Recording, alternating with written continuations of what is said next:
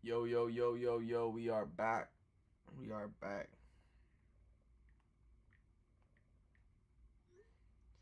And today we got another stream.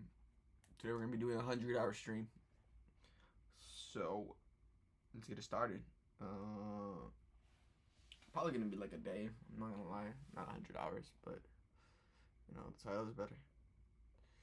So, well, we're going to start with...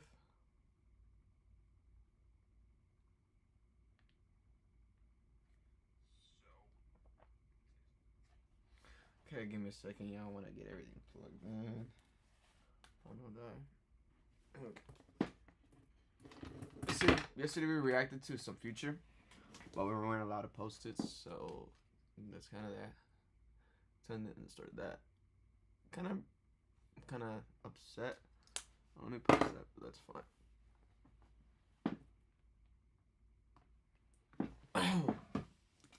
Y'all can see everything. Yep, perfect.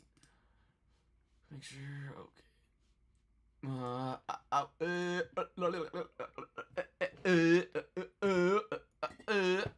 Streaming all day, every day, every single day. Grind don't stop. Road to 100K. Go ahead and like and subscribe for everything new. Love you guys. Keep clicking these videos. Grind never stops. Road to 100K. Let's gonna get it started. What I regularly would watch. Okay.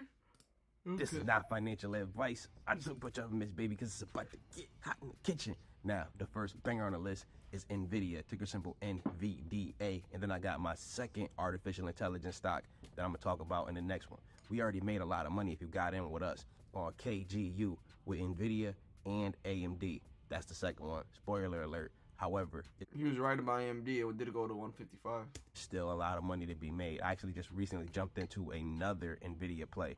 Let's talk about it. So NVIDIA is currently $116. In a previous video, I had seen a comment, right?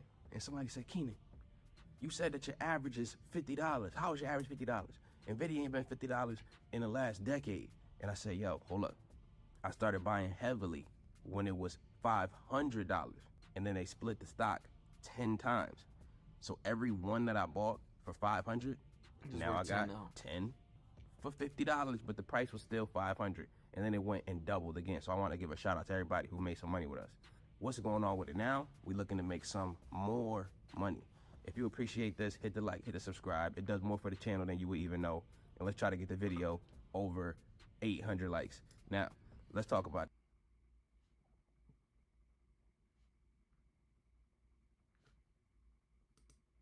Hey guys, we're back.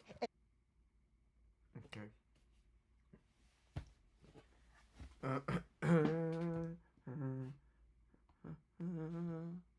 Hey, Loki, gotta use the restroom, y'all. Okay, I'll be right back. I'm gonna take a shit really quickly. I'm gonna leave you guys on might be one of my videos. And you guys aren't bored because I got shit real quick. It's gonna be real quick.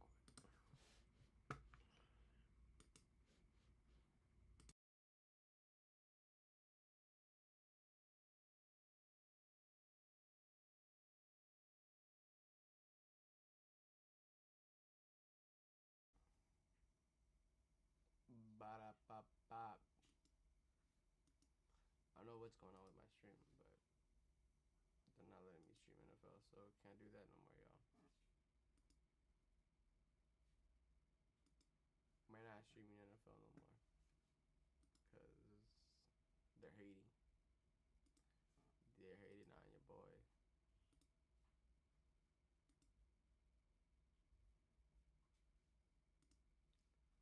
They don't want to let your boy eat, so we will not stream with them. Yo.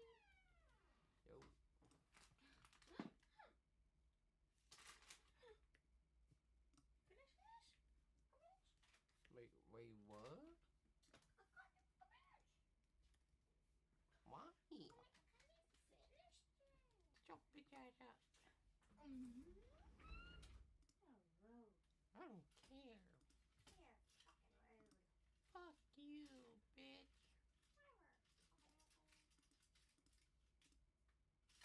No, te digo nada. Alright. Anyways, since they're hating on your boy, we are back. Sorry to all my subscribers getting notifications. I'm sorry, but I'm not here. Watch later. Well, we're gonna have to get started with Lil Pooty. Are you gonna keep doing that all the whole time? No, sorry. Go ahead. Go ahead. So you're still doing it? For real. Oh, lordy. So look, man, what side of this thing you're ready? I had a green pepper. Oh, we're Green just pepper? Yeah. So look, I got the one side that's gummy berry sugar. I'm gonna get some snack. I'm gonna like probably that. PB&J.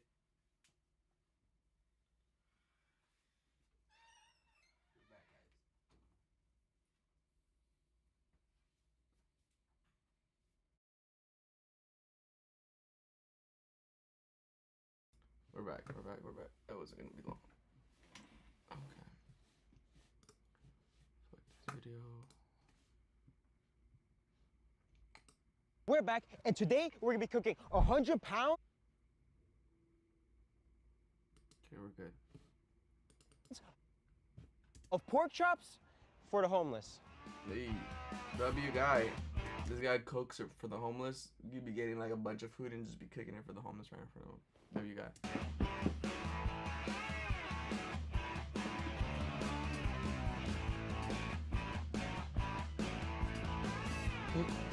Okay guys, we found the pork chops. Let's try to get 100 pounds. 3 pounds, 6, 8, 10, 12. This is 14, 16, 19, 21, 24, 28, 30, 33, 37, 40, 44, 49, 53, 57, 59, Damn, he's getting a lot of steak. 62, 65, 69, Remember that, like, you guys, my chest, 73. My chest hurts so much. It's like, slept wrong. 77, It's 81, crushing my chest or some shit. 82, 83, 84, 85, 86, 87, 89, 92, 93, 95, 97, 98, 99, and this is 100 pounds. Okay guys, we got 100 pounds of pork chops. Let's go check out. Hey.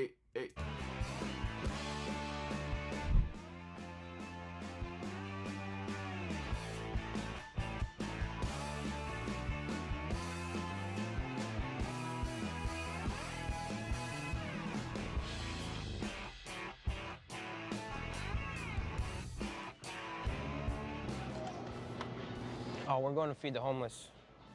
Really? Yeah, I cook like 100 pounds for the homeless, so today we're doing 100 pounds. W guy. Really? Bro said, really? Let's do that.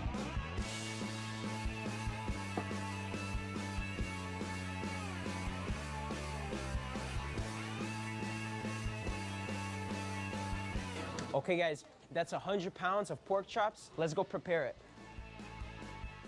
Okay guys, we finally got everything prepared. Perfect. Let's start seasoning it. Perfect. Okay, we got roasted garlic and herb seasoning, and we got some olive oil. So first, let's put olive oil all over the pork What's your guys' chops. favorite seasoning? We got 100 pounds over here, so you can use a lot of oil and a lot of seasoning. Mix it What's your guys' favorite type of seasoning? in a little bit, and then let's open up the roasted garlic and herb seasoning.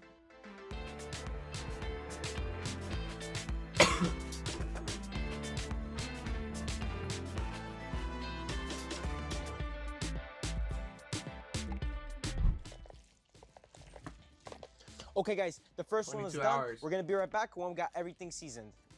Okay guys, we finally got everything seasoned and prepared. We let it marinate in the fridge for a few hours, so let's start cooking it.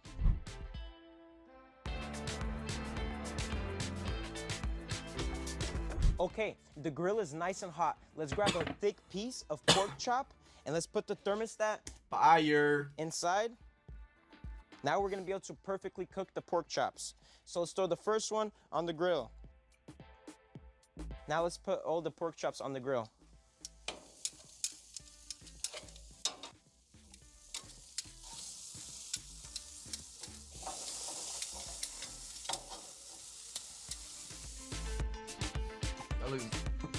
That looks delicioso.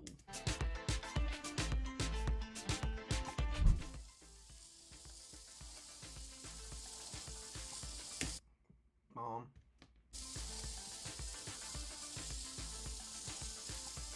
Okay, let's flip.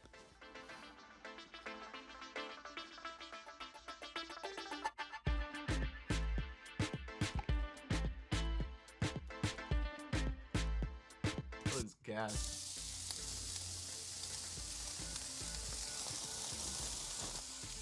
Pork chops. Okay, while the pork chops are cooking, let's make the butter baste. We got a bunch of butter right here, and we got garlic. Mix that up. Now, let's start basting the pork chops so they stay nice and juicy.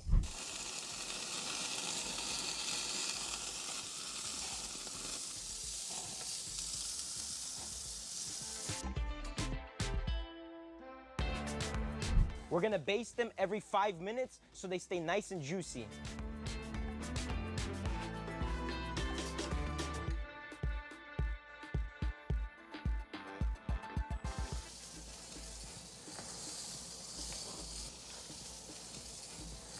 Pretty dope.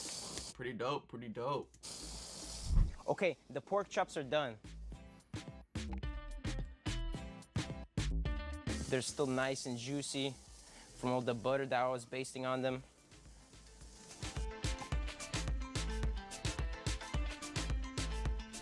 Guys, you want to make sure to cook the pork at least to 145 degrees internal. That's typically which one to cook any type of meat. 145 steak. Look how nice and juicy they are. Hamburgers. It's still dripping. They're still nice and juicy because I was basting them every 5 minutes with garlic butter.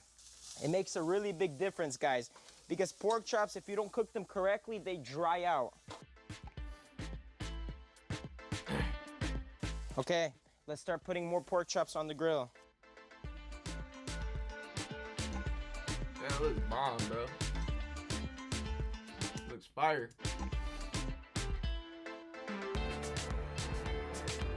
Okay, guys, we're gonna throw these 2 bowls in the fridge, and we're gonna be right back when we got all the pork chops cooked up. Perfect.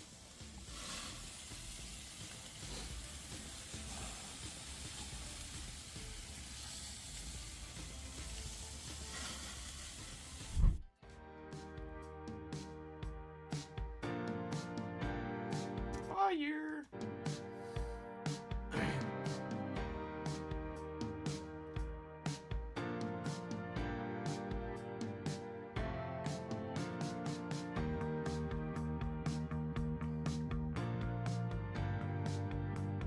Okay, guys, we finally got 100 pounds of pork chops cooked up. Let's start passing it out.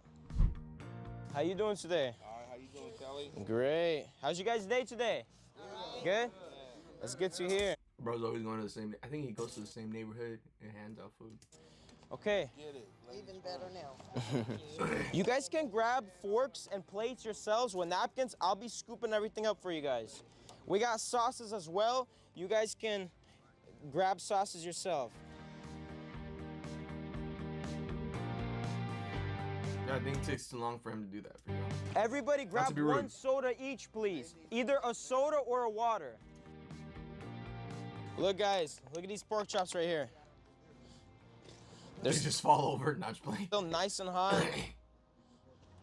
Really nice pork chops. Okay. How you doing? I'm good. How are you? Great. Okay, Good, bomb. here you go.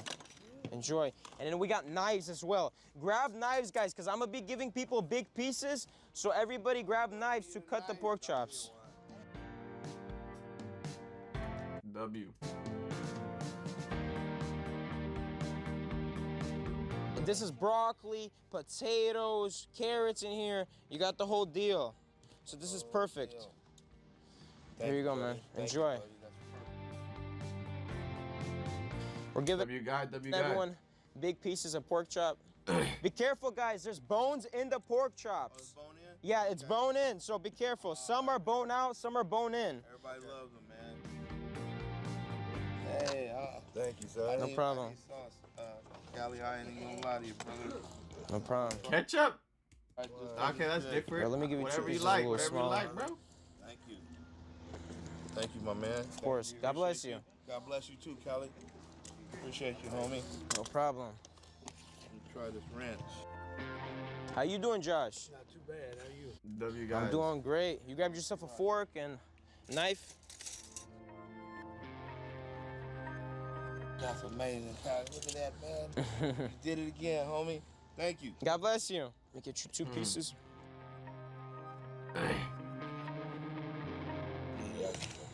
I'm doing great. How you doing? Bless, man. Thank you.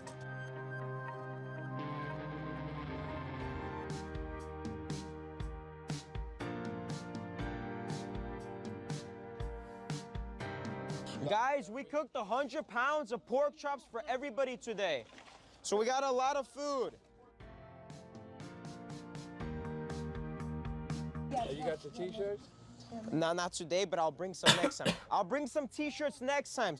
Guys, buy a hat or shirt now on crewcali.com. Limited amount left. I'm putting all the money back into my videos, so I'm able W guy. to do bigger and better videos in the future. So please show your support now and buy a shirt on crewcali.com. Caps are great, bro. Yep, you said the hats are nice? For sure. I got a show. Yeah, because when people buy hats, I put all the money back in, and that's when I can do bigger videos, you know, even better videos For them. It's not for him, it's for you guys. For in the pregame. future. So I hope people So can they can make more support, food for and them. I'm going to put all the money back in. Right on. Thank you so much. Of course. W guy. This dope. Bro's actually out here feeding the homeless. Even if it's just one part, fuck it. You can't feed everyone in the world. Yeah, we got prime steak with black truffle and butter sauce right here. At least one block's taken care of. We got creamy roasted garlic sauce, some sriracha, ranch, ketchup.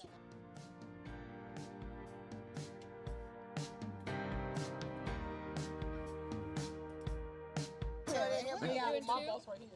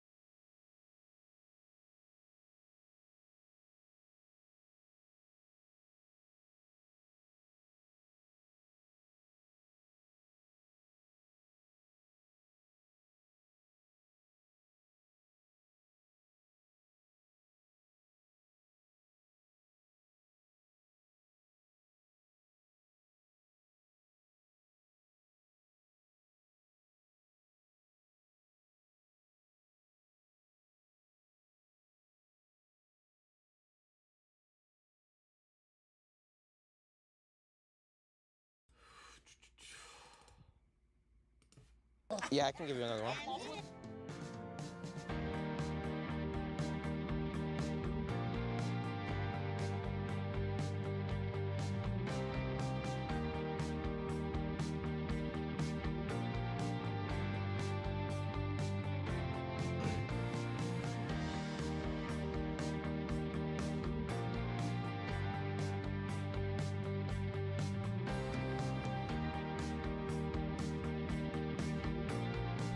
I got it. Thank you, honey. No problem. Let me get you one more piece. There you go. Thank you. Enjoy. Thank you. No problem. God bless you.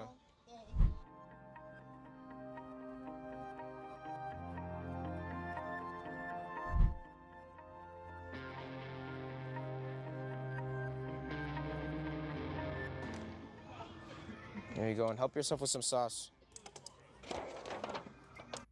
W guy. It's cool. Okay, guys, we're done with the first plate of vegetables, and we just opened up the second plate of vegetables right here.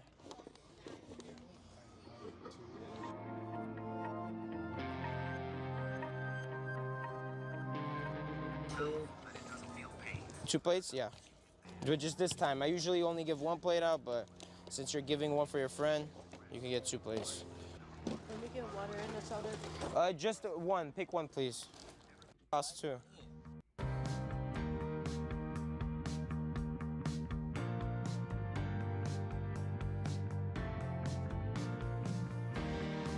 The water bottle.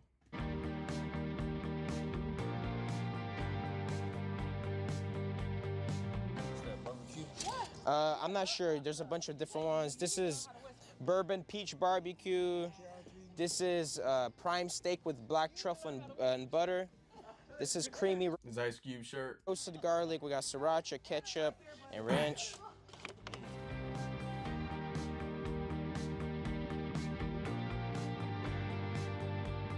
One soda each, please, guys. Either a water or a soda, one each. Pretty cool, bro. Feeds the homeless.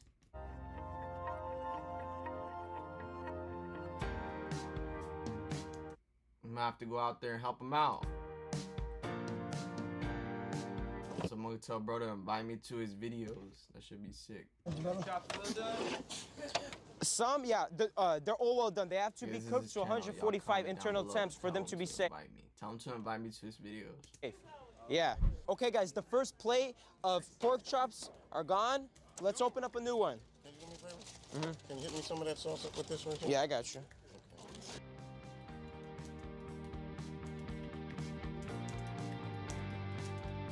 Hey, say something for me. Yeah, right there. Oh, Thank you. okay, enjoy.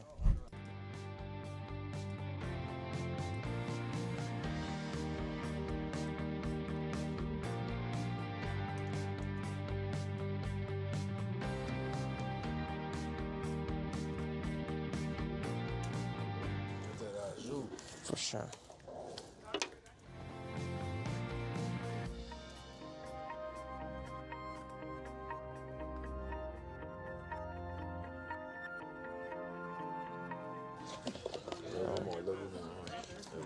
Like that comment, y'all. Okay.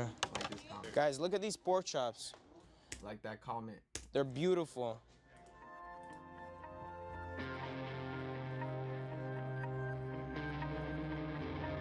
Can I get some of that little sauce right there? Yeah. Yes, sir. Yes, sir.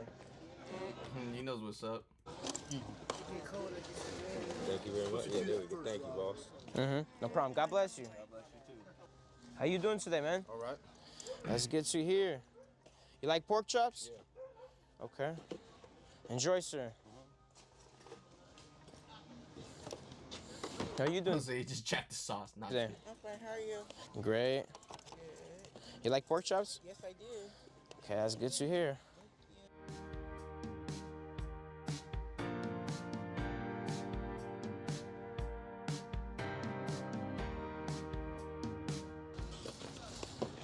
You're doing 2 plates? Yes. Okay, I'll give you a little plate because we gotta do one each. Perfect. Yeah, no problem. How's your day today? So far, so good. How was yours? Great. All right. You definitely making my day better, my friend. Thank you. Thank you. Help yourself with some sauce right there. Okay, guys, the second plate of vegetables are gone. Let's open up the third and final one.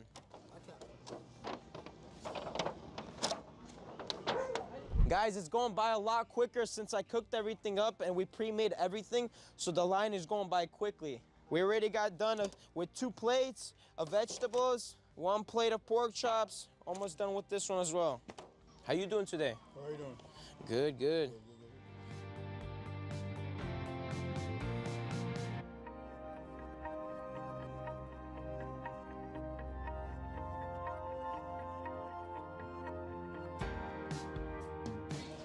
How you doing? Was it good? Yeah. Okay.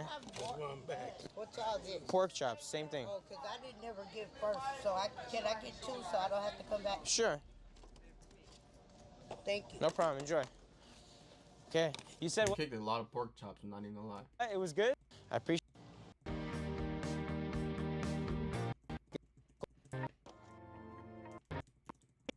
Hey, thanks for coming out.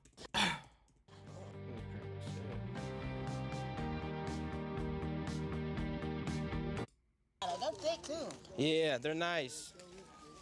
They're still nice and juicy. Plates left. Can I get 1 pair? Here you go. God bless you.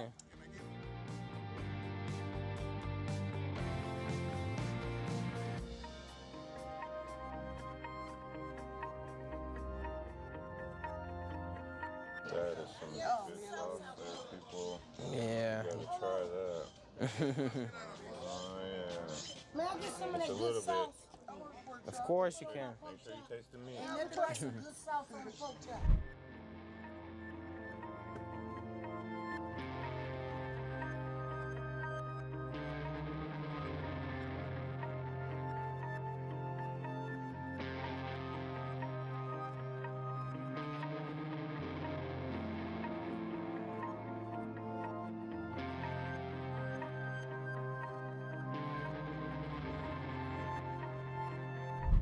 Okay, guys, we're almost done. Just 3 pieces left, and that's 100 pounds of pork chops gone. Damn, that was quick. That was quick. We made around like 30 pounds of vegetables, but they went by quickly, so. Yeah, I love vegetables. I mean, I'm sad they said it was good, like butter. Yeah. Here you go. We got forks and knives right there. Last plate. Who wants last plate? Last plate of pork chops. That's everything gone, guys. Here you go. Thank you. God bless you. Okay, guys, that's 100 pounds of pork chops cooked. Damn. All the vegetables are gone as well. The drinks are gone. Some of the sauces are gone. Everything went by quickly, guys. That.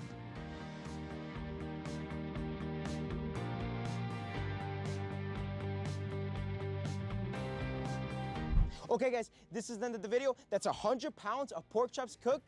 Don't forget to buy a hat or shirt on crewcali.com. W video.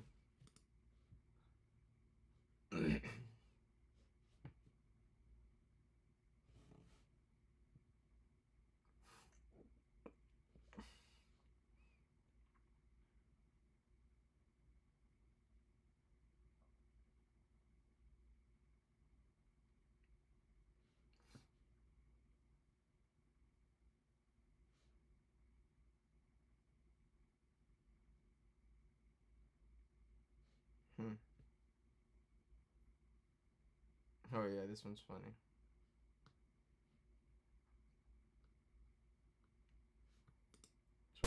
Every year, only 1.6% of college football players make it pro. The rest of us are here on the couch. I ain't on the couch, I'm streaming. Kicker Donald De La Haye has been ruled ineligible for making money off his YouTube videos. But then there's that small percentage that actually does Ineligible for making are here on the couch. Kicker Donald De La Haye has been ruled ineligible What? That's crazy. for making money off his YouTube videos. But then there's that small percentage that actually does something about it and gets up. I haven't played a snap of football in 8 years, but I know I have what it takes. So for the next 90 days, I'm giving it everything I have one last time to hopefully go from couch to pro. This is Project NFL. My life may seem perfect from the outside, but on the inside, I feel empty. I've inspired millions of people around the world. Some Oh, yeah.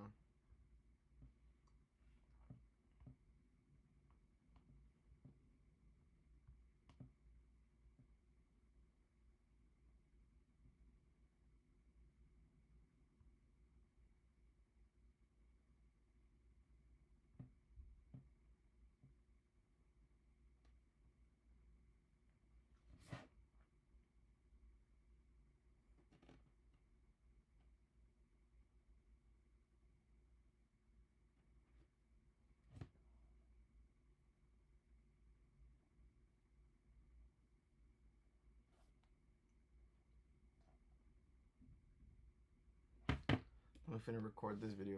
It's gonna be on our main channel. even say they look up to me. It's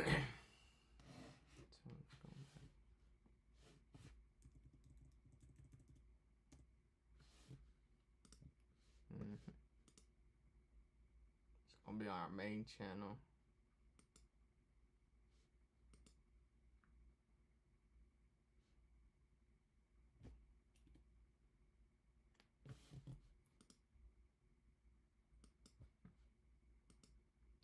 Give me a sec.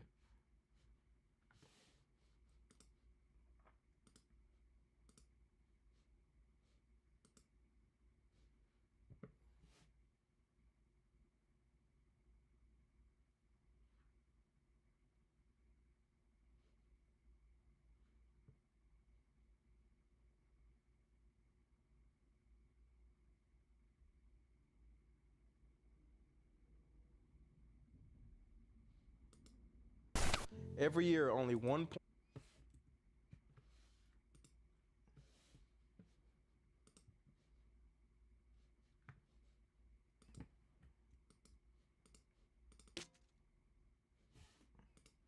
Make sure we're all good. Bank, bank, bank. According to.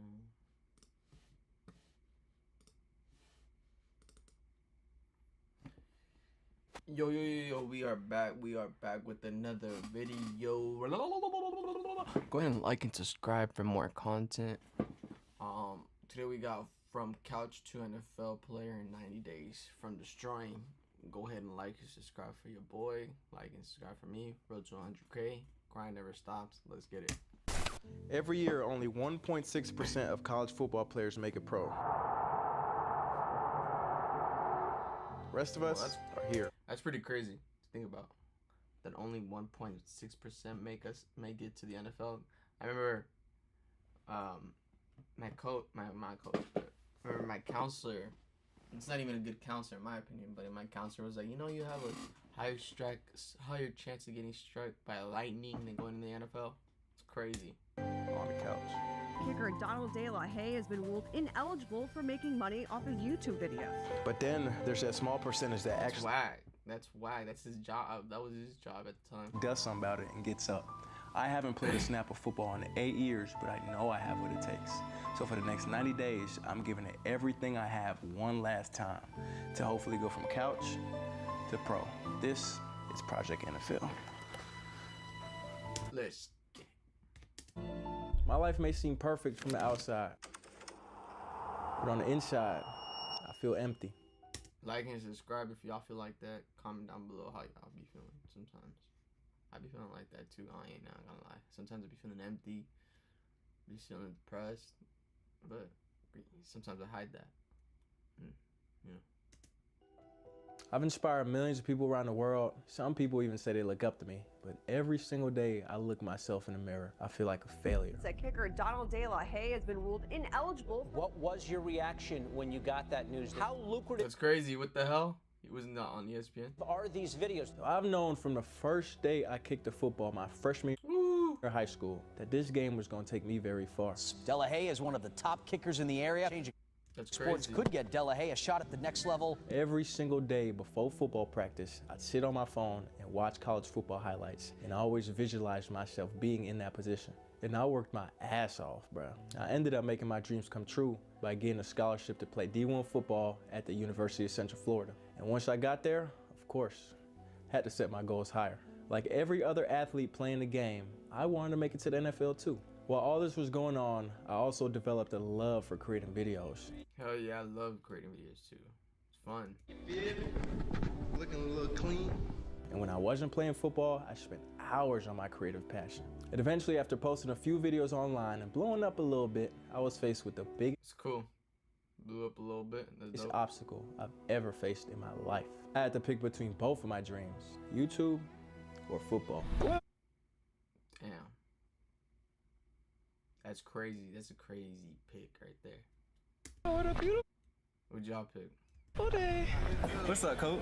Come on, Delly. What would you guys want to pick, YouTube or football? What this thing right here mean to you, bro? That's my life, bro. Basically, I'm ruled ineligible because I refuse to demonetize my videos, some that I've worked so hard for. I figured I'd have other opportunities to play football, but right now I captured lightning in a bottle with my YouTube channel taking off, so I had to pursue it to its full potential. That was 2017. Now fast forward 7 years later to today, billions of views to it to its full potential. That was 2017. Now fast forward 2017. It's not bad. 7 years later to today, billions of views and millions of dollars later, I feel like I've accomplished every single thing possible on YouTube. And for a man that has it all, I still feel empty. But now that I've laid all the groundwork and I've kicked down every single door that stood in my way of playing football again, the journey begins now. Nervous. Yeah, this is day one. We about to pull up to this facility in Tempe, Arizona. There's this guy, Ian. He's a genius. He takes care of a lot of NFL guys, trains them, makes sure they body right, diet, supplements, like everything. Hey, I'm out front with the doors locked. Okay, for me. So I haven't been to PP before, but I heard that a lot of NFL guys train there. People who are built different train there. So I've seen some videos. I see they got a turf. I see they got weights. I'm feeling like I don't know, it's gonna be madness in there. So I'm walking in the building, and first off, it's a long hallway as you walk in. I feel like that hallway gives you time to be grateful that you're not in pain right now, be grateful that you're in the moment. I'm excited, I'm eager, I'm jittery right now, I'm ready to go. Yo! All the jerseys. One day mine's gonna be up there. So I'm walking up to Ian and I say what's up to him. And obviously I've heard a lot of things about Ian. Ian is like a mad scientist. He's one of the smartest guys in this industry. Obviously the man is swole, was a bobsledder as well. Through my history dealing with strength coaches and college coaches, they're all very loud. But I approach Ian and I start talking to him and he's very soft-spoken, you know, kind of quiet. So where are you in terms of your ability to lock in workouts without traveling? We locked in. You're here for a while? Yeah, I have to go to LA Sunday, Monday, Tuesday, but I'll be back Tuesday. Probably just like Christmas, maybe with my family. Yeah. But I'll figure something out. I got a gym at the crib over there too. Yeah. So. Where's your fam at? Florida. Florida, okay. Other than that, we good, man. We locked in. Cool. Port St. Lucie in the middle of nowhere. That's baseball. Middle of nowhere. So as I'm going through this evaluation with Ian, obviously we're starting from ground zero. We're laying the foundation out. We're figuring out where my body is at prior to all this training and all this work. As I'm sitting there warming up and as I'm sitting there going through things, he's just staring at me. I'm confused, I don't know what's going on, but he just got this mysterious look on his face. Just kind of reading me, seeing how my body's moving, how I'm reacting to things. And I know he got a lot of stuff going on in his head. He's computing some crazy mathematics right now, but I know I'm in good hands with the mad scientist. Just looking at him, there are a few things that really stood out. One of the key things with kickers is you've got to be able to stop all your momentum and transfer it into your swing leg really quickly. So he's got some strength issues that I think would, if they improve, would help him with that sort of deceleration process, if you want to use that word. It's just a bunch of scientific terms that I knew where he's coming from and I know what he's trying to say, but obviously he's using a Webster's dictionary version of the word. Just tell me my shit up, bro. Now, I just want you to do it. Literally, just tell me my leg's a little messed up. I haven't been practicing. 50% stride. Just nice and easy, nothing crazy.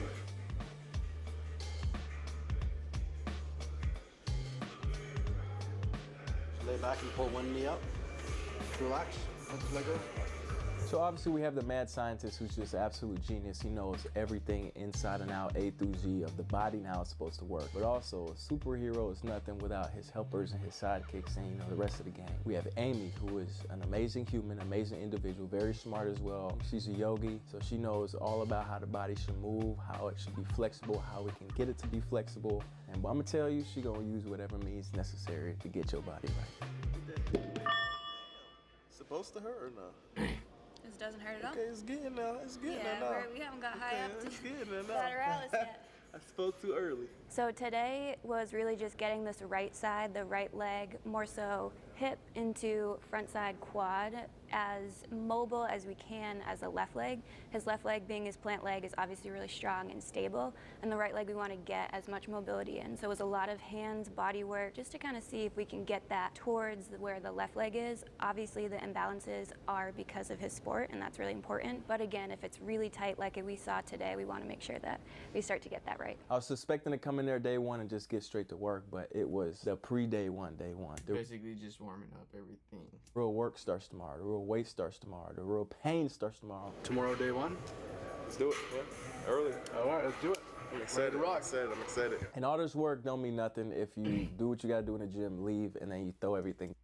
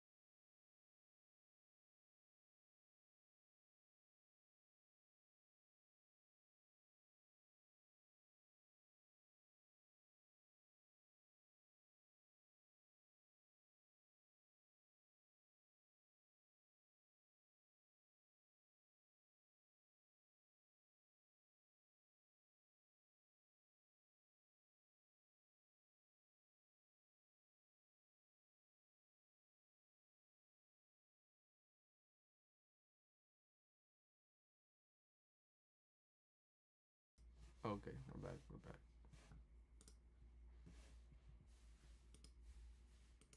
To the curb. If you're working hard in the gym, but you're messing off and off at home, it's not worth it. More soda, y'all boys.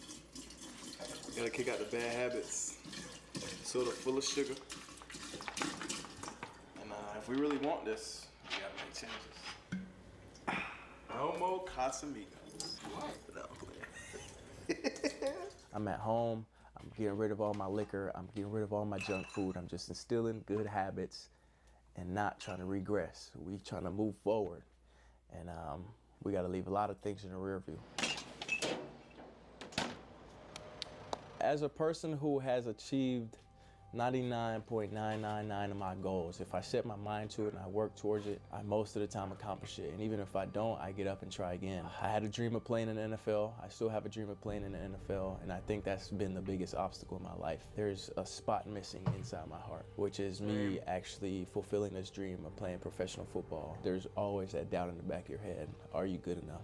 I see people's comments and you know, they say, oh, he got cut from a Canadian Football League team. He wasn't even good enough to play in Canada. Maybe I haven't gotten that phone call from a GM or a team because he's a YouTuber, he's an influencer, he's a distraction to the team. I want to show them that I'm fully committed, I'm fully locked in, I'm fully bought in. This is me. You guys are getting the real me. You guys are getting the behind the scenes. Just 100% Donald. It's not even destroying it. Raw footage. At this point, the real deal Donald that wants to play and wants to make it very, very, very badly.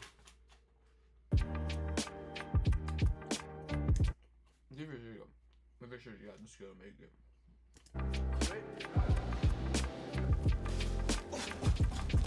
You gotta come out here with some attention.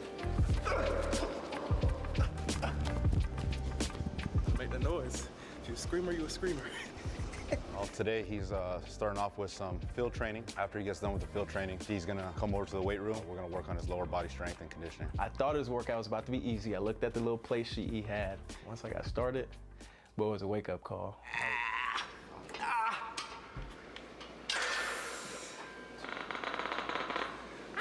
Ooh, that bitch is burning now. Let me stay slightly more forward as you get to the bottom. There you go. You're setting it up right. Just leave it there. That's great. Good.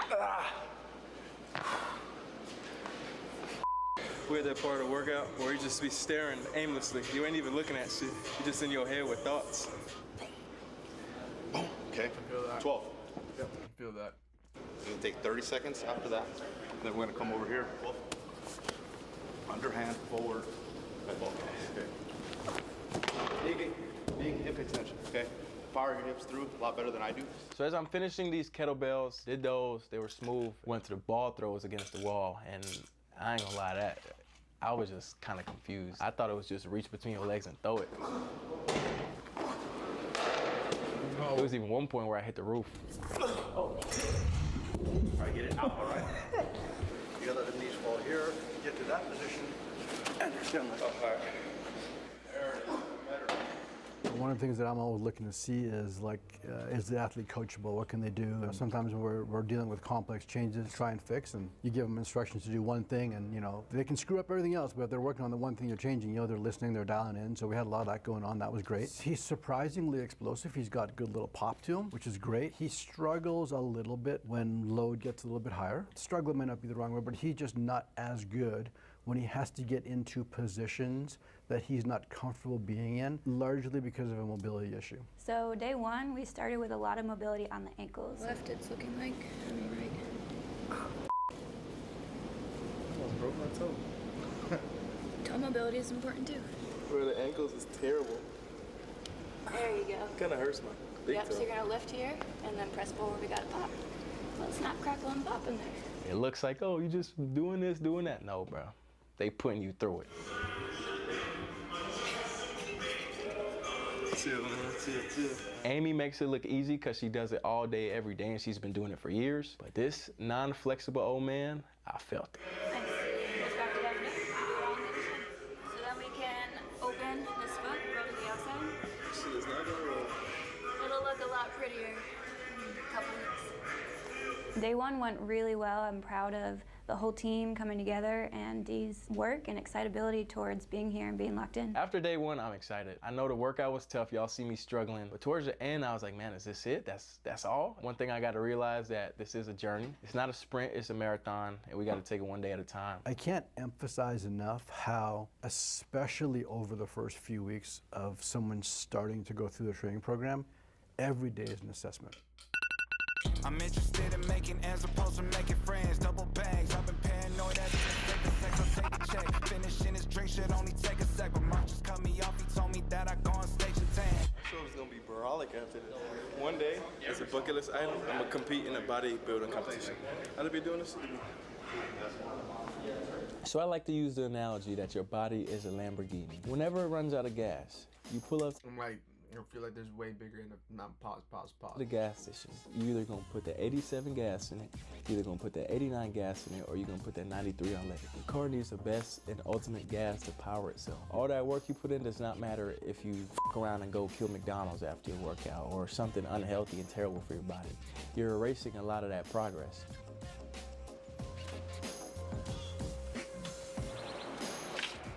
It's this awesome spot that I like called Chop Shop, and I actually talked to Ian and he recommends it. I'm gonna do the spicy Korean steak bowl. I got a good healthy bowl, some sweet potatoes, some steak, some veggies in it, and we fueling this Lamborghini Urus, my boy. So as I'm sitting here eating my food, I just wanted to check in with Bill. He's one of my homies from the XFL. I worked with him a lot last year. We did some content with the XFL. They kind of offered me to play, but I don't think I was ready at the time, mentally, physically, none of that. I decided to call Bill and just check in with him. I haven't talked to him in a while, and the last time I spoke to him, he said, "Hey man, we got a spot for you." Hello? Bill, my man, what's good? D, what's up, brother? How are you, man? Doing amazing. Just been working, man. How about yourself? I've been watching you all over the place, man. Yeah, you already know. Jacksonville in the pool. Yeah. Kicking those field goals, brother. Yeah. You're, it's incredible, bro. You're killing it. I appreciate it, man. I appreciate it, man. Of course. I was just calling you to kind of get an update because obviously I'm excited to play. I'm preparing. And I know we kind of spoke in the past that your boy might have a roster spot. So I was just calling to get an update and see when's the season starting and different things like that. Yeah, I know. I think, look, it's not as easy as we once thought it was going to be, right?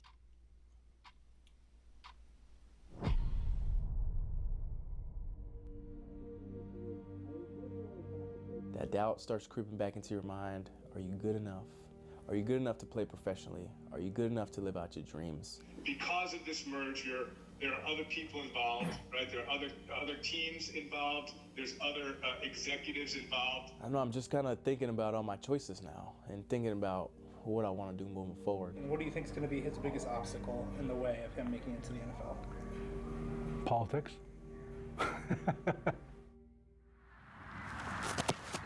Like I said, I don't like NFL YouTubers. It's the opposite. At the end of the day, you have two choices. You can sit there and mope and be upset, or you can use that as fuel, as motivation to just take things back to the basics, take a couple steps back, take a deep breath, focus, and just swing. As you hit the post and you realize, I have what it takes.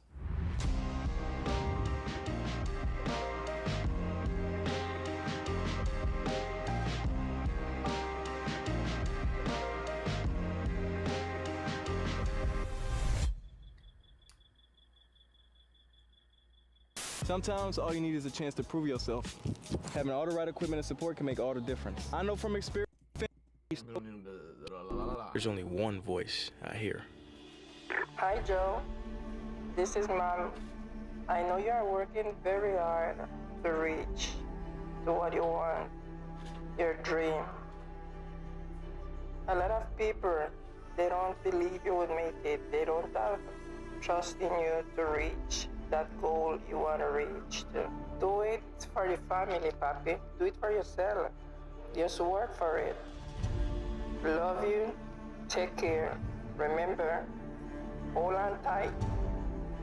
Training has been hard, bro, but I've been locked in. But even though I've been going hard with the training and preparing to play football again, I still got work to do. I still got bills to pay. I've been blessed with the opportunity to be featured in a Super Bowl commercial, which is crazy.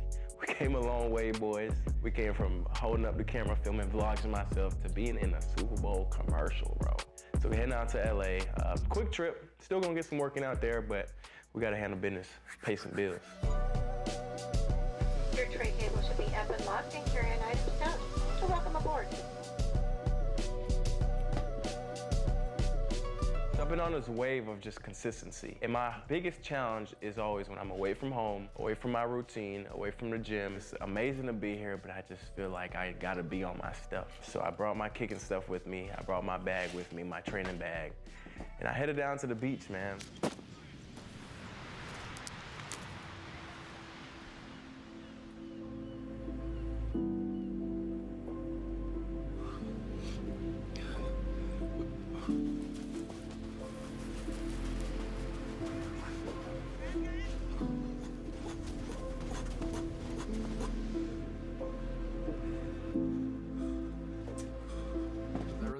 kicker though? I don't know. You know, they say for the training. destination is not as sweet as the journey. So as I'm out here on the beach working out and running, I see the sunset, the colors are beautiful. People are out here taking pictures and it's a whole world going on around me. But I'm in my own world, chasing my own dreams. I've had this dream since I was a little kid. And as I'm sitting here on this beach, I'm thinking about and manifesting. The running's hard, I'm tired, I don't want to be here, but that's not gonna get me to the places I want to get to. So I'm just seeing myself already in the league. I'm seeing myself being a pro. I'm doing what has to be done. I'm just putting in the work, man. Control what I can control. Nigga, I ain't never been up this early, bro. I looked at the call sheet and I think I'm done after like 1:30. That's crazy. I looked at that shit. I didn't understand nothing that they were saying. Did you see like? I was looking at the times, but I saw like pictures. The birds ain't even up chirping yet, and we up because we have a 2-hour drive to this remote location in the middle of nowhere, in the middle of the mountains, to the set of this Super Bowl commercial.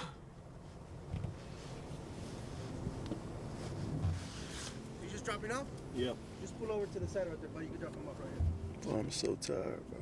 Bro, what? My eyes don't even want to open right now. So obviously this is an amazing opportunity, but just like everybody else, I get cranky in the morning. It's so cold. Breakfast and then the vans are picking everybody up right there. God. This the van? I don't know where the I'm at. It's dark as hell. It's 4 in the morning. We gotta sit around and wait for a minute, huh? Yeah, I don't think it's till like 8. So one thing about D, man, he is one of the most solid people I've ever met. He cares about people, the way he treats his friends, family, employees, everything. But there's one thing about that man I cannot stand. He is a complainer. These shoots is always so weird because they make you sit around and wait and do all this stuff. I think I just want to make sure you're here and prepared. And the Pearson girl not even here. So why we had to get up so early? That's what we do. We get here early. You know what I'm saying? We ain't trying to compare ourselves to nobody else. I'm listening to this Dope. I like that. We ain't trying to compare ourselves to nobody else. man, and he just keeps complaining over and over and over about just complaining, man. Hey, you know, Swift, that's my dog forever. That's my best friend. That's like my brother, my manager. He wears a lot of hats, but as close as we are, sometimes, not often, but sometimes we get into it, bro. I feel like you putting a lot of like negative stuff into your head, bro. Like, it's the reality. It ain't no negative stuff. No, but you like, this how it be sometimes, bro. Like you start putting that shit into your head, and that's how you gonna be. You're gonna just be moping around the set. Before, he used to just complain and put himself in a bad mood, and I used to have to sit there and say, look, bro, you're the only person that can control your emotions. You can't control a lot of the situations, but you can control how you feel about them. You signed up for this shit. They put this shit in front of you. You said, oh yeah, I'll do this shit. So we here, bro. And they told me it was gonna be like this. You think I was signed up? Bro, it don't matter. You signed up for it, bro, at the end of the day. So we worked so hard on that, but to It's true. He's right. His manager is right. He's the manager for a reason. today it felt like he did a 180, and we were back to a year and a half ago. Man, you always do this shit, bro. Next time don't sign up for this shit if this is how you gonna act, bro. What is he tripping about? What is he tripping? It's too early for this shit, bro. Me and Swift, we just have to hash the beef, man. Because we can't keep tension around us. One thing that we work on always is we may have a disagreement, we may butt heads, but at the end of the day, we gotta squash it, solve it, talk it out. Yeah, we're and, boys at the end. They were boys. Just move on. My favorite thing about me and Dee's relationship is we never stay mad at each other for more than like an hour or so. We got this relationship where we say, hey, bro, you know, this was my fault. We take Basically, like, you see both sides of the perspective. accountability, and we talk about the issues and the problems and what actually caused us to be mad. This time it was just felt like I just had PTSD, so it was my bad. And I mean, later on, we even look at it and make fun of the moments we was arguing. Stupid ass. So obviously this is a very confidential shoot. We have the cameras with us, but we weren't allowed to shoot anything that was going on. So it was a quick trip, Super Bowl shoot went crazy, super excited for it, very blessed to be in a position, but it's time to get back to work. Flying back to Arizona, back to the lab, back to see Ian, and boy, we had a tough workout the first day back.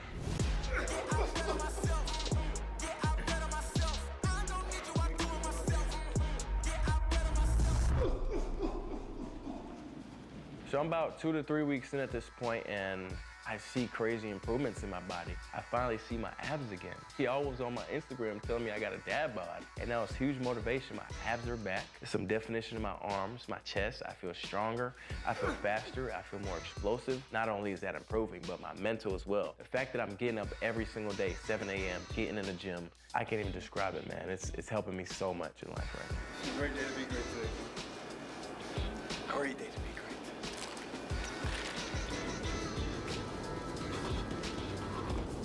That's about 4 to 6 steps. So I'm just attacking down to the ground, taking your time on the ground. Strong, not fast. You're gonna be fast. Strong will equal fast. What I gotta fix?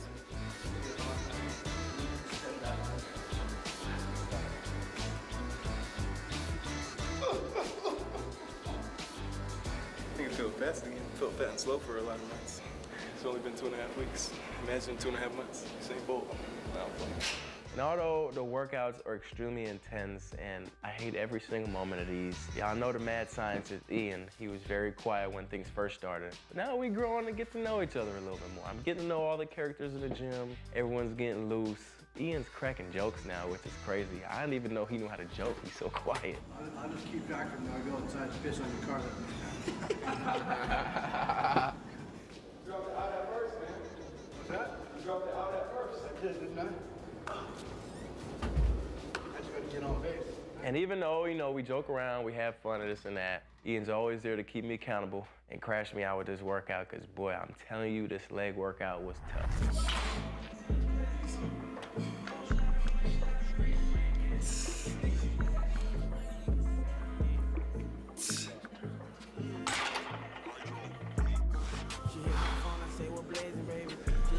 I feel it, boy.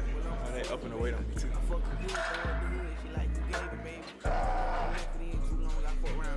Bitch ass weight, man.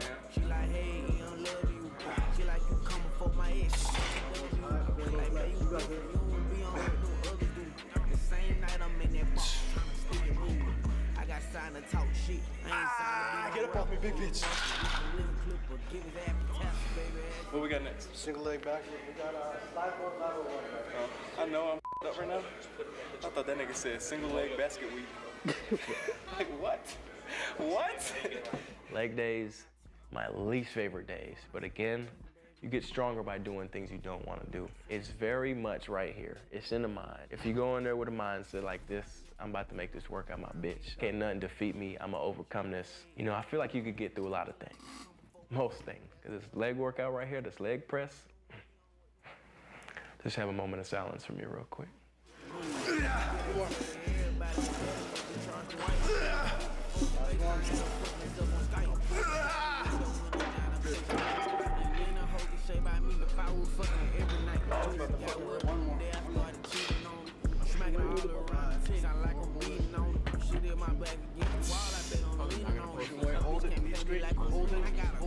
Holding good. She hit my phone, I say, what blazing, baby. She like, push it away. Hold it. Hold it. Keep holding. Keep holding. Good. Yeah. I think that's my least favorite out of everything we do. Yeah. You can lift this motherfucker. This ain't nothing. Yeah, the whole 45, but guess what?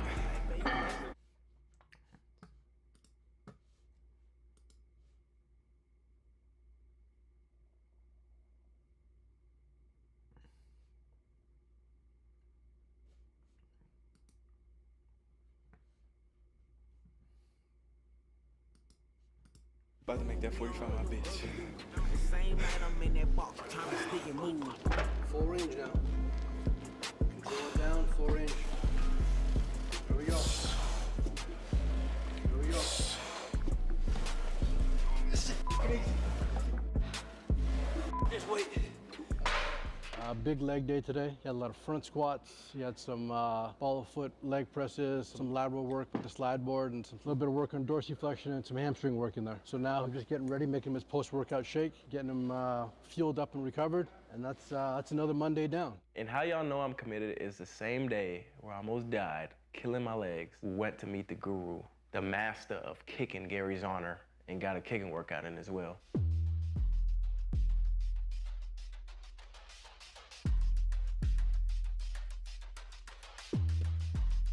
I like the way you warmed up with the soccer ball.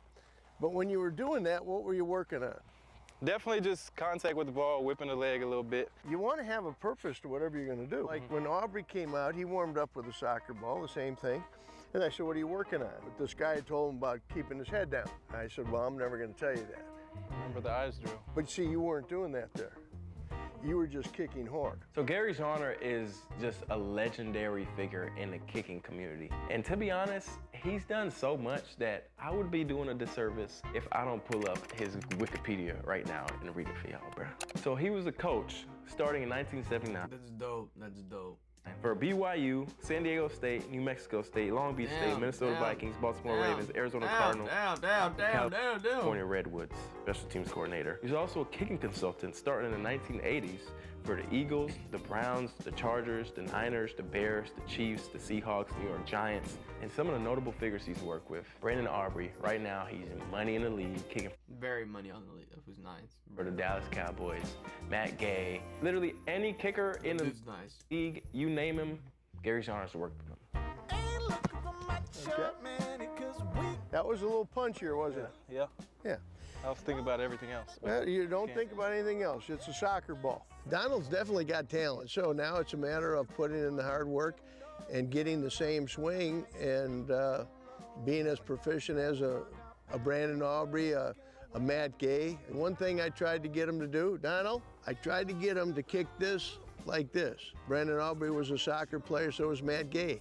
They kick this without thinking, so I'm trying to get him to kick this without thinking. You kick it without thinking. One step, left, right, start toed out, step toed out, hit it, say eyes.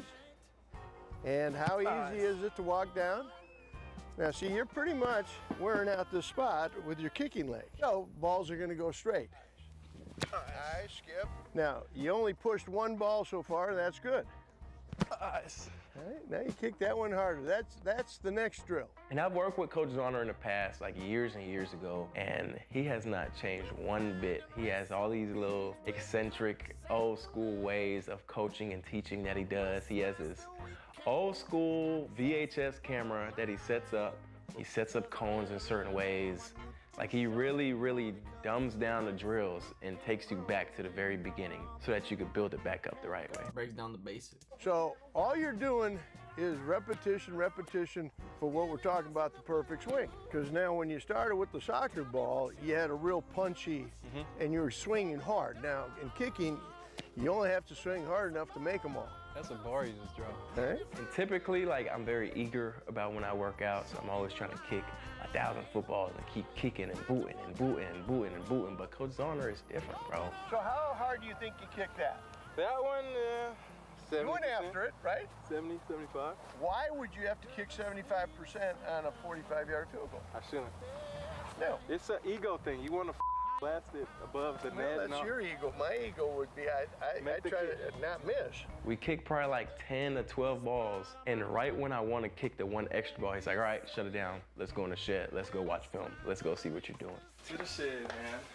This is kind of a crunch forward. You see this? If you look at yourself compared to him, see his hip can come up. It's going through the ball. Now, even though his left arm is a little, across his body, but just look at his torso. If you look at his head, see his head's going up. Your head is kind of going forward.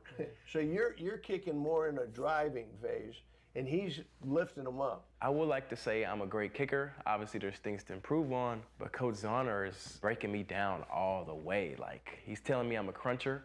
I should eliminate my crunch. Basically, my body is going down like this when I kick. He likes to compare me to a pecking chicken. Okay, so give me your leg, okay?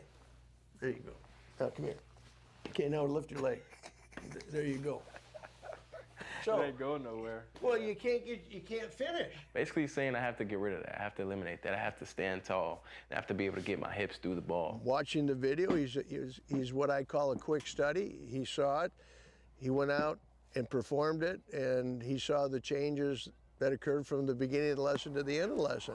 All right, go get it. Eyes up, and there you go. Because he's used to being what I call a cruncher, and I'm trying to make him a more natural style of a kicker. So like I said, Gary Zauner has the pulse. He has his finger on everything kicking. And he hosts these kicking combines, which he invites free agents and guys who want to make it pro, guys like myself who have dreams and aspirations of playing, and they're invite only. He needs to, come in and compete, and that's the best way to do it. By the time March 9th comes around for the free agent combine, he's ready to go in front of the NFL coaches. And I think that's where I'm gonna make my money, and I'm gonna prove myself, and I'm gonna show the world that I'm not just no YouTuber. I'm not just no guy that's been capping on the internet saying I could kick or editing my videos. Like it's gonna be when I put all my talent and everything I work for on the line. So I would think that if he's kicking like this and he kicks off better, then it comes down to if teams are gonna take a chance on, how old are you, 27? On a 27-year-old superstar.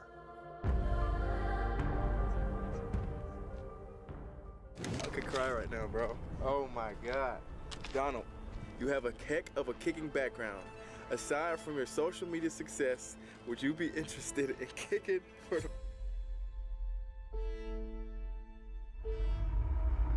Danger, coming with them bangers. Tell me where my paper. Still on the same mission, trying to live major. Don't hate me, hate the game, I'm a player.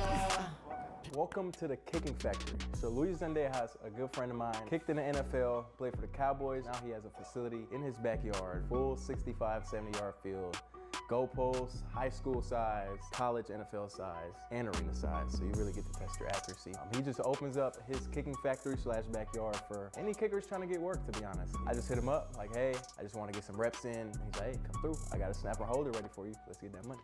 Perfect, right there. I was a little nervous arriving because I haven't done snap and holds in, it's been years, bro. Fire, fire. Still got it up. Not to be rude, but look at that big ass. Just go right up that, right there where he's snapping from. Come on. Why are you worried about me? Come on, let's go. Let's hit it. There you go. Yeah, still got it up. Obviously, I go to the field by myself. I could put the ball on a stick, but that is not really simulating what a real live rep would be like. Great ball right there. I feel like this is the ultimate icing. Changing holders mid-game. So as I'm trying to prepare and really put myself in these environments that I'm gonna experience when I become a pro, I said when I become a pro because I firmly believe it, I'm trying to simulate everything possible. There's this dude at the Kicking Factory. He just finished working out. He stuck around for my workout. He was just making noises. He was talking shit. He was playing some crowd noise out of a loud speaker. Like he was trying his very best, his very hardest to throw me off.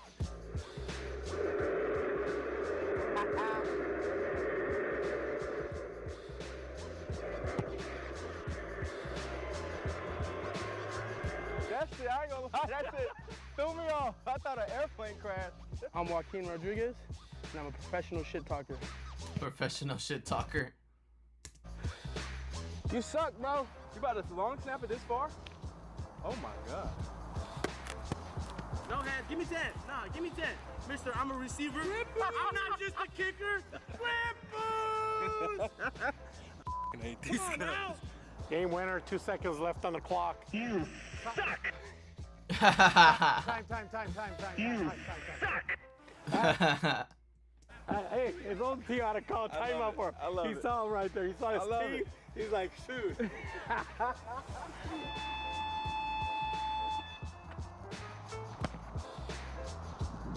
So what impressed me about D is the fact that he loves competition. He loves pressure kicks. He enjoys, he thrives off of those. And those are the things that you're going to need in the next level. Kill commercial. Kill commercial. Kill commercial. Kill commercial. That boy got a YouTube ad. Obviously, I hear it, but at the end of the day, we got to be locked in. We ain't gonna let these fans at these games throw our kicks off, so why would we let little old Joaquin with an iPhone and a speaker throw us off? Today he has power, consistency. He's not focused so much on that. He's just more blocking out everything else that comes across from people talking, the noise that we did. He's concentrating on one goal, and that's making that field goal. On my first day kicking with a snap and a hold, man, it went terrific. I felt amazing. I feel this much closer to finally fulfilling this dream. And like I said, I got this dream, but I also got a job. Your boys booked a flight to Hawaii. I like to go out to Hawaii every single year. I give back to the community out there. There's certain events that I hosted, a few one-on-ones for the youth, for adults, O-line, D-line. And I know you guys are gonna go down in the comments destroying you not locked in, you not locked in. And trust me, I've been seeing the comments, but I'm still out there getting work. But at the same time, I've built this huge, amazing platform. And just because I'm chasing my dream doesn't mean I'm gonna stop others from being able to chase their dreams. Still gonna highlight other people and give them the platform to chase their dreams. They deserve a shot, they deserve an opportunity, and they deserve eyes. And I feel like with my platform, I'm able to provide that. And just because I'm chasing this NFL dream doesn't mean I put the community on hold. That's true.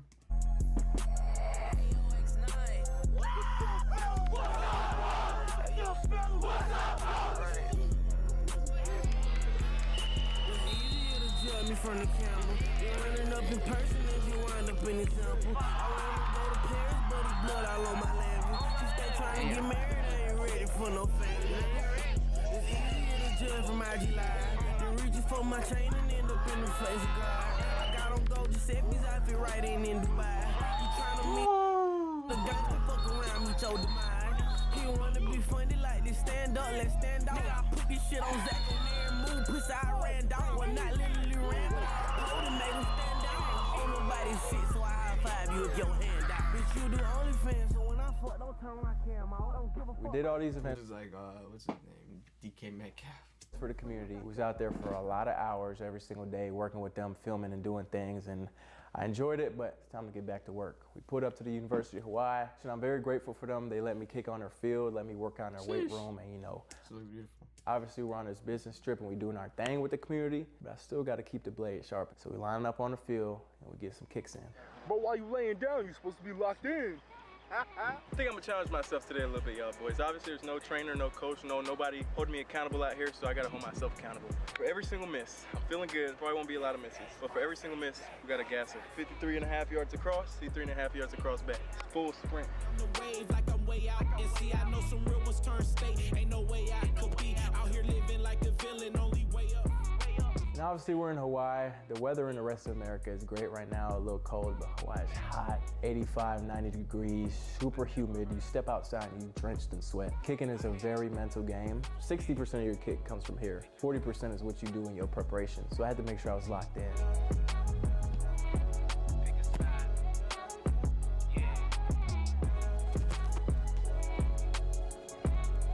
So do what you do. Trust your leg, trust your skill, trust your preparation, man. Take a deep breath, aim.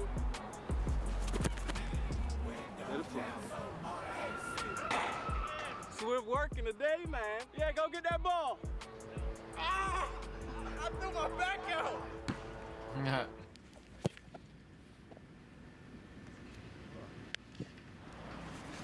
Nice. I gotta tighten up though. I hit the ground on that one. 2 gassers.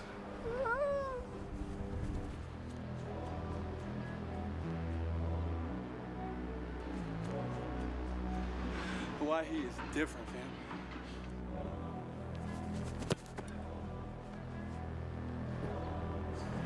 Damn.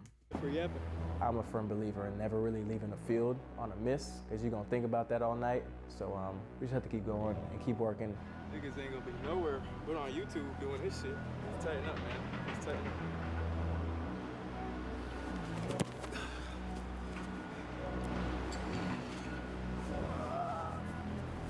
Can't do nothing but laugh right now. You know when you f up so much, it's like almost funny.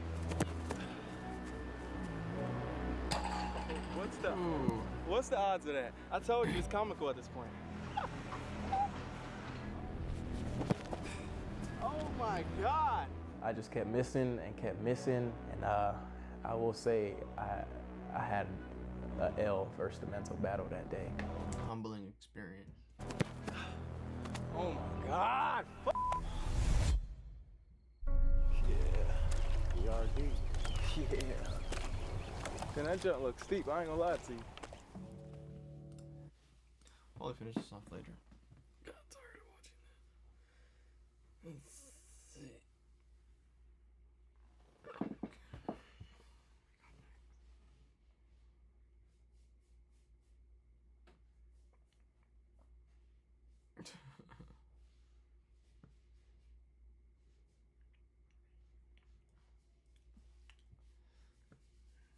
Watch later.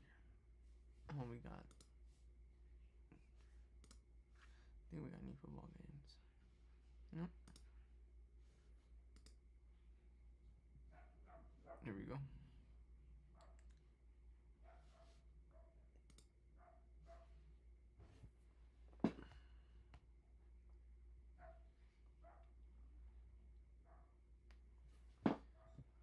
Let's see.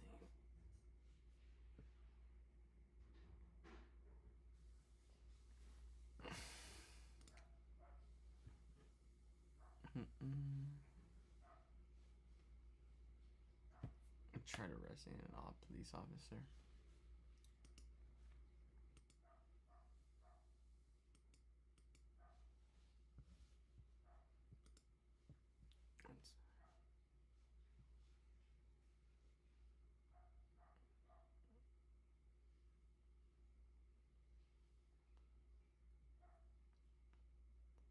I think we might just play.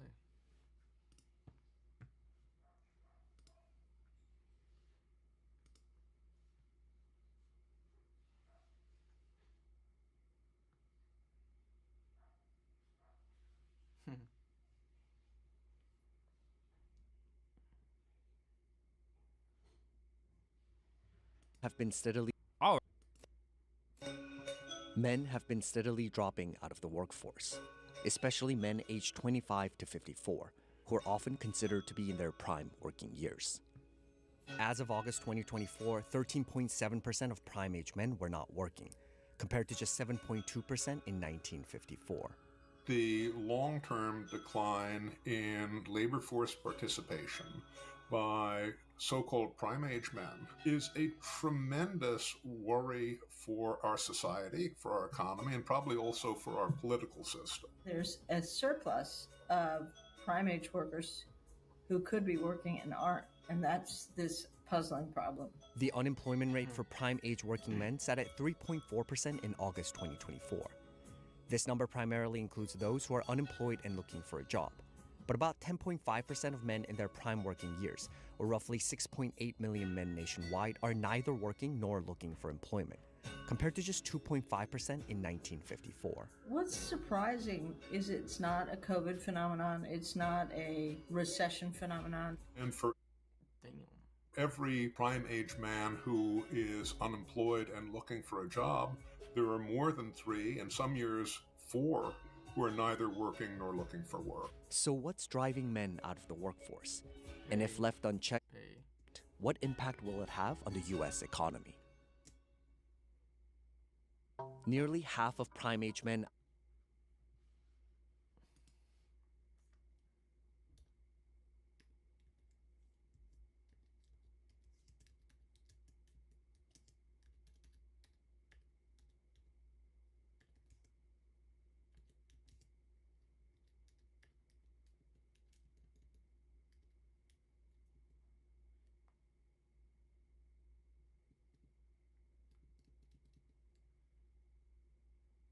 See it.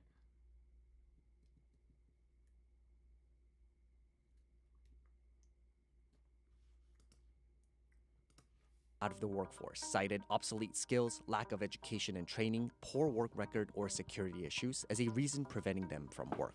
Education is a very important predictor of a prime age man's odds of being out of the labor force. The big impacts are on the non-college educated groups on their ability to enter and stay in the labor market. Men who are not college educated leave the workforce at higher rates than men who are.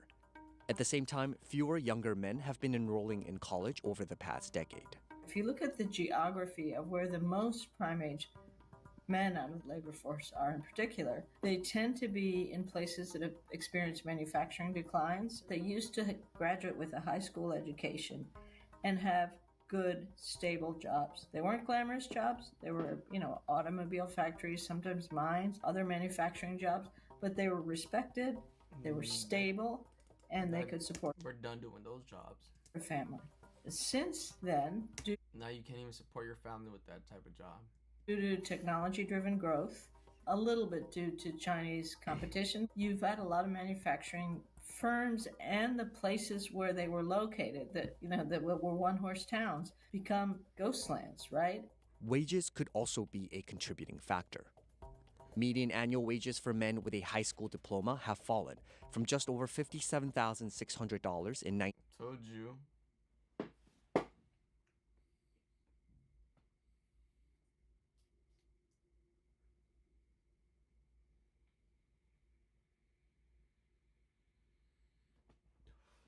Now it's built for you to fail. 1973 to $45,000 in 2023, adjusted for inflation. At the same time, wages for those with a bachelor's degree or more have increased by about $6,300 during the same period. This decline in earnings led to a 44% growth in the exit rate of men without a college degree from the workforce between 1980 and 2019. I think, honestly, status plays more of a role than wages. For sure. As I said before, you had a manufacturing job. It was respected. You were part of a community, breadwinner for your family. You had organizations like unions or Rotary clubs that surrounded your job. And that's gone. In general, men without children are also less likely to participate in the workforce compared to men with children, especially men without education or training after high school. What we have seen is a huge rise in the proportion of prime-age men who've never been married, and a very, very significant decline in the proportion who are currently married and have kids at home. And those two trends track closely with the big changes that we've seen about male attachment in the labor force. Correlation isn't always causation, but looking at that correspondence is real important, I think. Meanwhile, No, they're right. They're right on that part. 50 When you don't feel like you have a family, you don't feel like you know. 7% of the roughly 10% of men not looking for work said their physical or mental health was the main reason for not being employed, with 55% citing a disability, serious illness, and or receiving disability benefits. The whole question about the health and the mental health of male workforce dropouts is an extremely important and I think concerning one. Distressing proportion of the men who are out of the workforce say they're using pain medications every day. A 2017 research paper estimates that an increase in opioid prescription between 1999 to 2015 led to about 43% of the decline in men's labor force participation rate during that period. So then you have to ask, what sort of pain are we talking about? Are we talking about physical pain? Are we talking about metaphysical pain? There's an enormous amount of depression, mental health challenges that men in this grouping face. Some of this is a chicken and egg question. Did you drop out because you were feeling sad, or are you sad because you dropped out and you're living on the couch? Unemployment is really terrible for people's well-being. Often people adapt to all kinds of negative shocks, losing a kid, being widowed, whatever, and eventually kind of come back. But long-term unemployment is one of the worst things in terms of that. So Yeah, give me a second. What?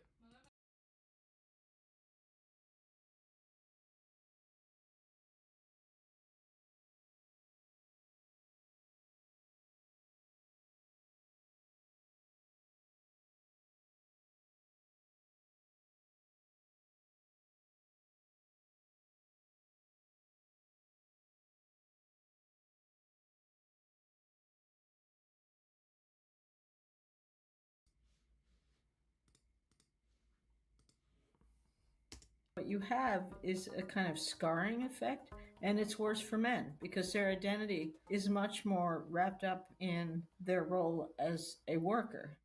Men's declining workforce participation can potentially leave a lasting impact on the American economy. It means slower growth of the economy, obviously. It means bigger wealth gaps within our society. It certainly will have an impact on our productivity and probably already is.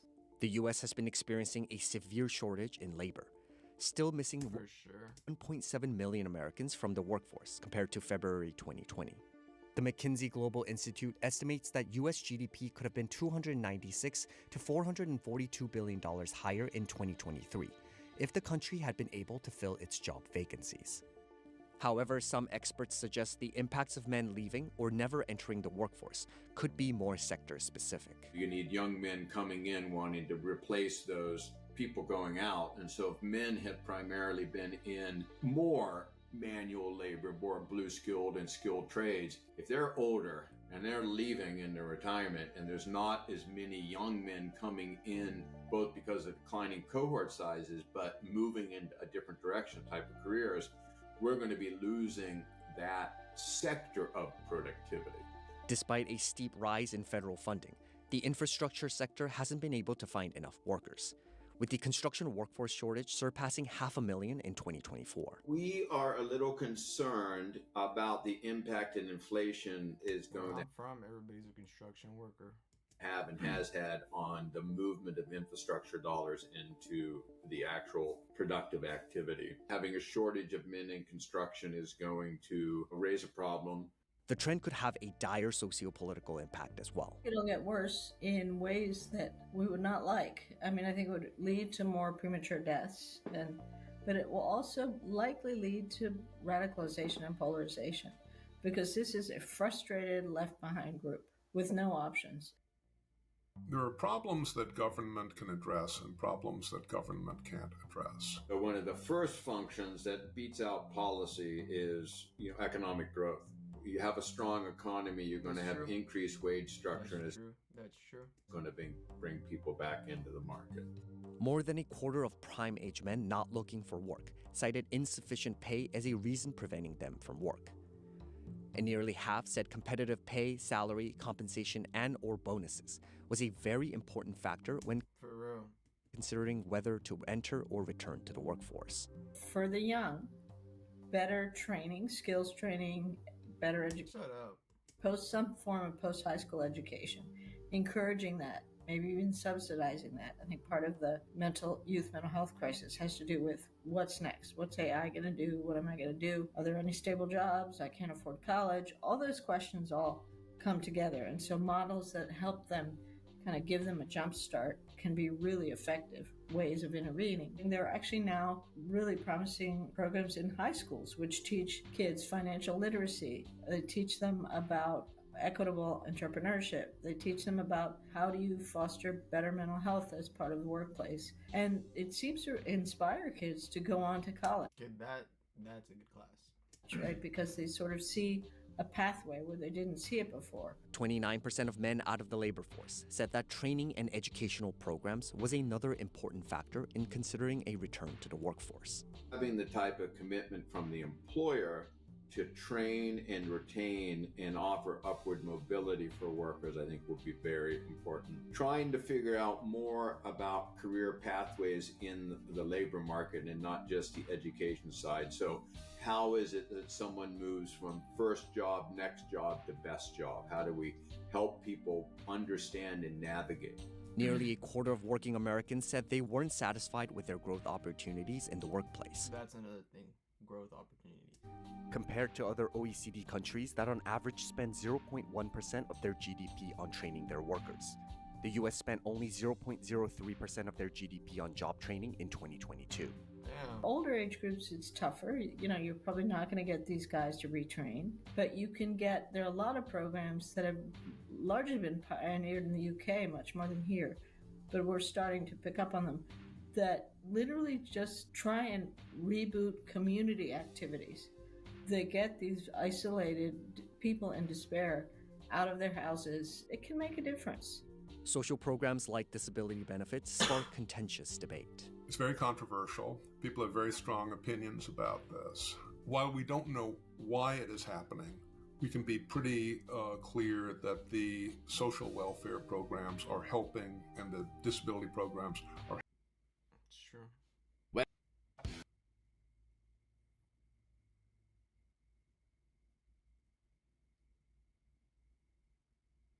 Dividend stocks, the good one. The Fed has cut rates. Give me a second. Yes. Yo.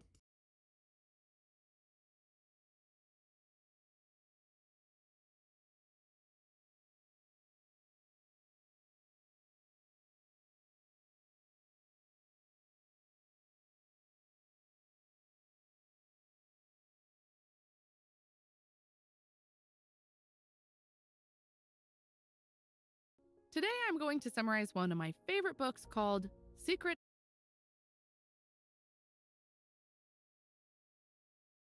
Hey there, my friend.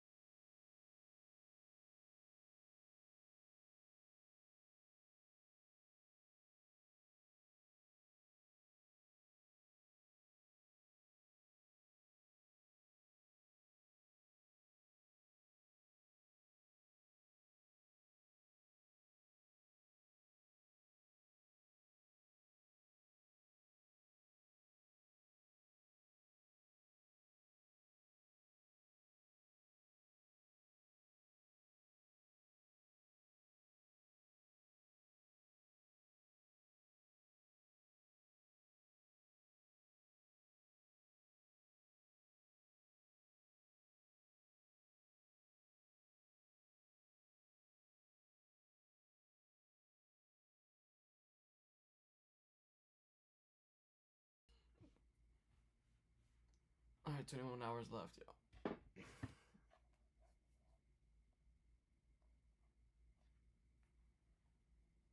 21 hours left.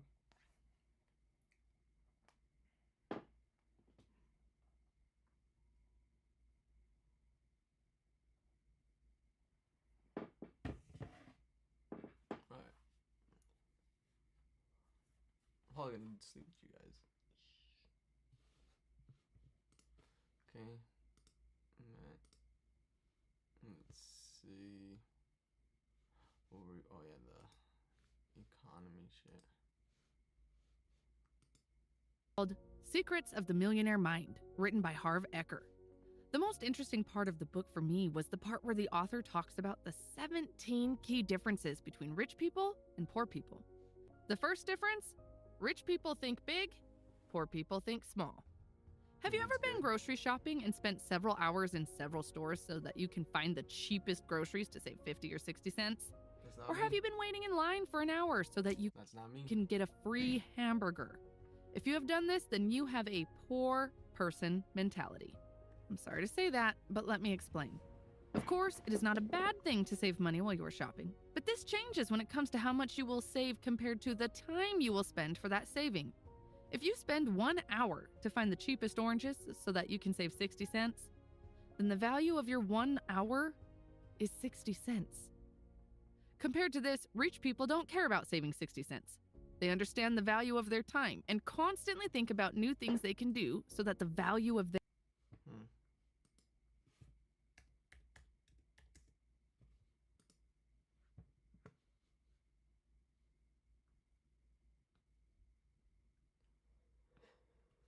Let's see.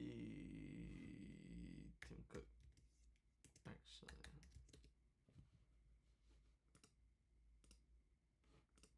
Called Intelligent Electronics. They were in need of his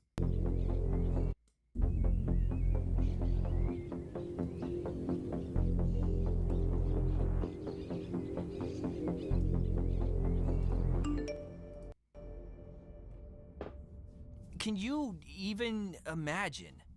Can you imagine being Tim Cook in that moment? The level of impossibility in front of you. The response. I would have been like, damn, I gotta take over Apple. Let's get it. Responsibility that now sits on your shoulders.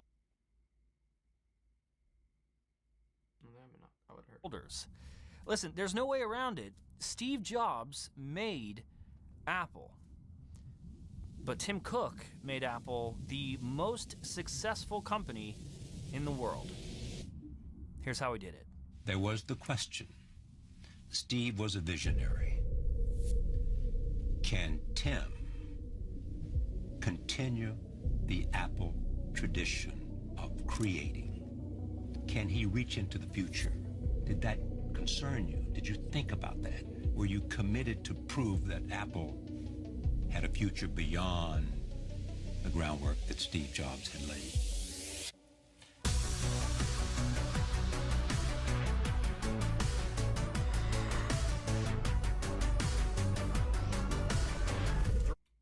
Tim Cook's pretty goat. So then we got the Apple, the house Tim Cook bought. Like and subscribe for more. $3 trillion market cap. Tim Cook's career has been long and extremely successful from pretty much day one. He eventually made his way to Apple, sure, but to understand Tim and the Apple of today, we need to do a quick look back at how Tim Cook became a force in the industry on his own, and why Apple needed him. After graduating college, Tim had earned his stripes early in his career at IBM, where at just 31 IBM's dope. years old, he became the IBM is a computer school, or computer, what's it called? Computer company. Director of North American Fulfillment. This was a hard-fought battle. We're talking 12 years of service full of pressure, deadlines, shipping concerns, and being a cog in the wheel of Big Blue. But competitors took notice, and soon Tim was offered an opportunity to fix even more problems at another company called Intelligent Electronics. They were in need of his expertise, and of course, Tim rose to the challenge and succeeded, quickly being promoted to COO, Chief Operating Officer. His success bred more success, and soon he found himself entering an executive position at Compaq. Yes, that Compaq. With the Easy Access button on the Compaq Presario, we're changing the way you get on the internet. The Compaq Presario 4800 series with Intel Pentium 2 processor. This was a major break for Tim. He had just reached an incredible level of success. At this point, he's only 37, which compared to the average age of executives in businesses across America is insane. That's crazy. This was a major break for Tim. He had just reached an incredible level of success. At this point, he's only 37, which compared to the average age of executives in businesses across America is insane. It was somehow just natural to the man. Of course, his education and experience were important, but this was how he operated. Tim Cook had established a dominance over the industry of the time. However, while Tim was blazing his own path, Apple was going through some changes, to put it lightly. Steve Jobs had left Apple in 1985, taking a handful Not left, but was ousted out. of employees with him to found a new company called Next. That is a whole can of worms on its own. That could be its own video. The point is, at this time in history, Apple is Steveless. Now, Apple, moving forward without their charismatic leader, pivoted back and forth between strategies. For a while, Apple saw a dominant position in the desktop publishing market. This was thanks to high-performing, high-price point products that power users were in love with. Eventually, though, competition caught up, and Apple found themselves losing ground to IBM, who was able to offer similar performance and functionality for substantially lower prices. You know how it goes. Interestingly enough, there's a chance, given the time frame, that some of the moves and improvements that Tim Cook made during his time at IBM is what gave IBM this edge over Apple eventually. So, food for thought. This loss of position led Apple down the rabbit hole of cheaper products, which worked for a time, but then Microsoft hit the market and Windows began establishing. Microsoft basically copied Apple, though. establishing a whole different kind of dominance. After a particularly rough patch and only weeks away from actual bankruptcy, Apple purchased Next. Yes, the company made by Steve Jobs after he left Apple, bringing Steve back to Apple onto the board as an advisor. Then, to absolutely no one's surprise, the literal force of nature that is Steve Jobs staged a boardroom coup that resulted in Steve returning to the office of CEO. I mean, this is supposed to be a serious video, right? But that is just, come on. Steve That's funny. Jobs, everybody. Steve and the remnants of Apple started the process of... You said you want to fire me? Well, guess what? I'm going to fire all of y'all, and I'm the CEO now. Rebuilding, and rebuilding would take a lot of work.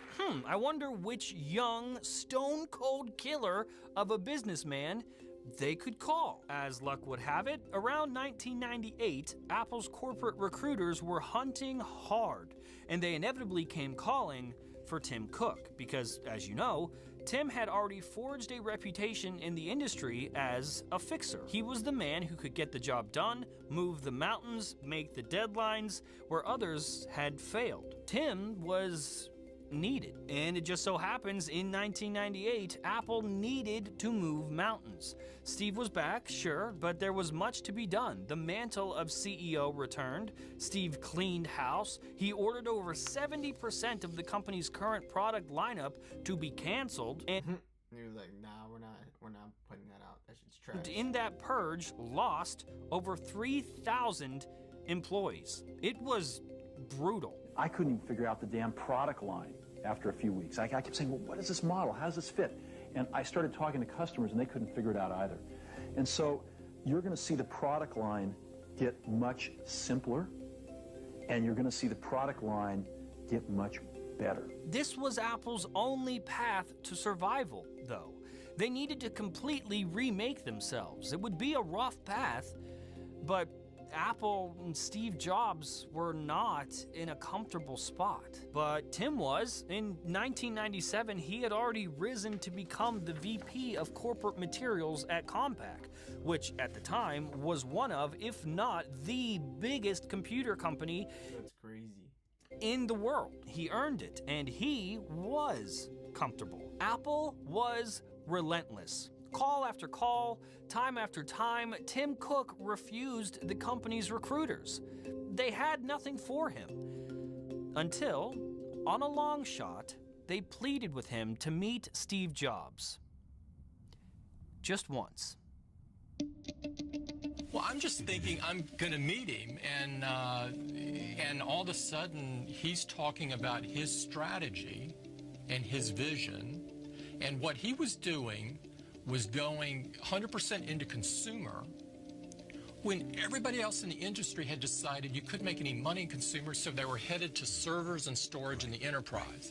And I'd always thought that following the herd was not a good thing. It was a terrible thing to do, right? He was doing something totally different, and he told me a little about the design, enough to get me really interested. And he was describing what later would be called the iMac. And the way that he talked and the way the chemistry was in the room, it was just he and I could tell I can work with him. And I looked at the problems Apple had, and I thought, you know, I can make a contribution here. And working with him, and this is the privilege of a lifetime. And so all of a sudden, I thought, I'm doing it. I'm going for it. And you have this voice in your ear that says, go west, young man, go west. That meeting, as short as it was all that Tim Cook needed to jump ship just 6 months into the greatest position of his career. He chose Apple. He chose Steve. Did your friends tell you this was not a good idea? They thought it was nuts. They thought it was nuts. As he outright defied the advice of his peers and the people who knew him best, Tim ignored the rational side of his brain that got him this far. He had always been cool and calculating, but now here stood Steve Jobs, the visionary who had already secured a spot in the history books. Could he say no? Could you say no? Could anyone say no to Steve Jobs in that moment? So, Tim joins Apple, ready to take a chance and ready for the biggest test of his career. At this stage, Apple is a company caught in a death spiral. They'd gone from annual revenue of $11 billion in 1995 down to less than just $6 billion in 1998 as Tim Cook joined the ranks. Apple was facing the worst years of its existence. The ship was headed straight for the iceberg. The next few months would be pivotal. Tim was brought in as Senior Vice President for Worldwide Operations and took Apple's entire supply chain and obliterated it, only to be remade into his own golden standard. See, this is why Tim was needed, because this work wasn't charisma, it wasn't magic, it was intellect and cold math. Logic. This was Tim Cook's domain. This is where he thrived. Tim Cook was invaluable, indispensable, and the final piece of the puzzle Apple needed, Steve needed, to announce the iMac. The love child of Steve's insight, his courage to pivot the entire industry into unknown waters, and Johnny Ive's eye for breathtaking design. Apple was reborn. The iMac, a massive success in the world of personal computing. The trajectory was set. Apple had everything it needed. The players were established. The visionary, the designer, and now, the operator. Trip Mickle's book, After Steve, how Apple became $1 trillion company and it's lost its soul. It's crazy.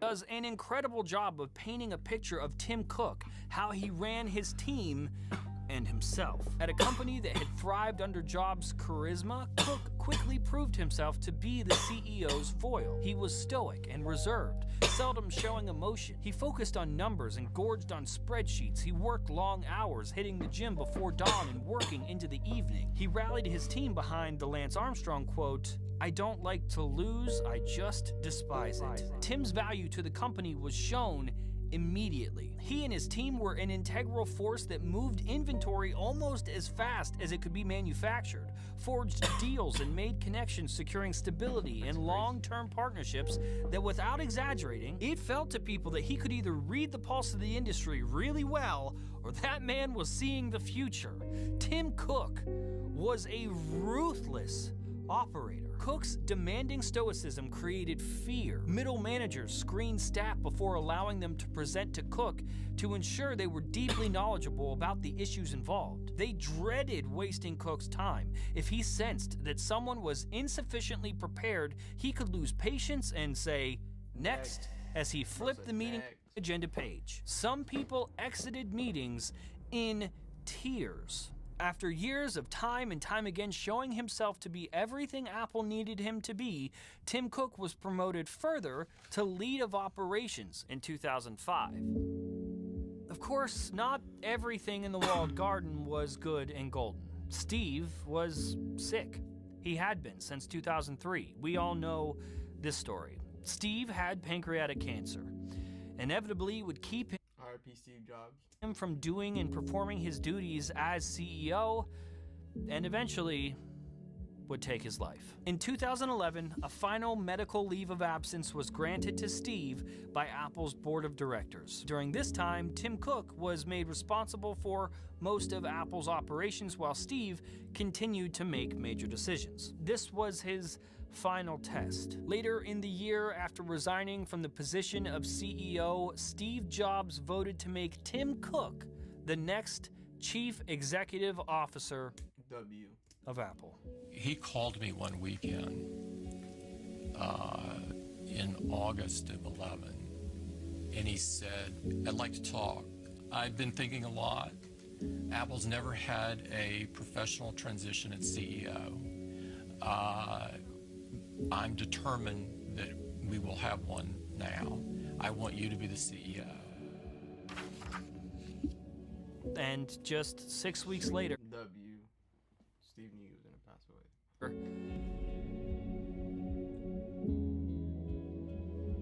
Damn.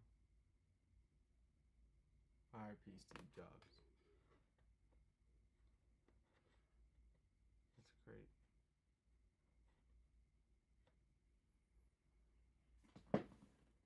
Damn, that's crazy.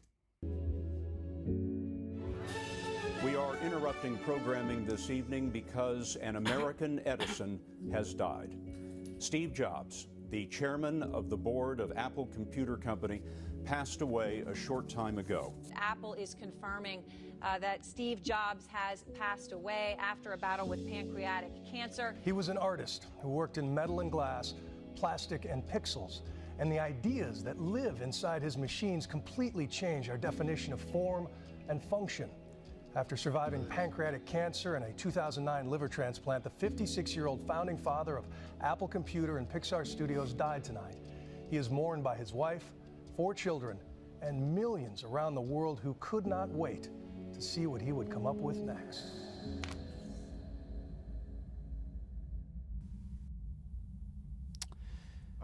When people count all the good that Steve Jobs left us with, we always hear about the products and the innovation, but really, his greatest move, the best thing Steve Jobs could have ever given Apple, could have ever given us, Tim Cook. Is Tim Cook. Steve was a lot of things. He was complicated, he was smart, and he put so much of himself into Apple. In many ways, the company was an extension of himself. Tim Cook, though incredibly different and wildly unsuited for the role of charismatic, visionary leader, was the only one who could do for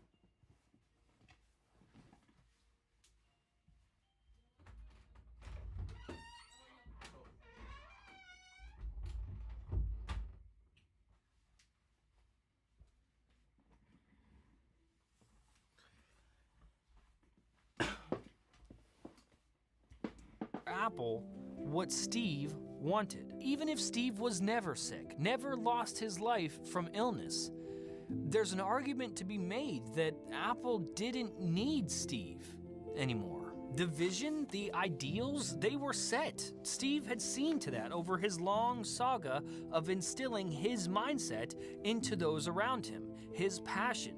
The soul of Steve Jobs is the soul of Apple. Making Tim Cook CEO was not a decision made lightly. It wasn't a throwaway interim decision until a better choice could be found. It was the only path forward. Tim was the only one in Apple that could do for the company what Steve Jobs couldn't. And Jobs trusted Tim Cook to be the one to carry his legacy forward because during that short little meeting oh so many years ago, when Tim chose Apple, he did so by trusting Steve Jobs. I wish I could say that Tim's first years as CEO were easy, but in the eyes of the public, of Apple fans and loyal customer base, Tim was unwelcome, to say the least. Steve Jobs was an easy figure to rally around. He made the whole thing. The way he operated with employees, he was abrasive yet compelling. He delivered keynotes, interviews, and shared his opinions openly and with an easy, charismatic smile. There was no world where Steve wouldn't have had people gathering around him, with or without Apple. He was a lightning rod.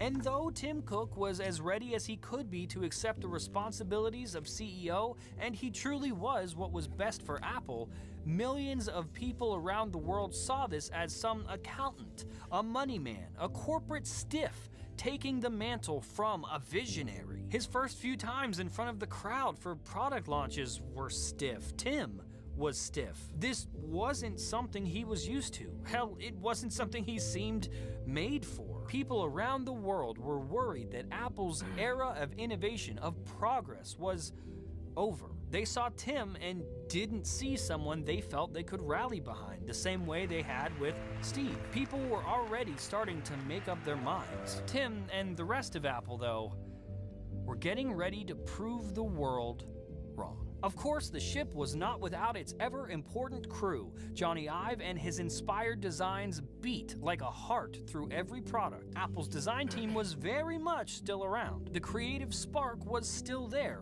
even if someone else was missing. The company carried on as it had before the passing of Steve, comforted since many of the products and developments being ushered out still had traces of his guidance in them. iPhone 5, 5S, a handful of iPad models, and even the first generation iPad mini. Things were moving predictably, for the most part. Sales were doing fine, numbers were fine, great even. Still, something was missing. The company had the products, the ecosystem, and Tim saying the right words, but the Apple vibe was missing. Until, in 2014, Apple was setting up to do something everyone thought was behind them, something they weren't capable of doing again.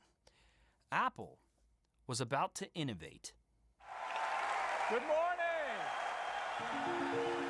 At an event in early September, Tim Cook would take the stage like he had in previous years, but this time, something was different. He was confident. He knew what was coming.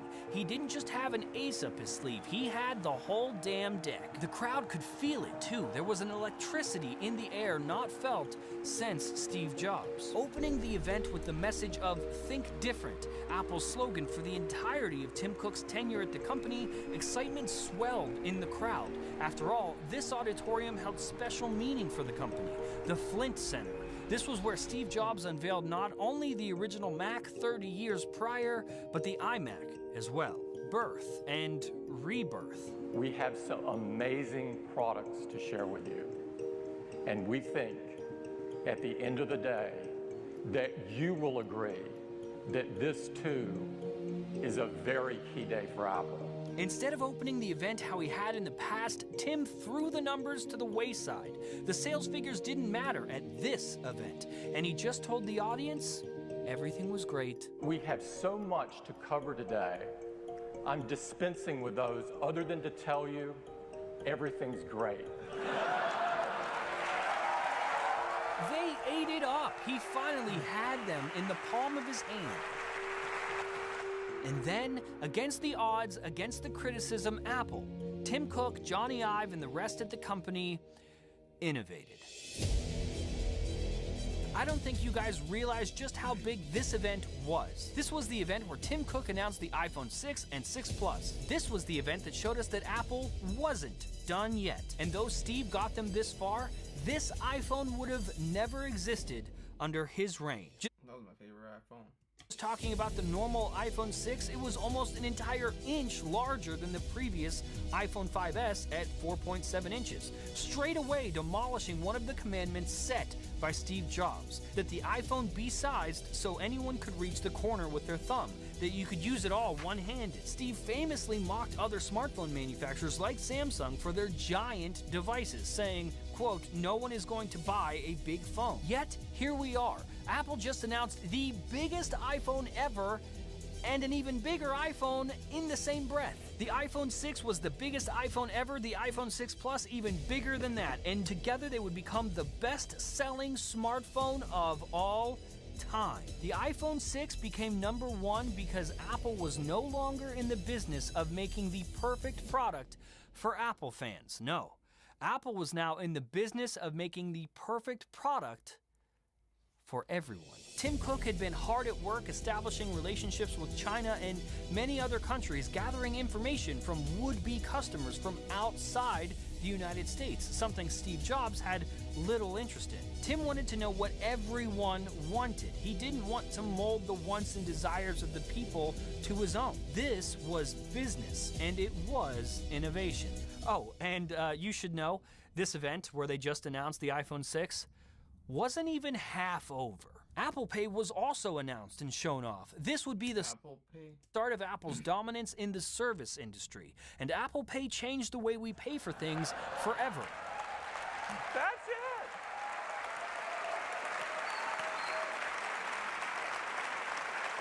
Maybe, would you like to see it one more time, just in case? Tim took the stage once more at that event, though, because he had the responsibility to do something he had never done before. He got to show us one more thing. The Apple Watch. We have one more thing.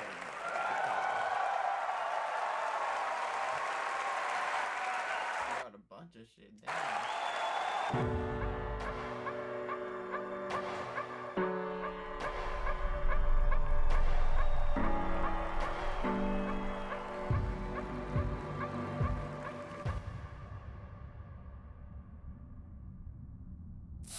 What follows is a lot of things.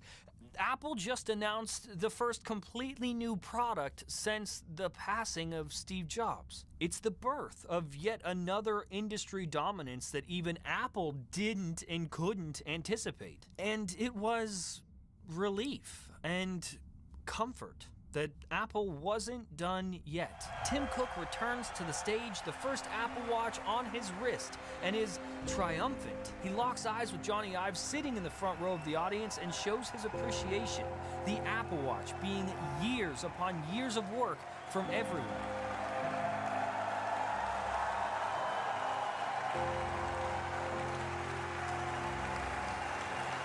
And in case you don't know or don't realize the significance of the Apple Watch announcement, the Apple Watch would go on to become the best-selling watch of all time. Not just smart. Damn, that's crazy. Watch of all watches ever. To this day, Apple Watch is still the main driver in iPhone sales, not the other way around. This event at this venue was everything.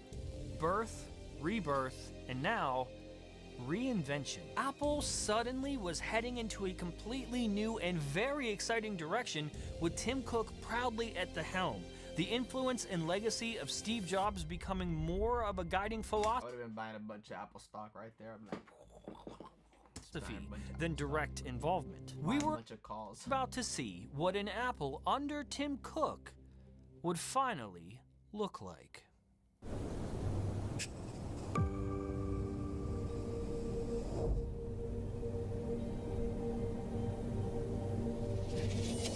The future of wireless audio. Apple's saying it is reinventing the wireless headphone. No! What the heck is that? That's a bad Apple. That is insanely pricey. It is. For earpods with the wires chopped off. iPhone XR will allow us to deliver the future of the smartphone to even more people. The iPhone XR is a sick freaking joke. You have confusion in the consumer marketplace, or at least a lack of understanding. Now to a major milestone, Apple becoming the first publicly traded company in the world to hit $1 trillion in net worth. A 13-digit value mark. Can they keep this up? The future of wireless audio. The future of the smartphone to even more people. Can they keep this up? And now it's time for a huge leap forward for the Mac. And a future beyond the groundwork that Steve Jobs had laid. Put it this way, Apple is now as valuable as the 4 biggest U.S. banks combined. $1 trillion company to reach the $2 trillion. $3 trillion. Haven't seen it before. No, it's even looking on your screen, it's sort of a shocking thing to see. It's $3 trillion next to one company. We do have one more thing. This is a day that's been years in the making. I'm excited to announce an entirely new AR platform with a revolutionary new product. Apple came across as confused, wildly disconnected and disassociated from their users. Introducing Apple Vision Pro.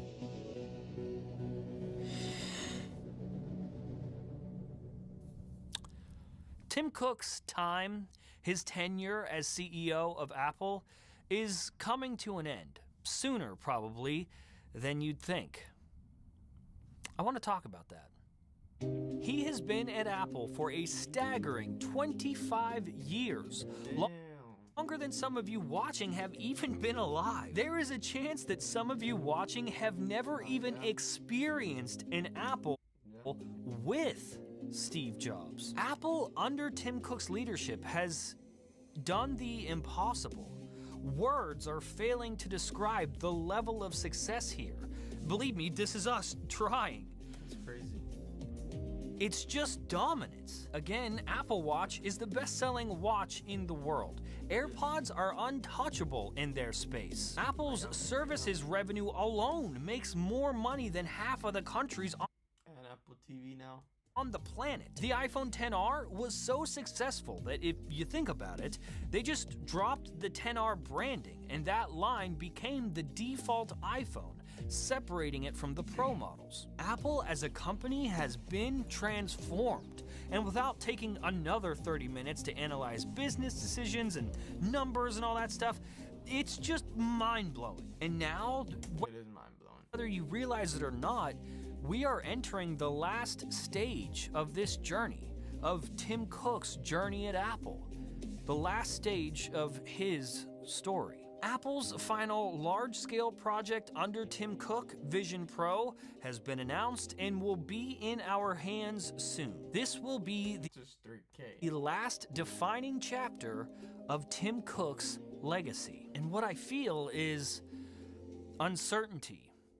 Uncertainty and maybe trepidation, fear, and why? What we've seen from Tim Cook and what I hope we've been able to show you through this documentary is an entire career of winning. Before coming to Apple and after taking over as CEO, Tim Cook and the company itself has outpaced everyone. And the products coming out from every line in Apple: iPhone, Apple Watch, iPad, Mac, AirPods, all of them have been hits, larger than life. But what is this feeling? This uncertainty for the future, the worry for Vision Pro. I mean, you just saw a clip of me doubting Vision Pro, this same Vision Pro was crazy. way everyone doubted every Apple product before it. At the end of the day, what do I know? I'm just some dude. I think what I'm feeling is the knowledge that Tim Cook will soon, in the next handful of years, be passing the mantle of Apple's CEO to someone else. Someone he trusts to continue the legacy of Apple, the legacy of Steve Jobs, and now the legacy of Tim Cook. I think we're all realizing how much confidence we actually have in Tim Cook, how much we do trust him with the company that we love, and how scary it is to know that, again, we're going to need to trust his final decision like Steve's before him. So let's watch how this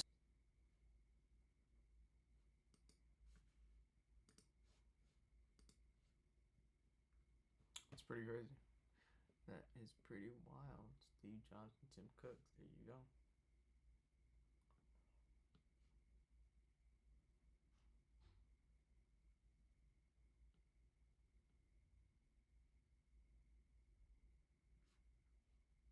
BlackBerry.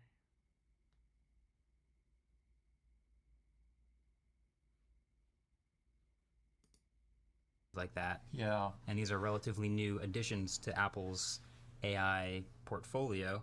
How do you look at AI as Apple?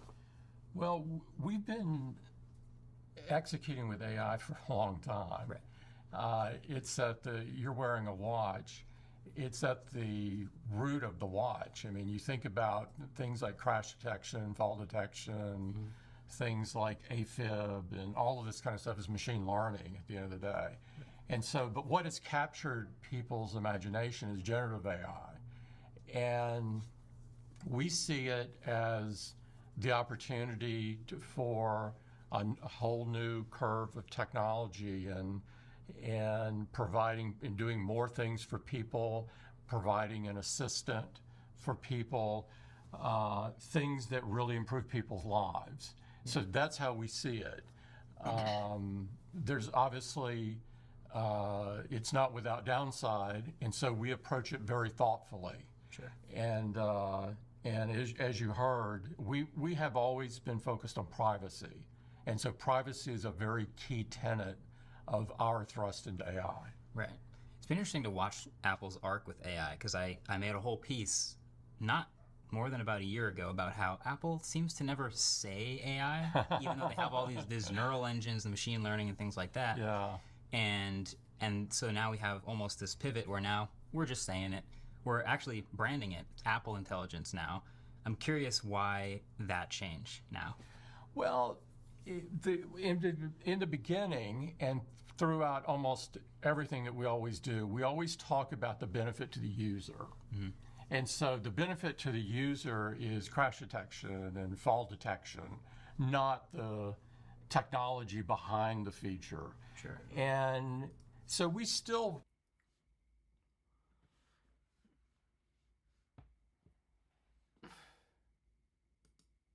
Apple, in fact, opening the doors to its flagship Fifth Avenue store as the iPhone 16 goes on sale. Steve Kovac's there, and he joins us right now, and out comes Tim. Out he comes indeed, and that's also, I believe I just saw Deirdre O'Brien, the head of Apple Retail, there with him. This is the tradition every year, Becky, taking selfies with the fans. I talked to a number of people online who come here every single year just to do what you're seeing now, meet Tim Cook, take a selfie with them. I talked to one guy who's been here every year. He takes work off, for example. But I also talk a little bit about the line here. Compared to the last 2 years I've stood out here for iPhone launches, the 15 and 14, a little bit shorter. Usually around the corner, they put the spillover line. It's a little shorter than it is or has been in the last couple of years. And this is coming, of course, amid questions and mixed data about demand for this iPhone 16 line. Just this morning, UBS put out a note just showing, again, those pre-order times are a lot lower than in years past. UBS called demand muted for this cycle, but also said, let's wait and see. Of course, we're waiting for Apple Intelligence to launch. That's going to come next month, at least the first couple features of that. That's not stopping Apple from marketing this, though. Behind me, the entire Apple Store has been redone into that glowing look. You can't see it as well now, but early in the morning when it was dark, it actually looked pretty cool. But that is a nod to this update that Siri is going to get with this new artificial intelligence features. But again, just because they're marketing it now, just because you're seeing so many commercials with it now, it's not ready on the iPhone yet. The big feature here that everyone I'm talking to online, they're just in it for the camera, not necessarily for AI. I talked to one photographer, I talked to a bunch of people. They're excited just to upgrade their phone because they're Apple fans, and the AI thing, at least to the people I spoke to in the line, is just kind of a secondary bit, guys. I wondered if they were going to show you, Steve, because I saw you earlier, and then I saw Tim Cook. You guys look like you're in some like a band together, or you look like. Are you dressed exactly like Tim Cook right now? And did you do this? Some kind of cult, like a Heaven's Gate thing, or you got? That was not intentional, Joe. I did not talk to Tim ahead of time. I think he's wearing navy. I'm wearing black, so we mixed it up. It looks the same. It looks the same. I thought you had like a roll of quarters in your pocket, and there's like a comet coming or something. That's very. Did you see him? I didn't see him before. I saw him earlier. That's amazing. Steve, I got to ask. Great minds. The camera and the battery life, those would be the two reasons that I'm interested in this. And I know that new iOS will eventually make these things work with all of the promises of AI, but it's been a while since a lot of people hear on that. Estimates came to the iPhone kind of ready to get a new phone. So the real question is, Becky, how much of it is people just upgrading because their phone's 3 to 5 years old, or because they really...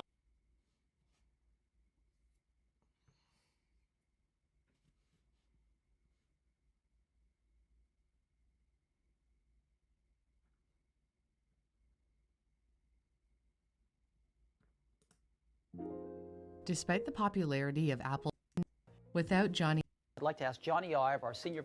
the creative mind behind them remains relatively unknown. I'd like to ask Johnny Ive, our Senior Vice President of Design, to come up and take us through that. Without Johnny Ive, Apple wouldn't be Apple. Good morning.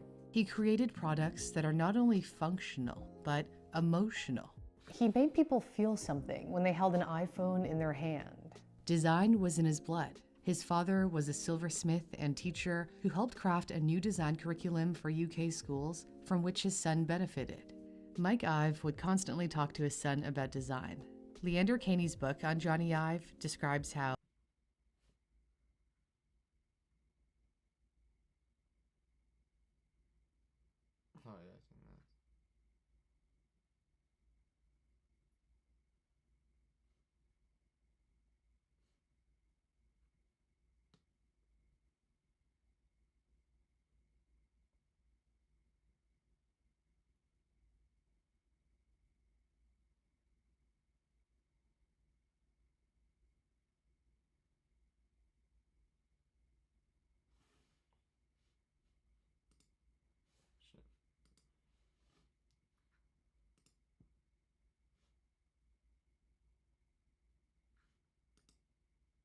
What's up, everybody? Welcome back to the episode of BNS.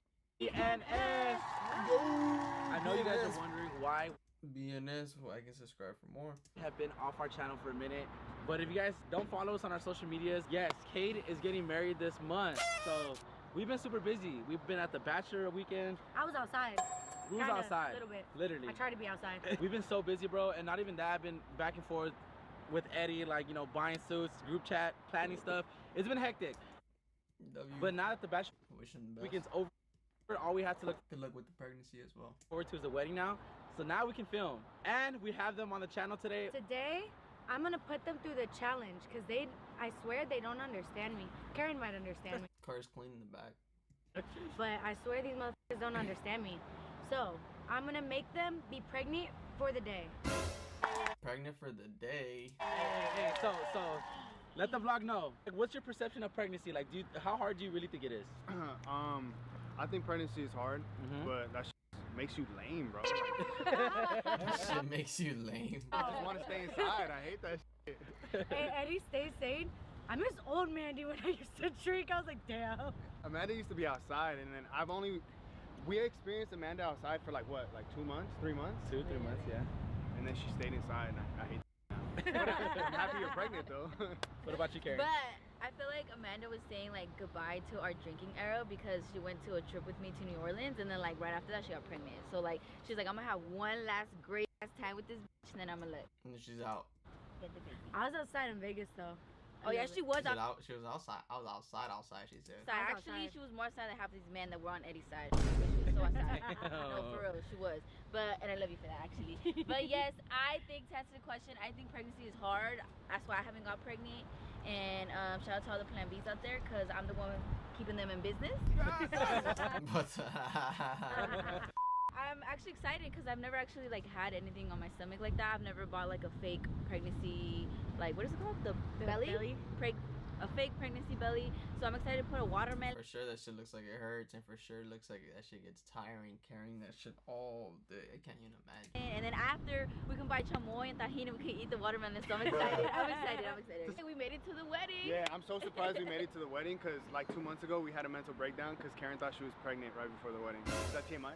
No, I remember that, and that was actually pretty interesting to say. No, yeah. So we made it to the wedding. I mean, who's to say if I'm pregnant now? But I'm not gonna take any pregnancy tests until like later. So the day we're gonna find out later.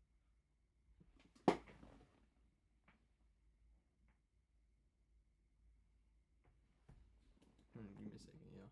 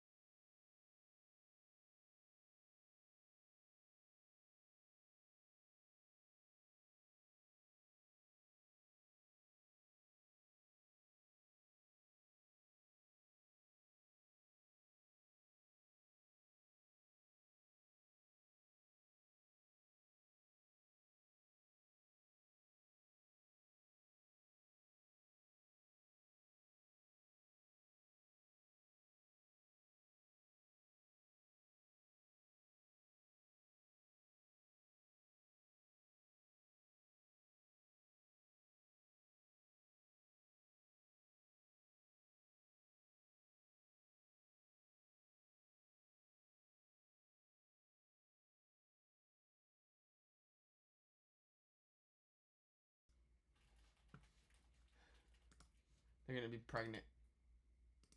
Yeah, we'll find out later. If it's meant to Karen be. and Eddie. Besides Karen Cade, and, if you guys didn't know, this man just bought a new house. He is closer to us. We're not gonna say where he's at now, but we have Blessed. And they got Blessed, the FOMO dude. Dude that never misses out on anything. Oh, babe, Mr. FOMO. Bro, never You guys misses don't know out. kicking it. Like, obviously, I had to be here too. Obviously, you you had guys to pull enjoy my up. company, right? I love your company, bro. Obviously, you had to pull up. I love you guys' company too. So we want to know your perception on pregnancy. Like, how do you think today's gonna go for you? Honestly, I'm kind of ready. Pregnancy does look hard. I mean, my mom had my little brother when I was 16 For sure, pregnancy looks hard. years old, so I was like really, knowledge up here. So like I got to see what a pregnant woman was really like. But like they were saying, I miss Amanda being outside, bro. Yo, I was outside. Hey, the last time she got blacked out drunk was at my club hosting. She got blacked out Oh drunk. yeah. It was. Bro, I don't know what clip he keeps talking about, but I was like, go to a Blessers club. Oh no, we were walking out to the club. She's like, if you want to get blacked out drunk, make sure you come to a blessed club. Bro, I need that clip. Because that was crazy. That was literally the last time I completely blacked out. I remember you were there. You weren't there, but I was literally in the back seat, like asleep, passed out. Slobbering on the seats and everything. Like passed out. That's nasty. It was bad. Amanda is 8 months today. Yay, Oh my God. 8 Hey guys, months. if you guys think about it, there's only 2 more months, and then we can get drunk again. Oh yeah. 2 more months and then we can get drunk Like again. 2 more months, and then we're gonna have another girls trip. No. What do you mean again? I've been getting drunk like every Dude, weekend. you guys have been outside for the past 9 months. Exactly. Wait, what? What'd you say? They want to have a girls trip. No, when- that. Yeah, no. You guys just went to fucking You Vegas. guys went to New Orleans. You guys were in You Vegas. guys were in Vegas. Okay. Yeah, because then usually you get pregnant. I took advantage. Yeah. Hey, honestly, I took But advantage. now I'm not pregnant. it's a Well, now I bittersweet am. feeling knowing that this baby's coming because, one, I get to meet my baby boy, but 2, Amanda's gonna be back outside. With me though. With me though. Baby, what are we today, by the way? We are technically we're gonna say we're a watermelon. Yeah. Wow. A watermelon? Yeah. I might be wrong, but they change the fruits, they change the vegetables all the time. So the baby's at least like 4 pounds, 4 or 5 pounds. Doesn't look like a Damn. watermelon. God, imagine walking around with extra 5. Well, no, imagining today we're gonna do it. Oh, shit, I get Yeah. a little waist. I Wait. feel it right now. You told me the baby grows a pound a day? That's what I was told.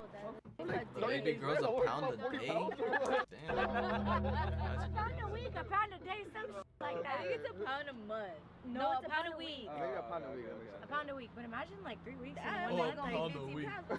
bro, That don't sound right neither. it's not just the baby that's the weight now. So you guys are gonna also the guys, because Karen already got melons. You guys are gonna put melons. Oh. Because you guys need your boobs are heavy. Oh, You need I've melons? been already boobs get heavy experiencing some during contractions, pregnancy? and It's we coming. honestly we kind of think, me and Brian are assuming that the baby's gonna come early. We think so too. It might be like a late October baby. The baby's gonna come Yeah, early. And I said that respectfully, November. if the baby comes the day of the wedding, Come November. I'm gonna let her have her thing. But then after, I'm gonna be his. Your I'm gonna square up with the baby. I'm gonna square up with the whole family because there's no way you're gonna take my day like that. Bro, I was telling Karen, like, imagine, like, I'm with the groomsmen getting ready, and then Amanda's water just breaks.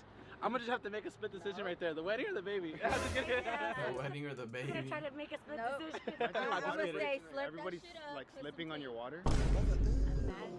Imagine just on the dance floor and you guys are trying to. Have watermelon. I don't think they're the size that we're looking for, but I think we might have to just double up on watermelon. I'm a cold.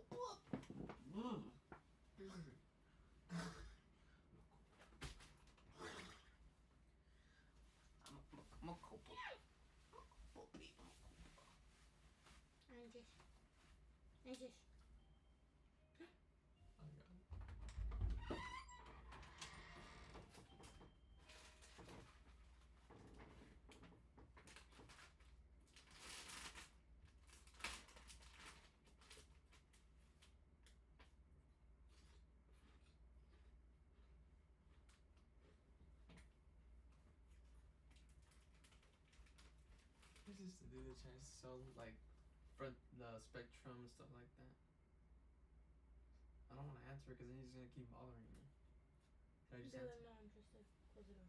I'm just kidding. That's fucked. He sees all the cards in the back. It's because he likes to like. I don't want to be mean. Is he the same guy before? Yeah. Well, not the same guy before, but it's like same company, just a different guy.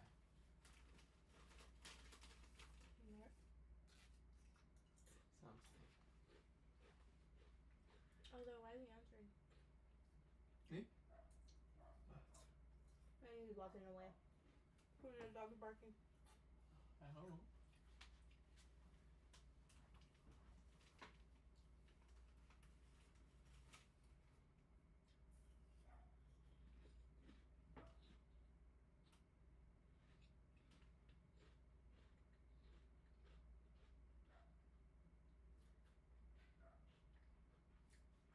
Yeah, you're right.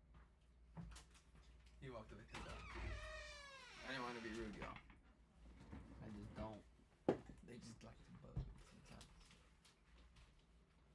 You're fucking those legs up. Let me in. Get some food. Say I'm broke now. For real. Give me my food. So That's supposed to be the size of the tetas. that's like a 3 months right there. That's like That's the size of my boob. dang. Can I do a little taste test? Taste test. Have you do a taste test in a pregnancy?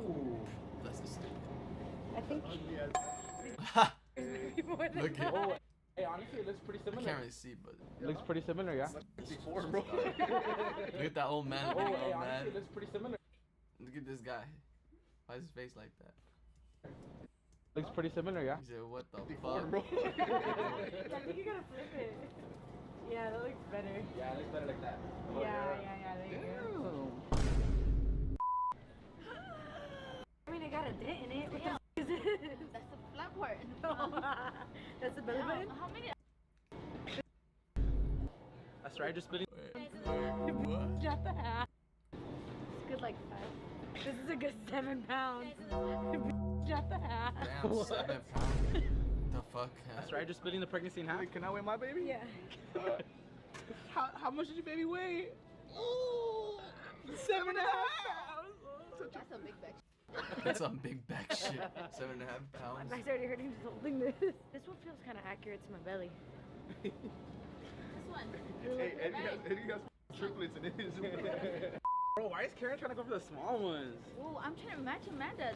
Weigh that one. Weigh that one. Wait, this one? Yeah. You said you're 5 pounds right now? Alright, what's an extra 2 pounds? Your guys. Oh, this is pretty good for Karen. This is like 6.5. Perfect. Yeah. That one. Okay. Hey, weigh this one. Weigh this one. Weigh this one. You want to see how much your baby weighs? Man, this is gonna be yours. That's mine? Yeah. Damn, the 7-pounder? What the heck? Eddie's is a Big back, big back. 12 What a- pounder. Who we having a baby with, Shaq? Apparently Eddie is. Damn. Big back. That's a 9-pound baby. That's a quadruple baby right there. Yeah, bro. Hey, I would check the DNA, bro, because I don't know whose kid this is, bro. Here we go. You were the root Here of the we problem. go. Here we go. Here we go. Here.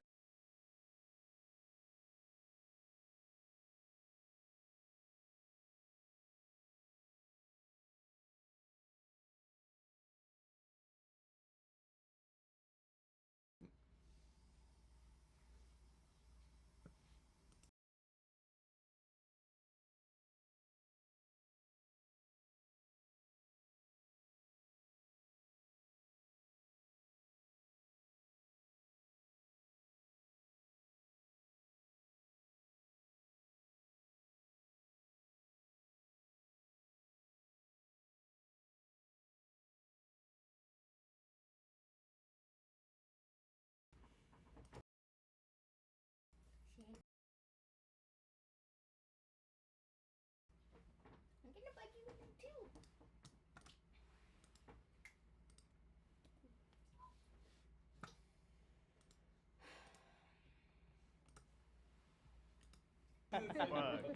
Who'd you get pregnant by, bro?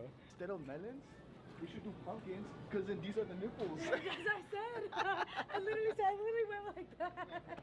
Wait, let me see. Sagging. This one's all Frida over there. It's all ready. It's ready This with is all milk. limpy. Look at that. I feel like I wouldn't have big titties if I was a girl, so I need to find some small ones. I feel like I would want mine like my perky, you know? I wouldn't want mine doing too much, but at the same time, like I wouldn't want to be flat, you know? I want to be like perky. So these are solid right here. Are these a good size? I don't know, bro. Honestly, it's like some white girl titties. That's what I would have, bro. For real? Yeah. You be that type of vibe? Yeah. Okay, so put it in. We're solid. Like, I just want to be able to be on some like. What the fuck? Okay, so I have this new gravy that now I put Karen on. Now it's Karen's gravy. Bomb. It's these sour grapes. I saw them on TikTok and then I saw them here and I tried them. It's literally frozen grapes with like a sour coating. Bomb.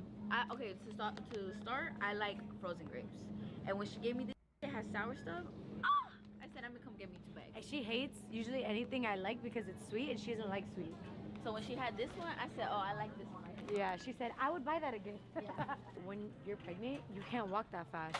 So Brian be speeding up to me and I'm just like, bro, is that not wrong? Honestly, today we might just be at the same pace. And I don't mean to, you know, because I just feel like I have an ADHD, like, for real. So I feel like I'm always just walking fast. No, you're just always in a rush. Yeah. But today, we're slowing it down. Question. So how are we gonna wrap these around our Wait, bodies? we need tape. Like, what are we doing? Did you get We need tape? saran wrap or tape? I think saran wrap would be better. No, tape. Saran wrap. Watermelon thing where you it comes out. People put the watermelon and it. They show a whole bottle in the watermelon. It comes out. Let me walk like Amanda. Ready? I don't have a belly yet though, but. That's how I walk. Done. Ooh, what is that? And then we ended here. Big And now bag, we're both getting big because we're both hungry. So me and Karen secured the bag, and I guess they secured the watermelons. I don't know. So we're gonna head back to the house to see what happens. Alright guys, so we're back home, and now we're gonna put everyone's bellies on. But first, y'all have to name your kids. So what's your kid's name? Hold on, can we? His name is. Honestly, turn around. Hey, this is a whole process right here. Yeah. So.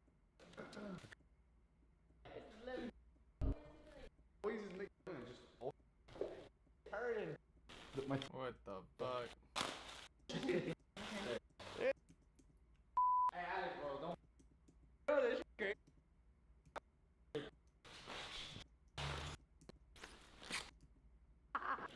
Free to breathe when you're pregnant? Yeah. I feel like out of breath. Titties. His titties are just. Yours are saggy. Bro, hey, my belly's not letting me get them. Alright, got him. Ooh, that is not fun. Ooh, that is not fun. Imagine the watermelons just cracked. What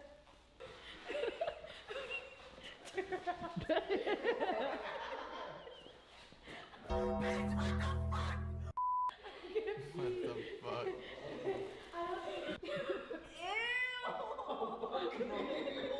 Hey, Karen, it looks like you're past due. It looked like your baby's supposed to pop like last year. You're fucking 12 months pregnant.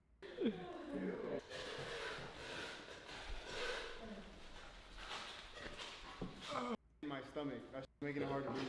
Oh, yeah. Rey Mysterio? Titty fell out. Oh, yeah. Hey, you have to leave a chuckle now. Bro, my titty just fell out. What the fuck?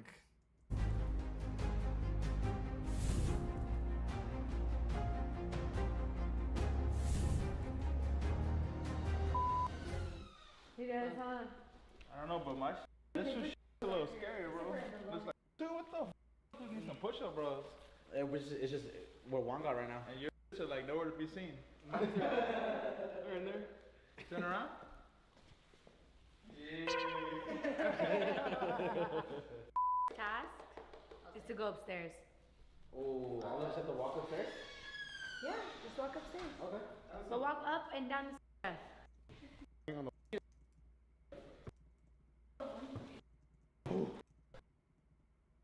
Breath, for sure. My experience was, it wasn't that bad, but like I could see. Oh, shit. Babe, I'm always doing. There you go. I think we need. Hey, I'm gonna end this video now, bro. I don't want that. That sucks. This sucks. I'm sorry. I I'm want sorry to you're take going it through off that for you right really fast. Let's just detach mine like yours. Yeah, no. Oh, my fucking chest hurts.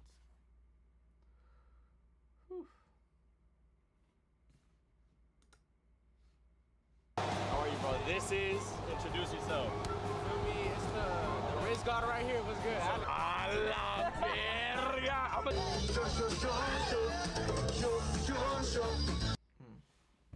That's cool.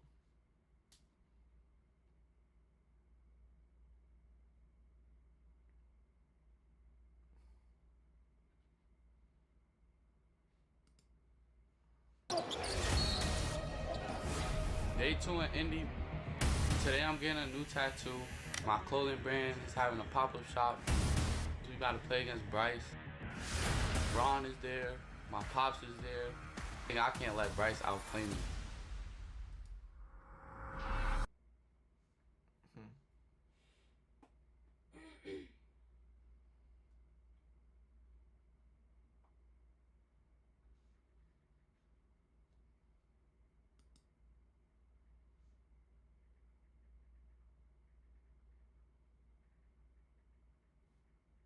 Me texting. Can you mute that?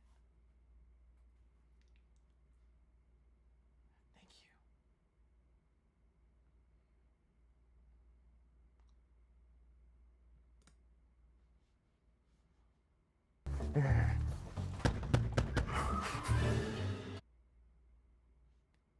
you. Henry, you want it over here?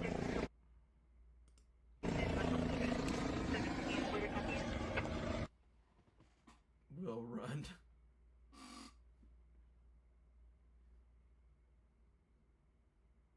Damn. Everyone's overhead.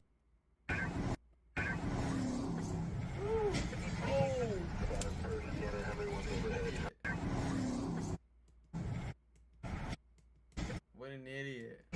I was trying to pass everyone. Everyone's overhead. Have the lead unit. Damn. Henry, you want it over here?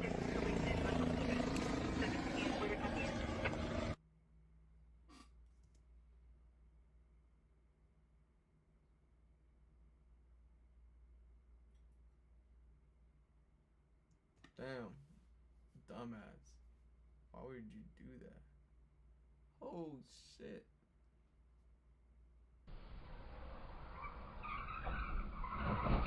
Oh.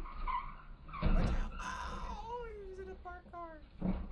Dude, that's crazy. I cannot go for if I did. Oh shit. Uh-oh. Cops just like, that's not my business. Not my jurisdiction.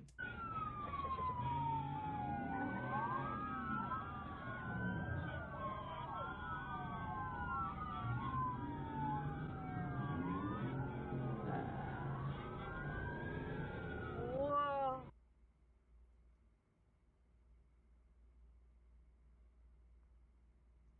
Oh. Nigga did back. Boom. Damn. Oh shit.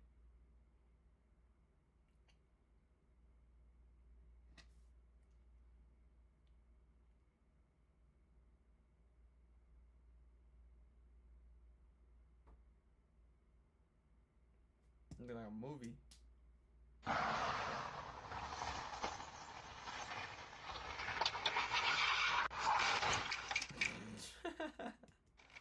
Fucking idiot. Now you're stuck. Whatever.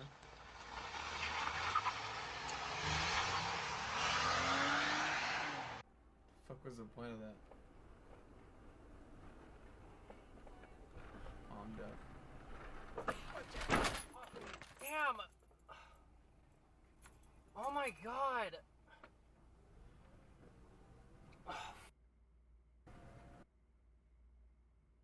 Is that surface? Yes. It is? Yes. Don't. No way. When you forget your directions. Wow, you just let that guy off. Oh, God. I didn't see. He looked like he was way back there. I didn't know he was exiting. I thought he was just in the slow lane. Oh, now he's mad. Wow.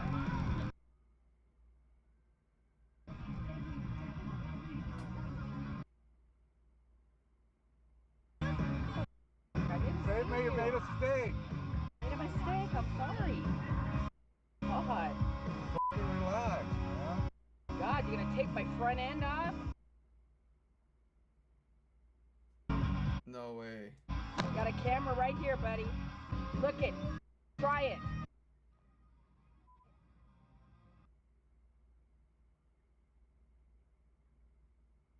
Oh, she drives off and she. Oh, she needs to stop driving.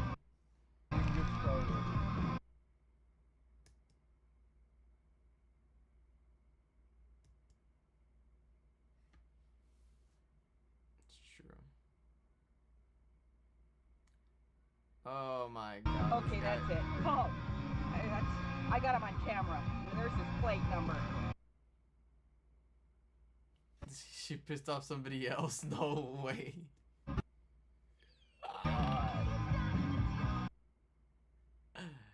We got it right here on camera. Come on.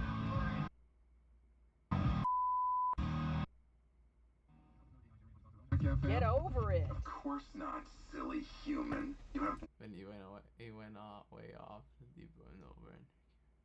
nothing to worry about.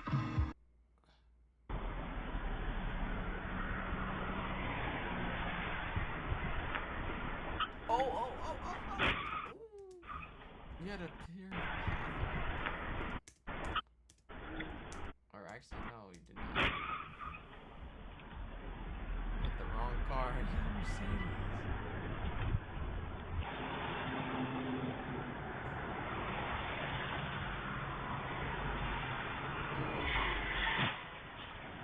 Then the truck's in the wrong. You guys have to know. Bro just went around and said that's not my business.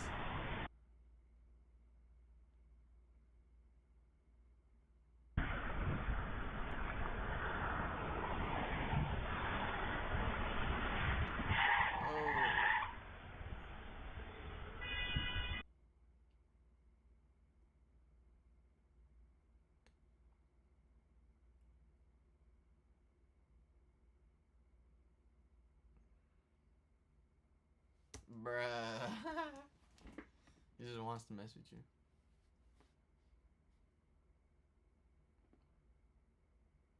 He's got nothing better to do.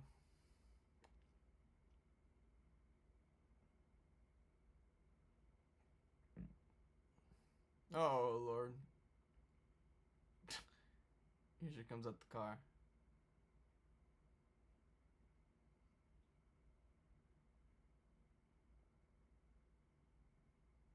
She's gonna go past him, watch. Back up. You're, oh shit, okay. Are you behind me or in front of me? Oh shit! Holy. Oh my God. Holy. Damn. What happened? Dude. Oh my God. Somebody probably just died. Holy. Somebody probably just died. No, Somebody- wait. Oh my. Are you behind me or in front of me? Oh shit! Holy. Oh my God! Somebody. They.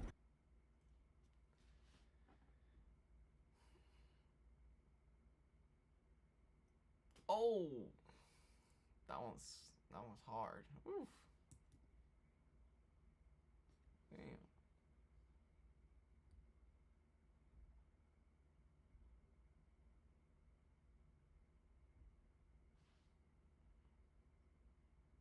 Damn.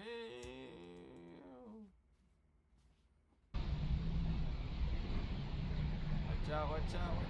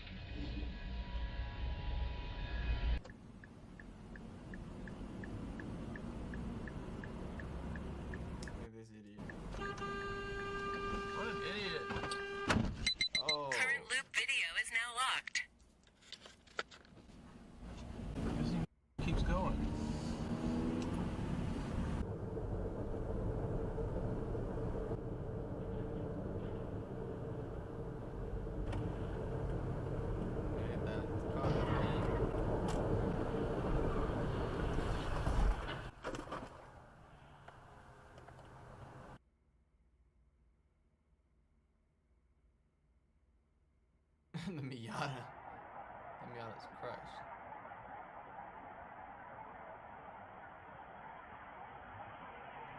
Ooh, where's it going? Oh, it's a truck. That was good. Definitely a truck.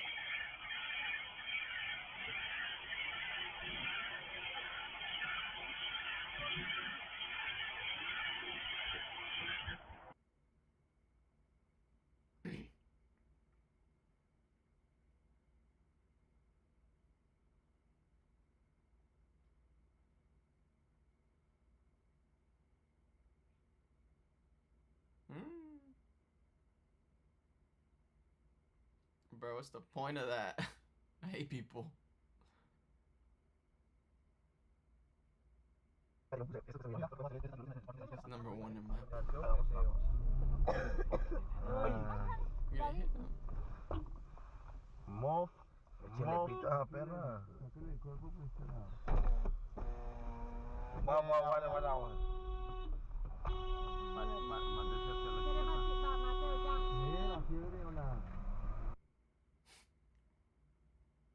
That's funny. Oh. Bro hit the side. Crashed himself.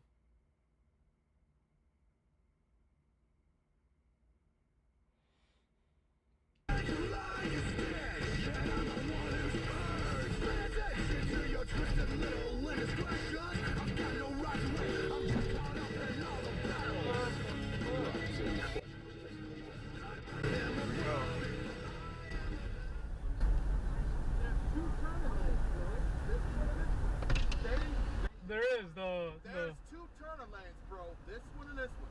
Stay in your f***ing lane and learn how to f***ing drive, you piece of shit. Got a problem? Step the f*** out of the car. Oh, he straight up told your ass, bro. He said, if you got a problem, you can step out. Straight up. That's crazy.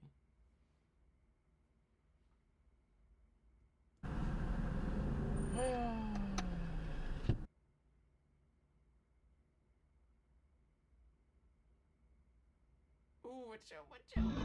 Video locked. Damn. Bro's out of there. Pull your ass over! Pull your ass over. Wait, I know he had one MVP on his name. Yeah, he does. One defensive player of the year? Maybe, but he does have a ring though. Yeah. Go.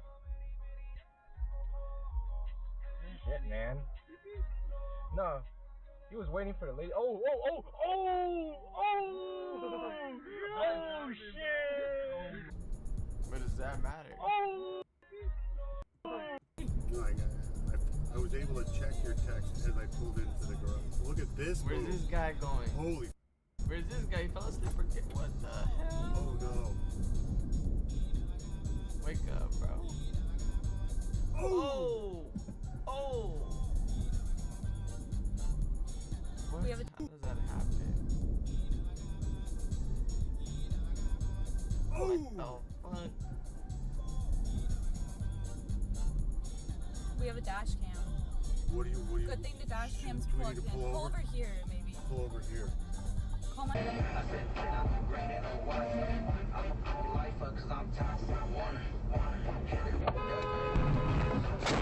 Oh my god, are you serious? Are you serious, dude?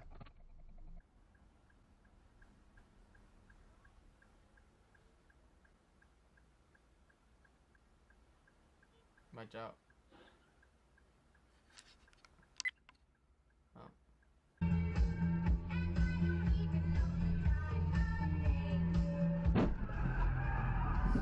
His ass for running the green, bro. You could have waited. You could have waited, but you wanted to smack him. I know you could have waited. You seen him come. Like, you seen him come. Could have waited, but.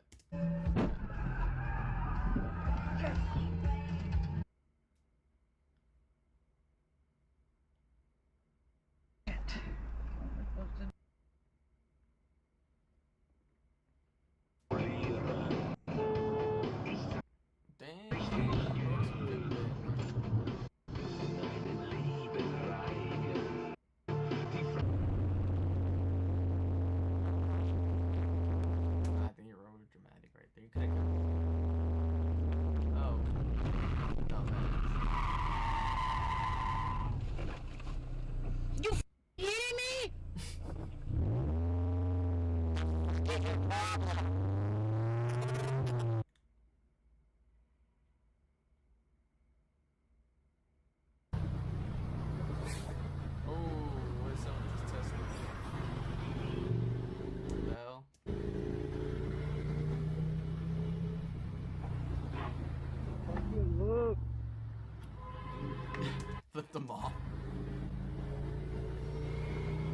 car dumb driver.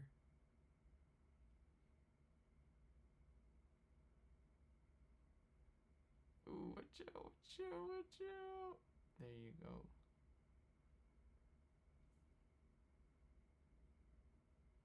Holy shit.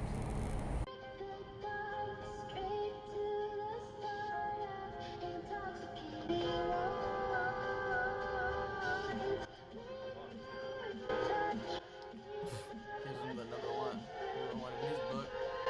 Number one in his book.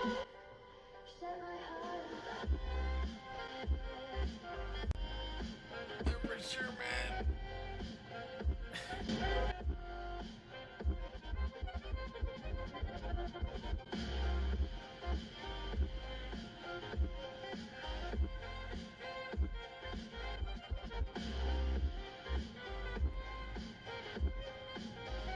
What the hell is wrong with this guy?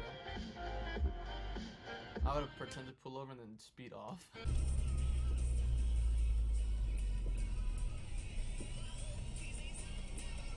Go! What's up, y'all? How do I do, babe? Go! People are always hooked up in traffic here.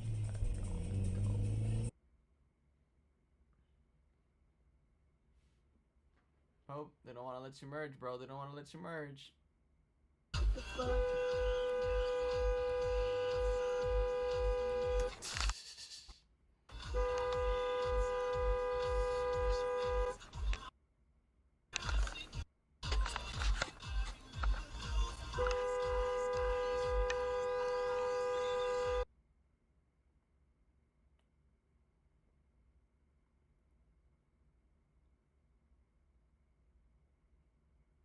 Oh.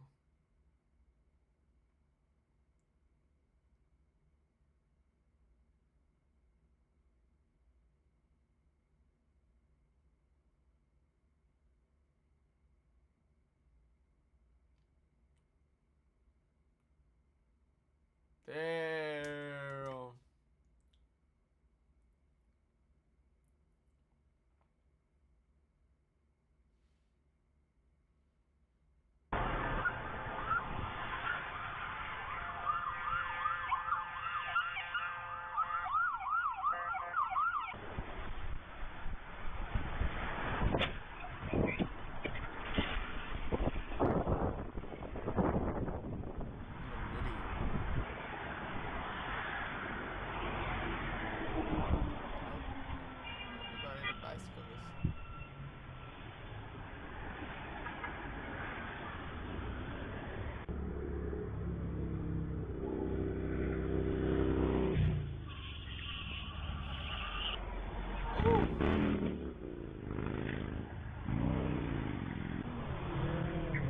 We'll be running that red too much. I'm gonna die one day.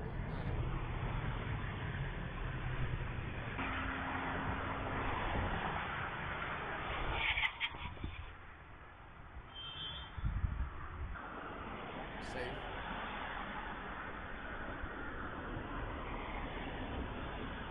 That's crazy. Go back.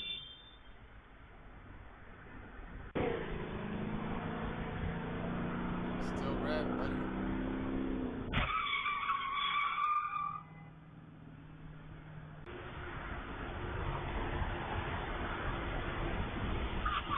What are you doing?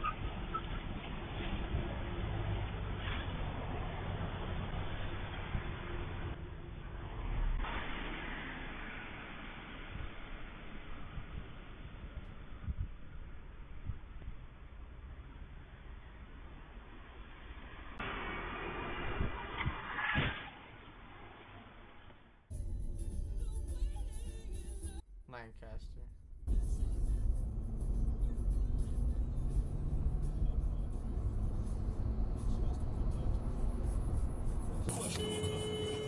Like the guy who refills your script. Doesn't ask any questions. Cali.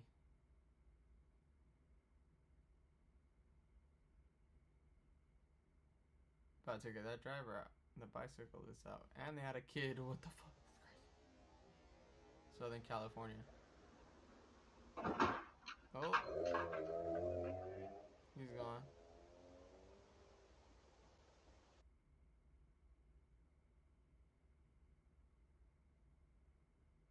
Says in 2016 I was 20 years old and lived at home with my parents while commuting to college in my hometown.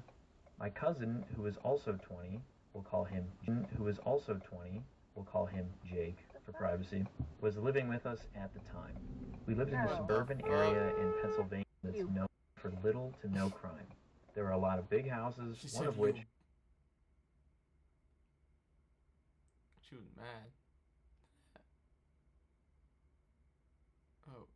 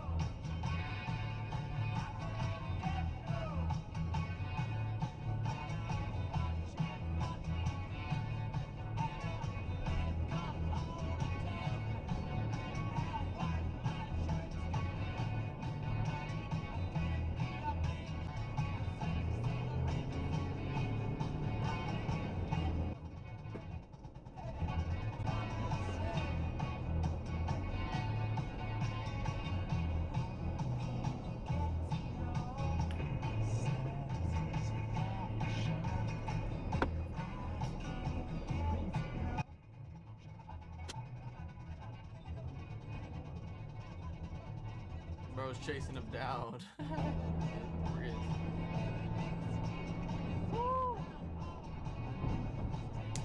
He's chasing him.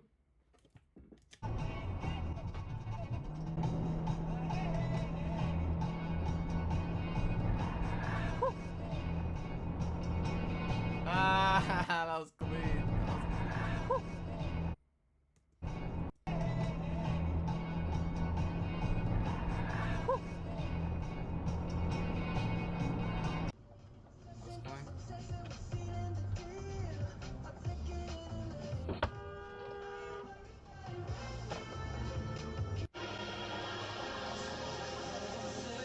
A little plushing the side.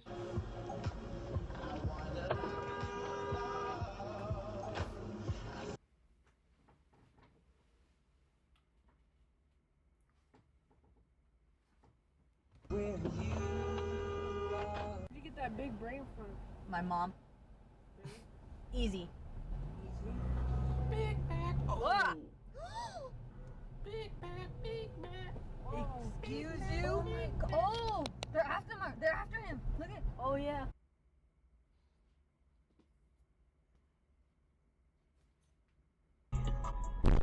Oh. Got smacked with his pause.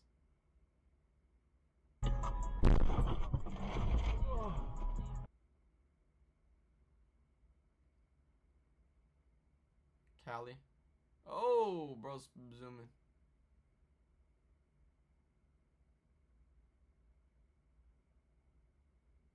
Oh, you dumbass.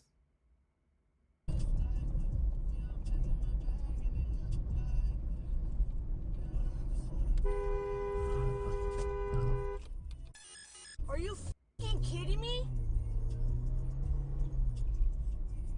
What the? I think the brake check is to give them space to let you know that they did cut you off. You know, what are you gonna do about it? Oh, what the fuck is this car doing?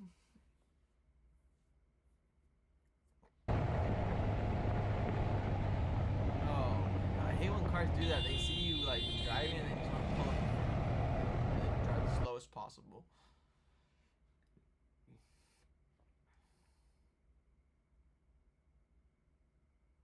Oh my god.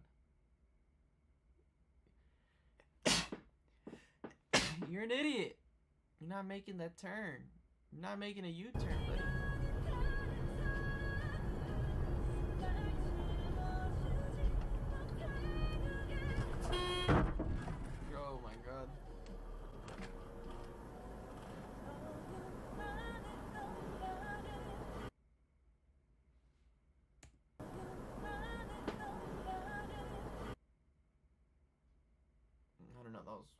You could have waited, I guess. You both could have just chilled. Can't be serious, man. You could have gone, bro. Oh my god. Love it. It is what it is. Fuck it.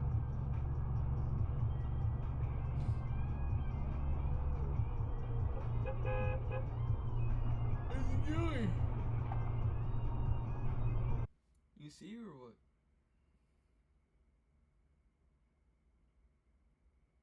Oh, what an idiot.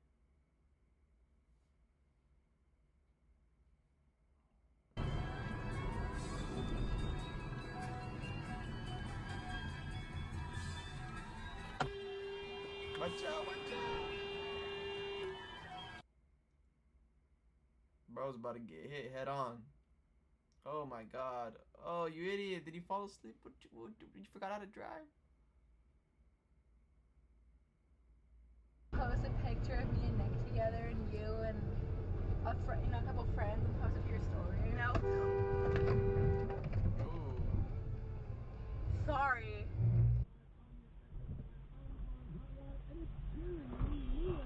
Watch out, watch out, watch out. What are they doing?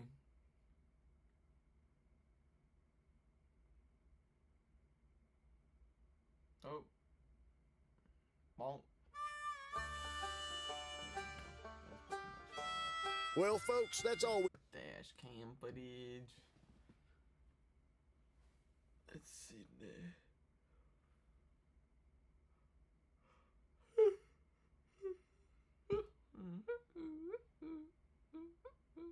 Alright, next. I'm gonna watch Hooligan Christian. And we're gonna see his most popular video. Oh, actually, let's see this latest. I've seen that. Let's see that. If you're a big fan of Travis Scott, you've probably heard Butterfly Effect where he says Hidden Hills deep off in the Maine. Well, I'm actually in Hidden Hills right now, and I'm trying to go deep off in his Maine. Kylie Jenner lives here, so I'm gonna try to sneak my way past security and just meet Tom Holland and Kylie Jenner collab. They have this shit secured like Area 51, so it's gonna be pretty damn near impossible. But you know, I'll try my luck. I mean, who wouldn't for Kylie Jenner? Hey, how's it going? Looks like freaking. Just here to see Kylie. What's his name? Christian Holland. That's crazy. That's literally his twin. If you're a big fan of Travis Scott, you've probably heard Butterfly Effect where he says Hidden Hills deep off in the Maine. Well, I'm actually in Hidden Hills right now, and I'm trying to go deep off in his Maine. Kylie Jenner lives here, so this Kylie. Here to see Kylie, you said? Yeah, she invited me over. What's the address? She just told me to slide through Hidden Hills deep off in the Maine. Deep off in the Maine. Okay. I think it's working. We have more than one Kylie's that live here. It's the hot one. The one with the cosmetic company, Travis Scott's BM. The one where her dad became her mom. I don't know, like I legit don't know the street or anything. It's all good, I know it. Just let me in. Okay, if you know it, then can you tell me what the street name is? Yeah. I could, I just don't want to. I need the street name. It's on Fairhaven, no? She sent me the wrong fucking address, dude. Bro, I told you it's like Area 51 to get in this motherfucker. I don't know how she's taking me serious right now, too. It's like obviously a fucking joke. Oh shit, we got backup coming. God damn, this guy's equipped like a Call of Duty player. So basically, what's going on, guys? Just trying to link up with Kylie, but I don't know if maybe, is Travis just there? Is she arguing with Travis? Travis who? Scott. You're Travis Scott, okay. Yeah. So, you got an ID on me, bro? No. What's your name, man? You want my real name? I would like that, yeah. Rick Rick? Last name, Rick? Owens. Rick Owens. Sure it is. Okay, cool. So, I'm gonna back these cars up off you. You guys can put it in reverse. You can bust a U-turn up out of here. Okay. Dude, this guy is anxious. Dude, he was he was shaking, bro. Like, I have a feeling I just actually guessed Kylie's address or some shit and they're worried. All right, we got rejected, man. Kylie's just playing hard to get. It's okay. She'll probably hit me back up later tonight once Travis, like, gets on the PJ to Miami. And, yeah. Since Kylie didn't let us in, I thought we'd stop by my boy Mac Miller's house. Because I'm a big Mac Miller fan, and I found out he lives at this house right here. Pretty crazy, dude. This is where he died. And that's not cap. That's, like, actually Mac Miller's house. He died in that house. Oh, he died in that house. Oh, shit. That's pretty crazy, dude. This is where he died. Actual house. That's crazy. R.I.P. to Mac Miller. And that's not cap, that's like actually Mac Miller's house. He died in that house. I didn't even listen to Mac Miller until he died, to be honest. But once I started listening to his music, I was like, wow, this guy's really talented. And now we're at Juice WRLD's house. Look at this thing. This is fucking huge. No way, that was Juice WRLD's house. Damn, that shit is huge. This is the biggest house we've been to so far. You can't even see it, but it's huge. One time I met Juice WRLD, and it was pretty cool, but I didn't know who he was because it was before Lucid Dreams dropped. He walked right by me, and he was wearing this sick-ass outfit. And I was like, dude, sick pants. And he's like, appreciate it, bruh. All raspy, like eyes wide open. Like he was probably off the perks at the time. And the way he was looking at me, I thought he was going to punch me in the face, but no, he was just on perks. Rest in peace, Juice WRLD. Rest in peace, Mac Miller. Kylie, I'll see you later tonight. There's this guy named Kyle and he has no social media, so we thought it'd be funny to do like a fan meetup. Kyle has no idea it's happening, so we're about to go meet Kyle right now. This is the address. A paper plate taped to the wall. What's up, guys? Introduce yourself. Fuck? I'm Kyle. I'm from Illinois. I gotta redo that. There we go. Bro has a freaking paper plate taped to the wall. All right, so that white guy you saw sitting on the couch, that's Kyle. We're here at the fan meetup. There's about 12 people here right now. We love Kyle! Kyle! Write Kyle on his chest. Oh, you spelt it wrong. Who's Kyle? Oh, damn it. It's K-I-L-E. No, I'm kidding. Kyle! Kyle! Pull him out. Pull him out of the car.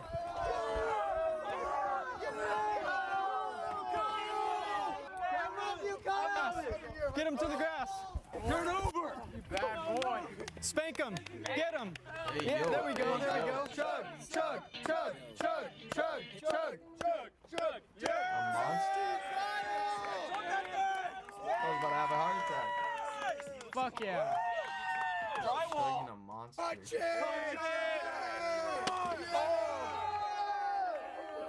Yeah.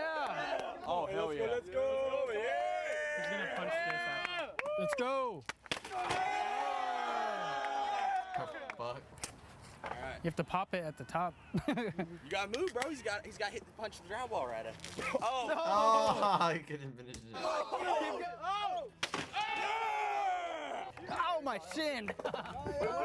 This is all for you. Thank you. How do you feel? I feel humbled. I feel grateful for all the fans. All these people are so inspired by you. Yeah. You hold the world in your hands, and your influence is just insane. So we did this to show our respects for you. Thank you. They're doing a Monster Energy chugging drink challenge. Last one has to get a shin drop with the skateboard. Chug, chug, chug. Come on. Oh, he spilled a lot. He already lost. He already lost. Come on, Gabe. Oh. Close your eyes. Kyle, Kyle, Kyle, Kyle, Kyle, Kyle. Here, Kyle. Yo! Yeah, we love Kyle. It's for Kyle. It's just for Kyle. Just hold it. Dude. Yo, don't hold it, you idiot! Here, Kyle. Oh my God! All right, Kyle, thanks for coming to your meetup. Yeah, dude. I had no idea about it, but I'm glad I came. Speech. Thank you, everyone, for coming out. What time did you go bed today? What? Oh. Yeah! Oh. Yeah! See ya! Typical Kyle fan. Yes.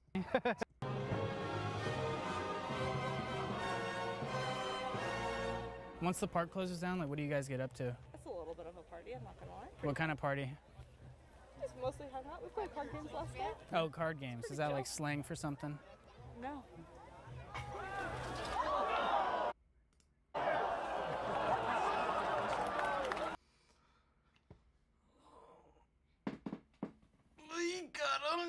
Caramba!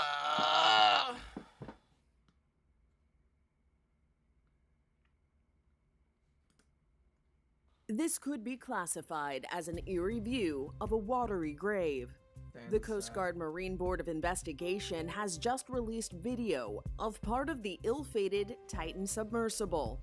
In June 2023, 5 people died on a private expedition to see the wreckage of the Titanic. About an hour and 45 minutes into its dive, the submersible called the Titan lost contact with its owners, OceanGate Expeditions. That sparked an international search for the Titan and her passengers, which concluded when the Coast Guard determined the submersible imploded. This was a catastrophic implosion of the vessel, which would have generated a significant broadband sound down there that the sonar buoys would have picked up. The newly released video shows the tail cone of the Titan on the sea floor. Next to it is a piece of carbon fiber. This footage was taken by a remotely operated vehicle. Crazy.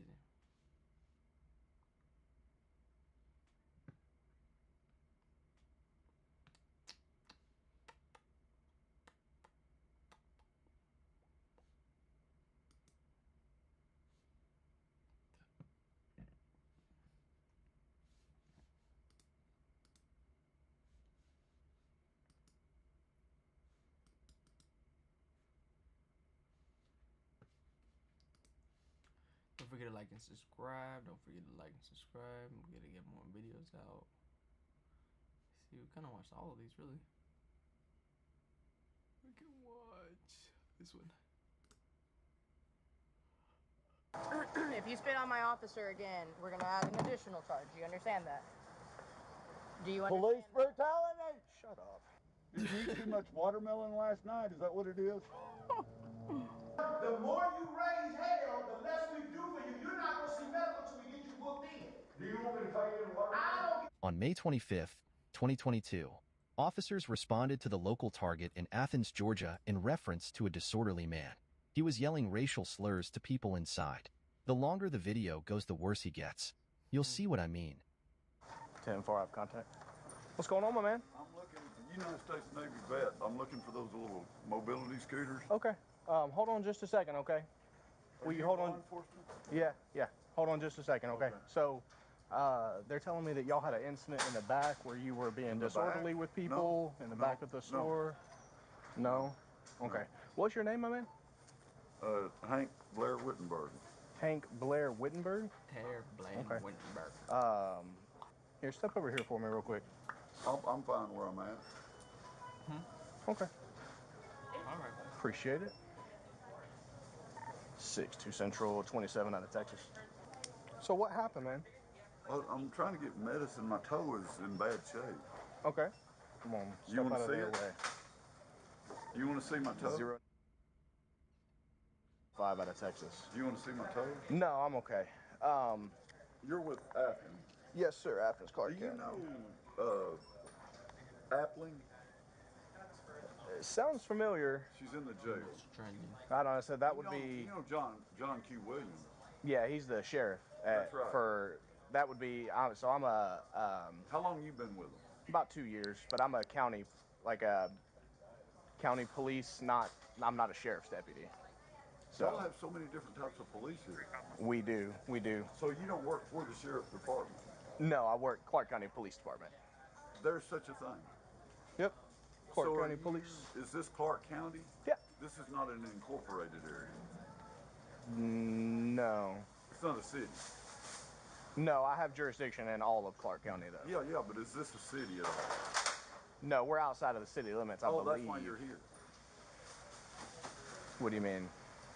Well, this is your jurisdiction. Central. Will you see if you can get the caller to meet me at the front? Are you wanting to take me to jail? Twizzler? No, I don't want to take anyone to jail. So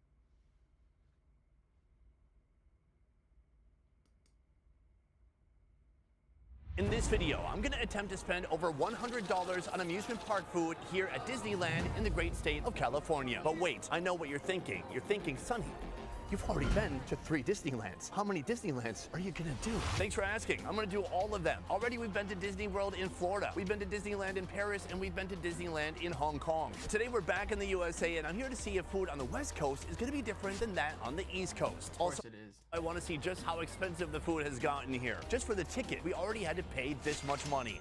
I forgot the amount, but it's on screen. So what do we do to get back at them? We spend even more on food. I gotta rethink this business idea. Something profit. Anyways, let's not worry about that now. Let's go hunt down some food.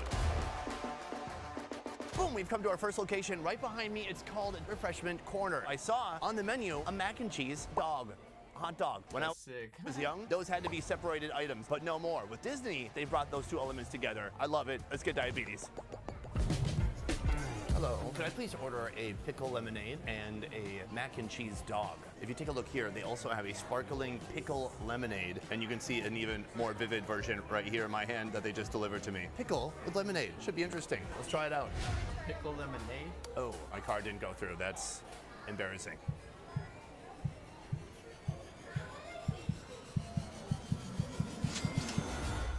Cool.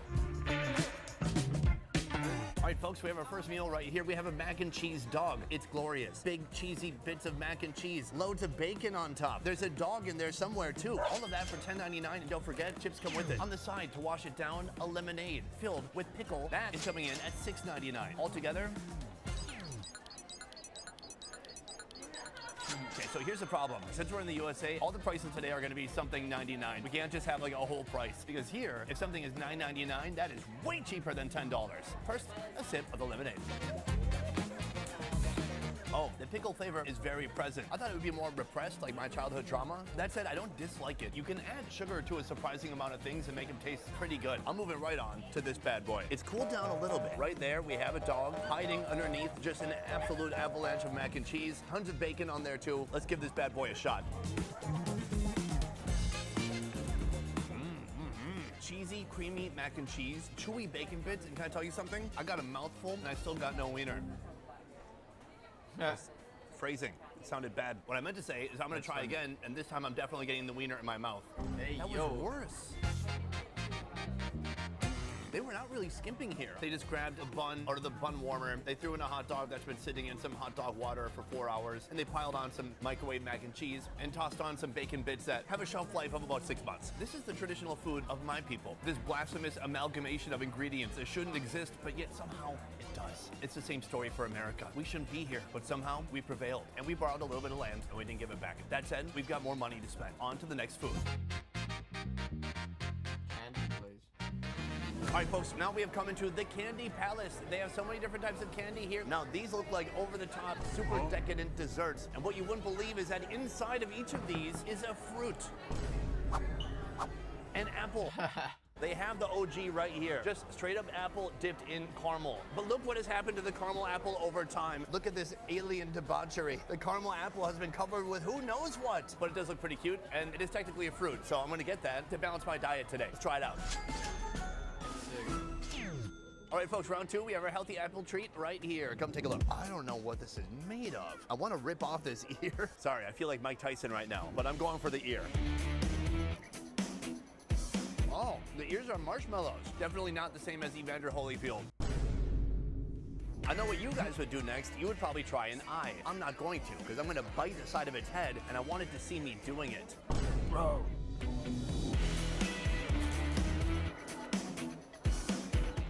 God, it's like half an inch of sugar. That is the apple. It is a green apple, actually. Then it's covered in caramel. Then it's covered in this green kind of frosting. All of it's very sweet. It's very delicious, but wow, super sugary.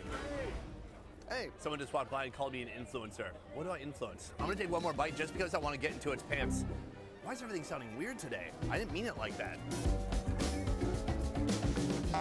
Oh no! It's okay, I saved it. Pants bite, I gotta say, tasted the same as the midsection. It's very sweet. It's got a nice flavor to it, but I'm not so much of a desserts guy. This is a rare exception. I'm gonna go try to find some more savory food. Cheers, let's go.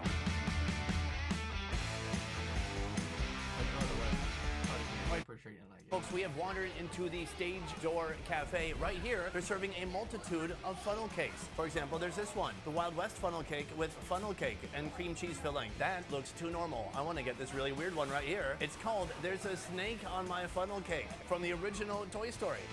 There's a snake in my boot. This has funnel cake topped with chocolate peanut butter pudding, cookie crumbles, peanut butter dust. Even the dust is delicious. Could I please get a There's a Snake on My Funnel Cake funnel cake? Yeah, I got you. Thank you. Yeah. Take a look at that. That's wild. Let's go find a seat and try it out. It's not my preference. That's not my preference. Does it? Oh, actually, it might look good. All right, folks, here we have food number 3. This is There's a Snake on My Funnel Cake funnel cake. First of all, a nice crispy foundation. This is the same foundation they're using for all their funnel cakes. And then on top, this looks like chocolate pudding, but let's find out. chocolate peanut butter pudding, very delicious. Then on top of that, cookie crumbles, looks like crumbled up Oreos, but probably the generic version to save money. And then this snake, what species is this? Wow, one of the most dangerous snakes out there. It can't deliver venom, but it will give you diabetes. Oh God, it's so sweet. Topping the charts with sweetness. I mean, it's sugary on the outside. And then take a look, it's stuffed with something. Maybe that's deadly snake venom. I'm gonna flatten out the ingredients a little bit, and then I'm just gonna give it a shot. It's good. It looks fire. I'm not disappointed. The Disney magic is capturing my heart. Or is that the vegetable oil? Crunchy fried bread, creamy, chocolatey, peanut buttery pudding, and then those crunchy cookies on top. Very satisfying. So that's the funnel cake. What I like about it is that they've made it unique to Disney. The snake that was in Woody's boots, they put that onto the funnel cake, and I love it. Could they just serve a typical regular old funnel cake? Yes, and they do. But where's the fun in that? But that wouldn't be as satisfying. You know, for me, I want to be out here eating actual characters from the movies, and that's what I'm going to do, gosh dang it. Let's keep moving.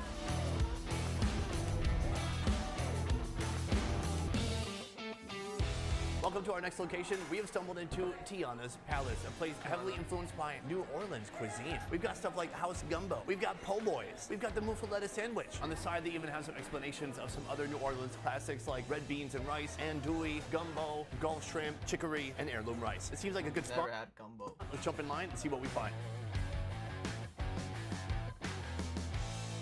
Could I please have one gumbo and one po' boy? Thank you. Boom, po' boy has materialized. Boom, that looks delicious. Thank you. Gumbo. All right, folks, course number 4, we have some gumbo and we have a po' boy. The po' boy is $16.29 and the house gumbo is $17.49. Together, it's $33.88, not including this drink. Yes, this is Tiana's restaurant, but I hate to break it to you, Tiana's not in the kitchen. The gumbo is probably cooked in Vermont and sent here in plastic bags on a truck. So we're gonna start with the gumbo. This looks like some pulled pork, some andouille sausage, and then some rice here, and of course, that gumbo all up in here. Let's give it a shot. Actually, I might not like that. Okay, it's on the verge of being overly salty, but I would say in general, not lacking flavor. It tastes pretty good. There's a beany, kind of starchy base to it. It's smoky, there's a load of cayenne, and it's very salty. Love you some smoky andouille sausage. Cleanse the palate. Diet Coke is life. So that's the gumbo. For being Disney, I would say it's pretty passable. My bad. I'm looking at the menu. I'm trying to figure out if I missed something with this gumbo. Oh, it's braised chicken. Okay, so sorry. It was not pulled pork. It was pulled chicken.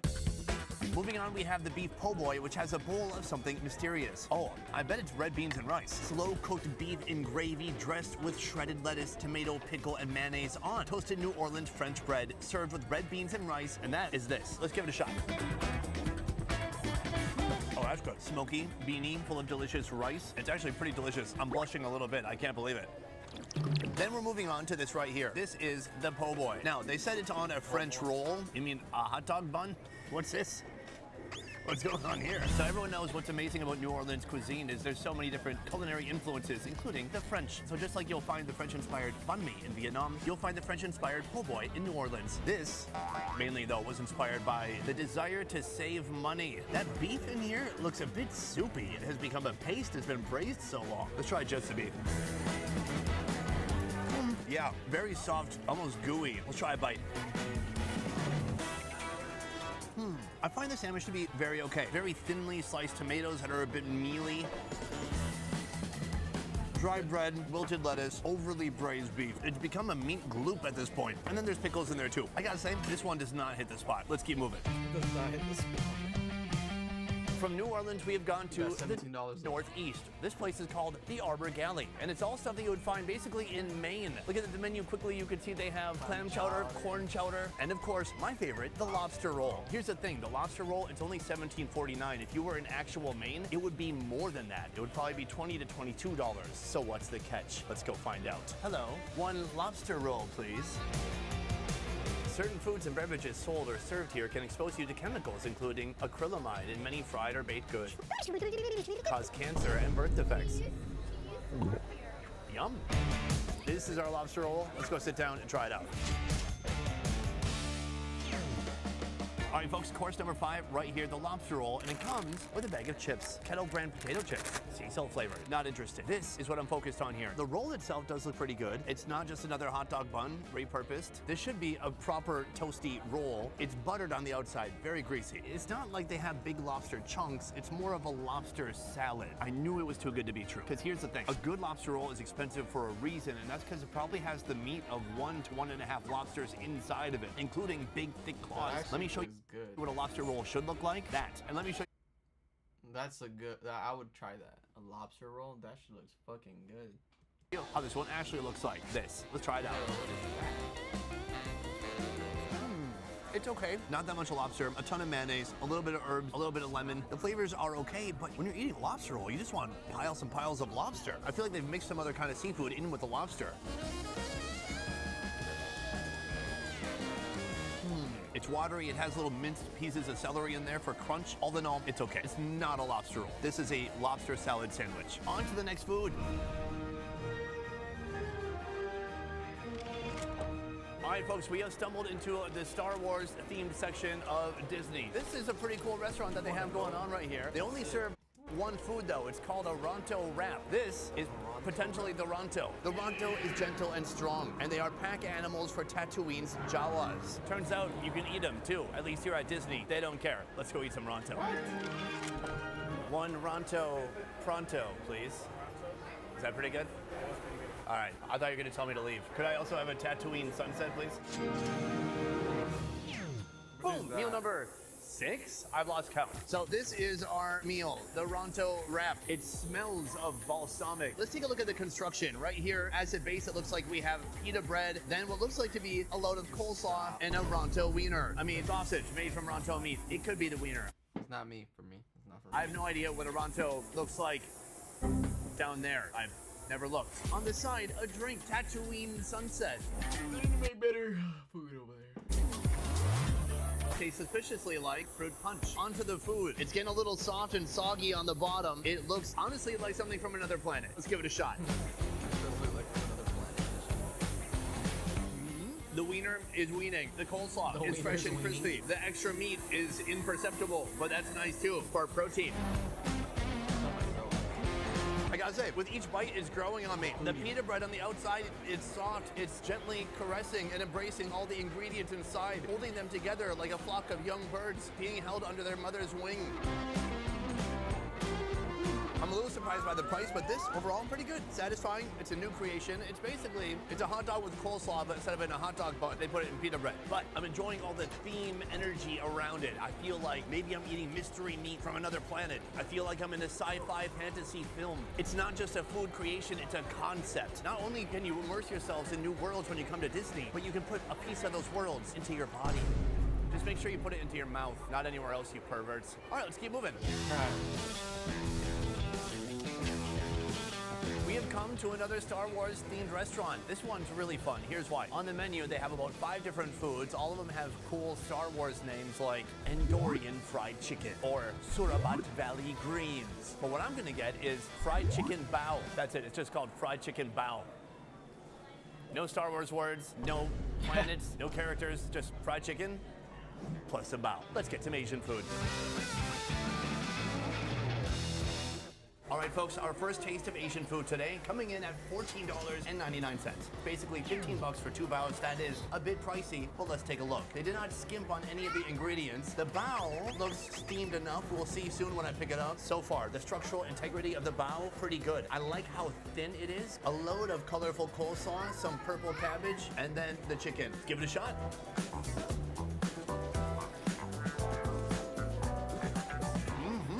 This is like the best thing today. Absolutely. It's so salty, but it's so full of flavor. The chicken itself is very good. That tastes like fried thigh meat. It has a nice crunchy bread coating on the outside. The coleslaw is refreshing and crunchy. A salty, savory glaze. It's kind of a sweet sauce mixed in. And then you have the bao holding it all together. That, my friends, is delicious. Usually, my adoration for the food goes down throughout the day because I'm just getting full. But now, I feel like I'm just getting started. This is like when you're about to get married and then you meet a new woman. Why is my wife squinting at me so hard? Is it right in here? For real. This right here, a big winner. So from here, we are almost certainly at or around $100, but I want to make sure definitively we end today by spending over $100 on Disney food. Can we do it? I think I've got one more food in me. Let's move.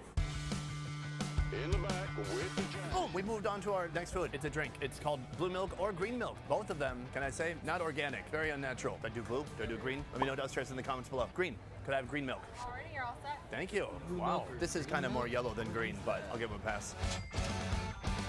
I just realized right now I should have gotten both flavors to see if they taste different, but this is greenish yellow milk. It doesn't look like milk. It looks a bit frozen. It's very cold. Let's give it a shot. Cheers. What the f is that? Interesting. It has ice crystals. It tastes like a slushie. I'm completely lost. I have no idea what's going on here. It's a little fruity, slightly sweet, kind of rich somehow. It almost tastes more like avocado smoothie than milk, though. I just got word this is actually a coconut rice milk. It does not contain any actual milk, you know, like from a cow. Moving on.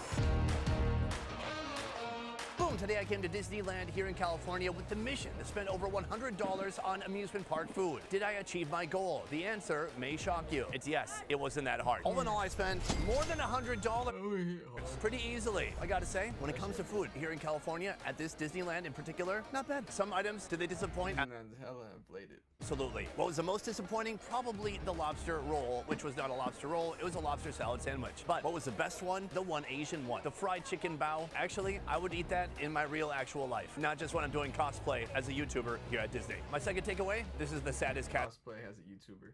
of all the Disneys. At least out of 4 of them, I can tell you that. What remains to be done? Well, I have to go to Disney in Shanghai and Disney in Tokyo, and then I've completed all the Disneys. And then we're gonna put it into a mega Disney compilation. It's gonna be amazing. That is it for this one. Thank you so much for watching. I will see you next time. Peace. All right. Time to cosplay as somebody who didn't lose a bunch of money today. Let's head to the parking lot. Oh my God, we have to pay for parking too.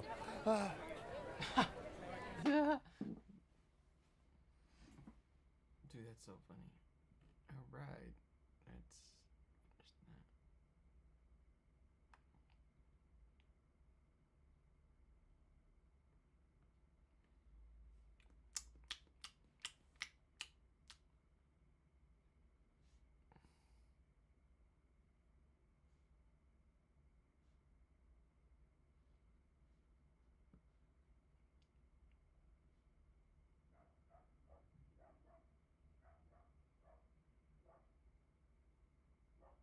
see what we're gonna watch next.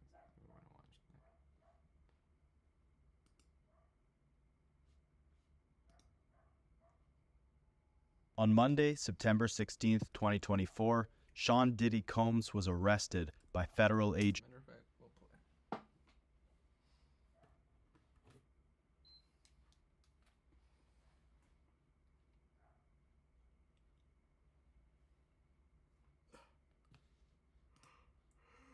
In this video, we've come to a garlic festival to see exactly what goes on here. But first, let's back up. The middle of America has a critical lack of entertainment. They have no Top Golf, they have no Dave & Buster's, they have no third example.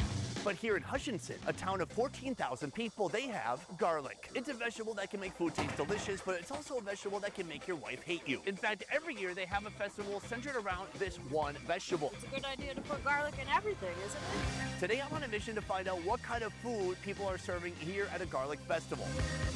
Boom, we have come to our first location. Right behind me, this tent known as Sunny Days Comfort Food. The first thing that caught my eye on the menu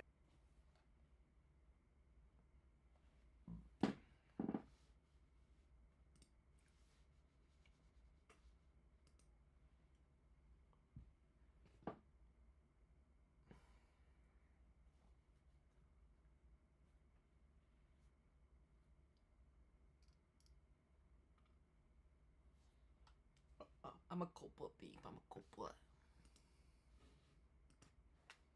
Babe, I'm a culprit. Like this. Shut up. Let me pay attention to you.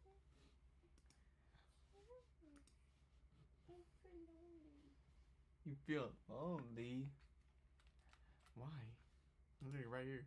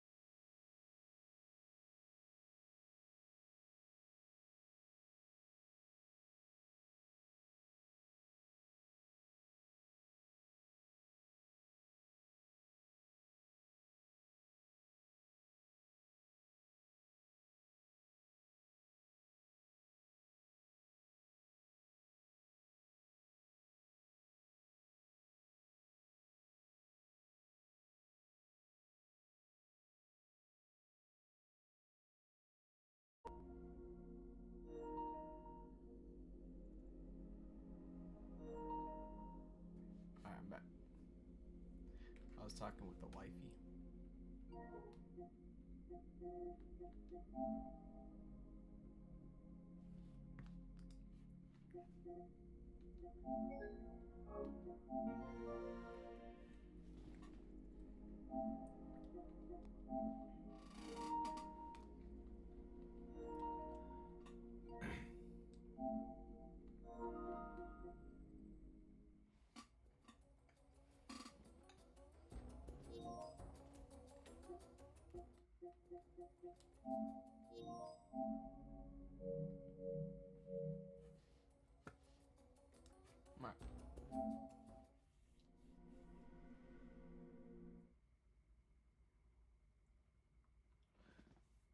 Yo, today we got Dead Rising.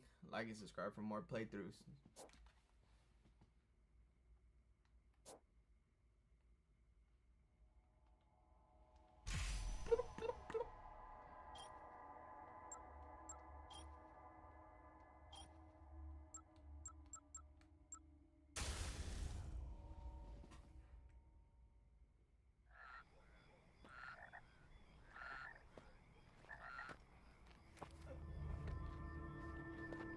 I've never ever played this game, just so you guys know.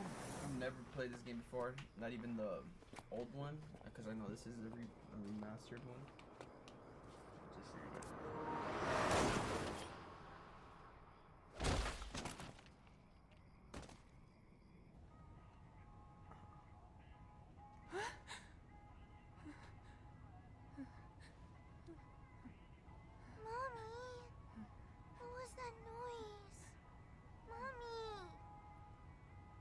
Is it, sweetie? I said, what was that noise? Nothing, sweetie. I just ran over a big frog. No, you didn't, Mommy. Sure. Frogs don't sound like that. Mommy, I'm bored. I want to open my eyes. Don't you dare. Please, just be a good girl and keep your eyes closed like I told you. Okay, sweetie?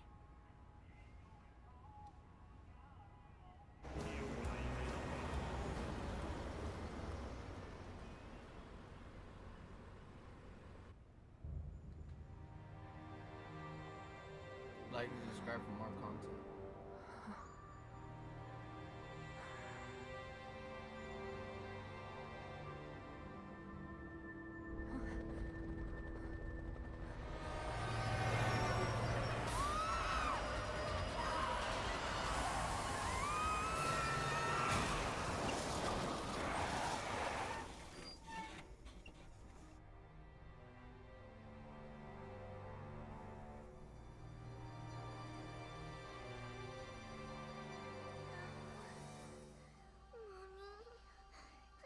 My head, Mommy. Mommy? Mommy? Mommy, wake up! Wake up! Wake up! Mommy! Mommy! Uh-oh.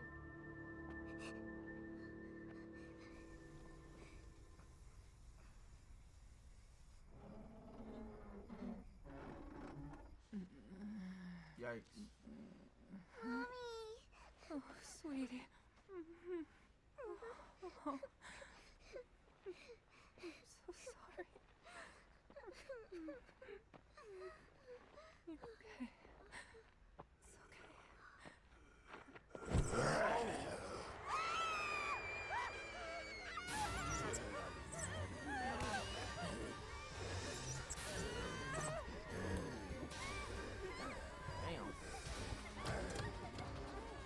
Truck driver. God, start! I wonder he crashed the car.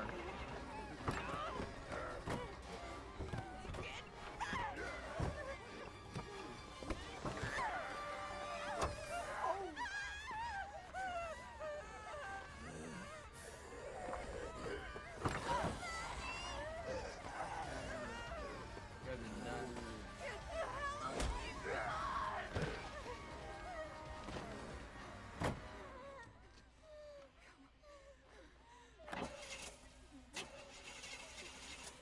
I would've got out and ran.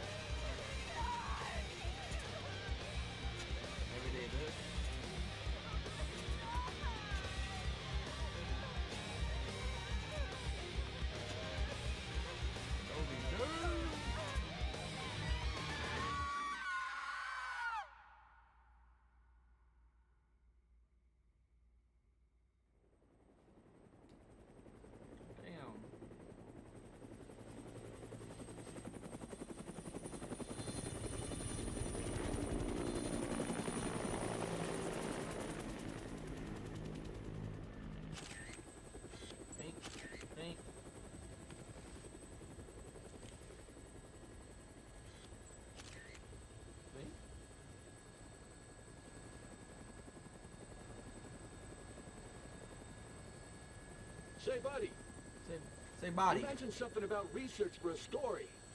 That's right. Got a tip that something big's happening.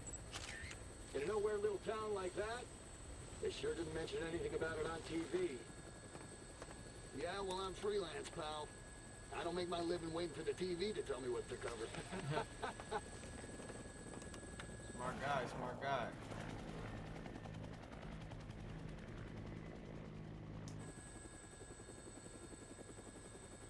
Here she is.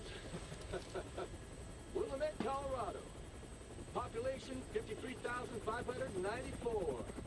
Distinguishing characteristics? Jack shit. About the only thing to do in this town is kill time at the shopping mall. Looks like it's our first stop. What was that? The army? Yeah. Looks like taking a helicopter was the way to go.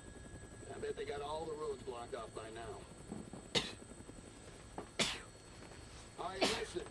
I want to get shots of the whole town before the National Guard finishes roping it off. Take me over the main street.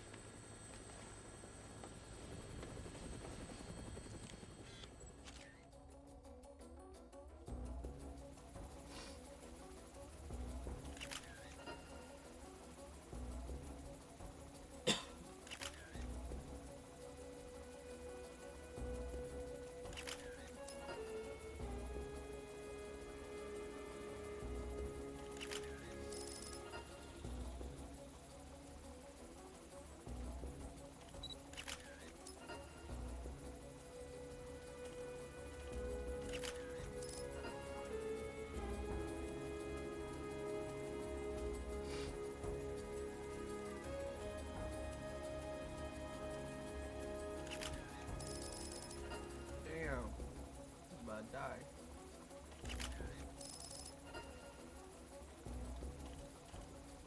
Whoa! What is that? Some kind of riot?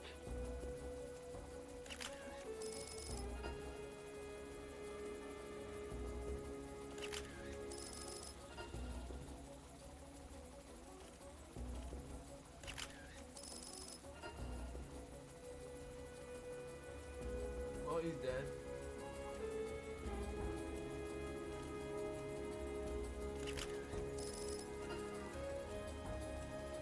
Is this what you came to take pictures of? Sure is.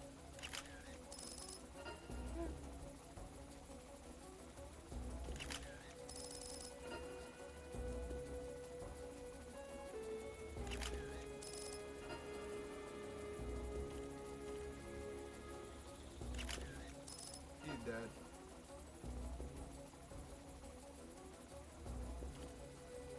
No way. Check that out. Look at all those people. What the hell's happening here?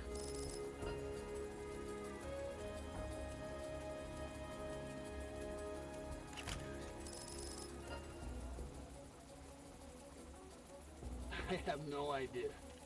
But one thing's for sure. Whatever's going on down there, it's not business as usual in this town.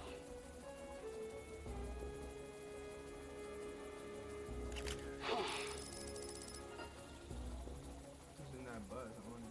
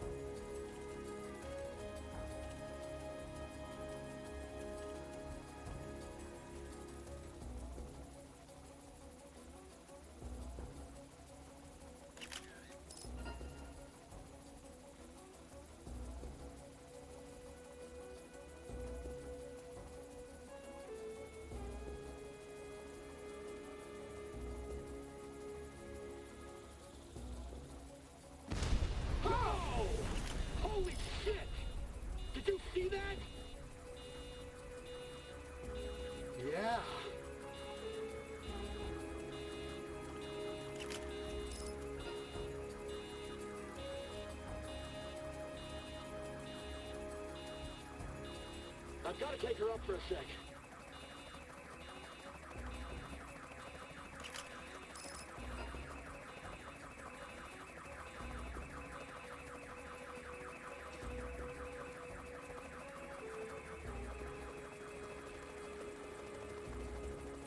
Take us down. We have to check out that building. Huh? Where? Right below us.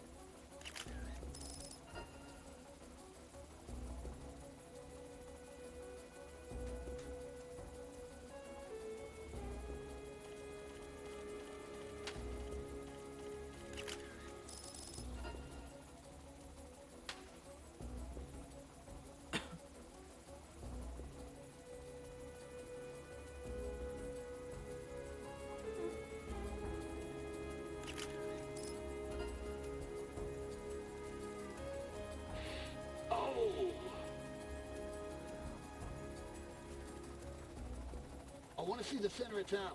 Take me there. Roger. I didn't get that last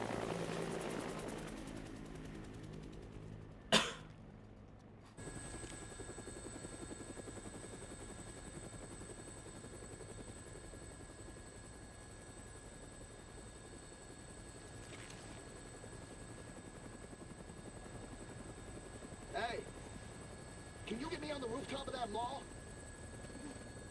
You gotta be kidding me. Oh, man, you are nuts. All right, listen. Don't forget to come back for me. As long as you're not dead, Fred. It's Frank. Frank West. Remember that name, because the whole world's gonna know it in 3 days, when I get the scoop. All right. Watch out, watch out! Whoa! Shit! Oh.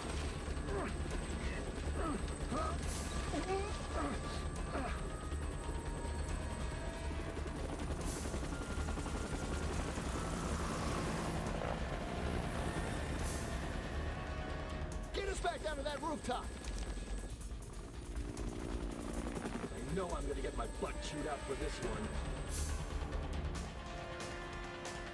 We're going down.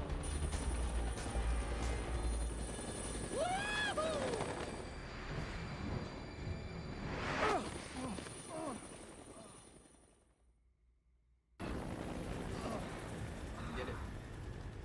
Hello there. Hello. Hello. You're the reporter, aren't you? Yeah? what? You came alone. Yeah, I'm freelance. You know, going the battlefield alone, no crew. So, what's going on around here anyway? You came by helicopter, didn't you? It's Dilio. What did you see from the sky? Well, if it were just a riot, I doubt the military would quarantine the entire area. The moratorium on information getting out is a little extreme, in my opinion. There's, something else I can't put my finger on. Doesn't sound like civil disobedience. It's too quiet. Almost as if everyone's already dead. Yeah. So why don't you just tell me already? What's going on? No, homie. I think you'd better see for yourself. This, my friend, is hell. Well, welcome to hell for me.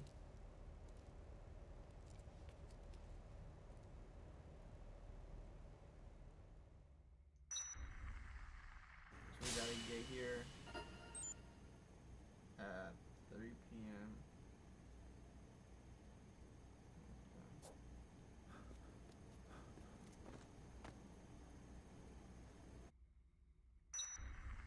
like 3 days.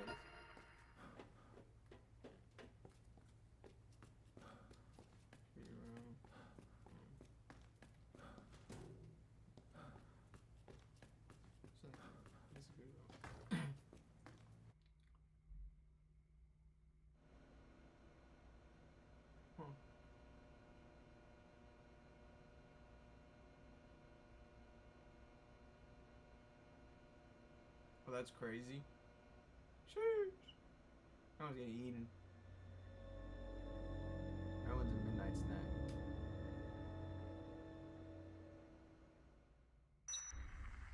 So far. I'm gonna be a shetty. I'm gonna be a shetty.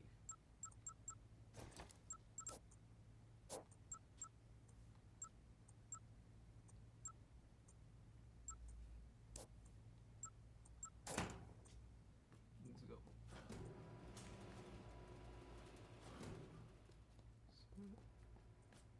Yep. Can't run.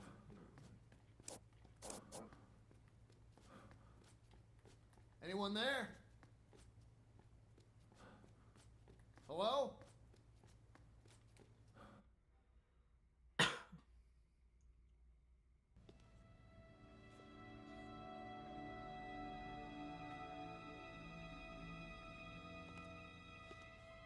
Frank West, sheriff.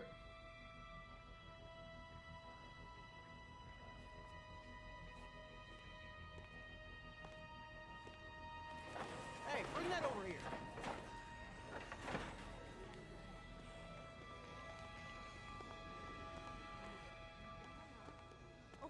Madonna, where's my little... Quit screwing around!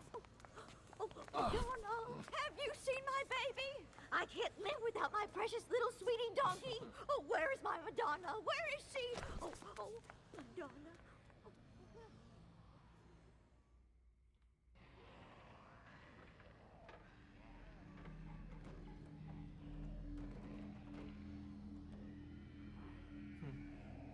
Hey, this is no time to ogle pretty girls, son. Dang, my bad.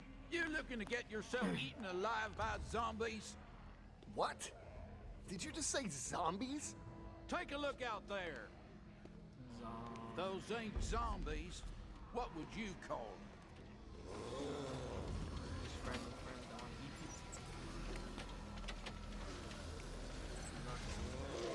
There's been more and more of them since last night.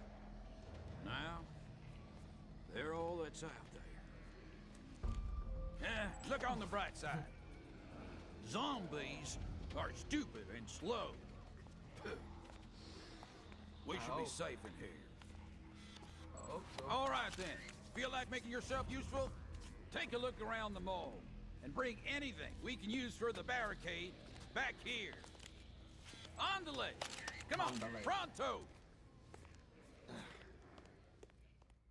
Oh, you gotta be going What we can use for the barricade. Got it? You know, benches, shelves, that sort of thing. There should be plenty of that stuff deeper in the mall here. Now go. We gotta keep those zombies out of the mall. Perfect. Madonna. Good. Where do you suppose he went anyway? He couldn't have gotten out of the Good. He's probably hiding somewhere, shooting his pants and shit. Good. It'll be okay. Help's on the way. Good.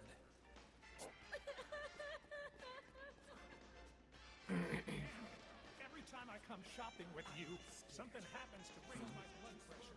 What do you...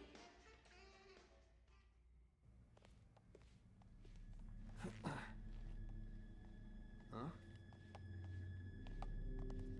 Let me get a picture of that guy real quick. You!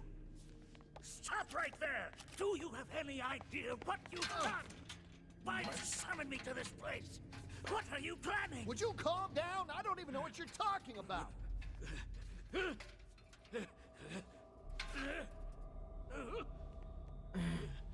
What the? What? Huh? Madonna!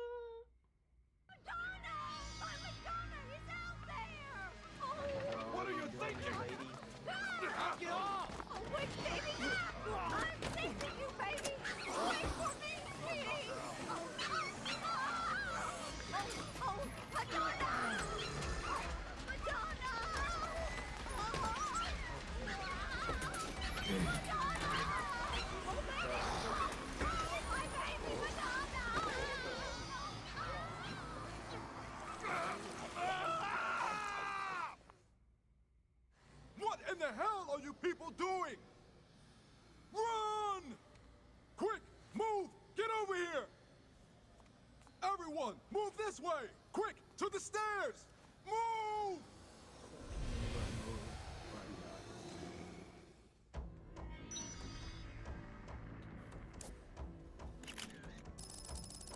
Perfect.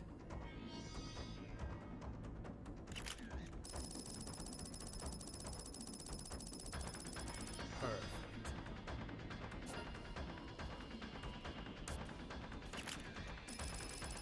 Perfect.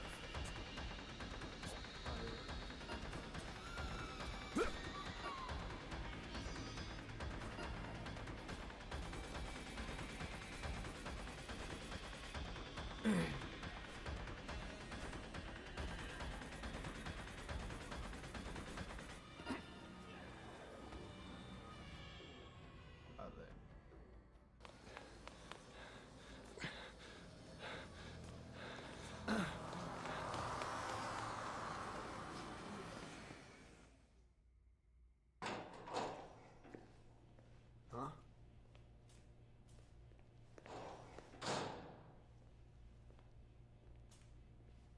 Where are the others? I don't know. I hope they got away. I hope they got away.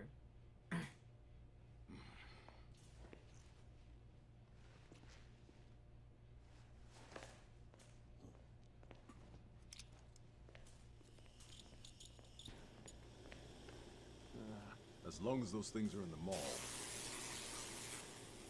we'd better not use this door.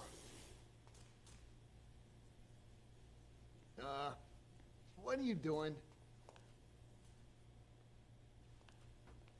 The air ducts. They'll get us back into the mall. And apparently, those things aren't smart enough to use the ducts. So they won't be a factor. Wait a minute. You want to get back in there? What for?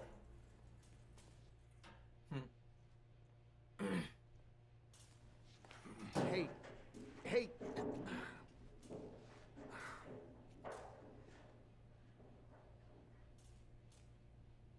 Nice camera. Are you a photographer? As a matter of fact, I am. Frank West, photojournalist. Could you show me some pictures, Frank?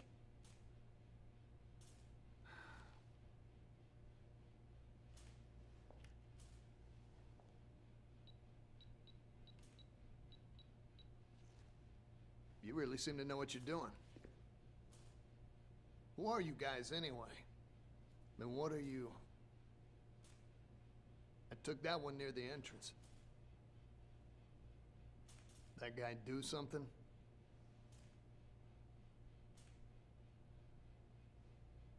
Nope. Thanks for showing me, though.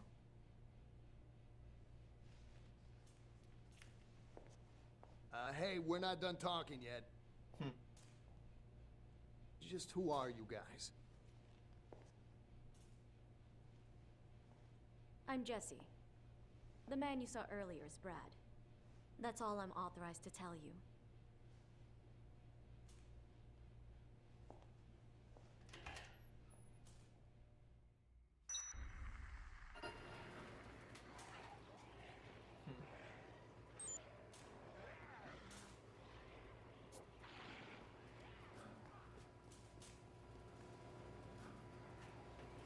You ain't planning on going well.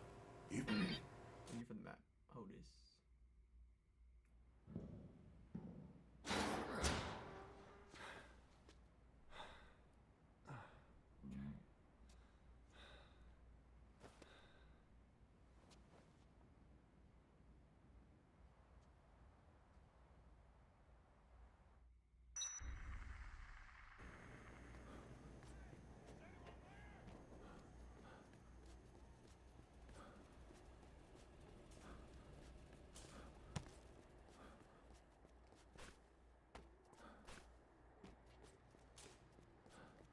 Hello? It's too dangerous here. Come on! Follow me! Follow me! Over there!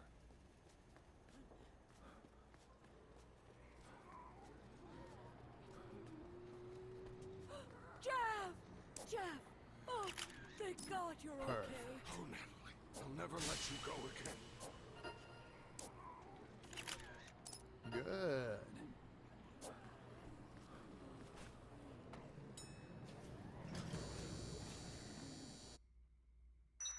Don't worry, I just knew.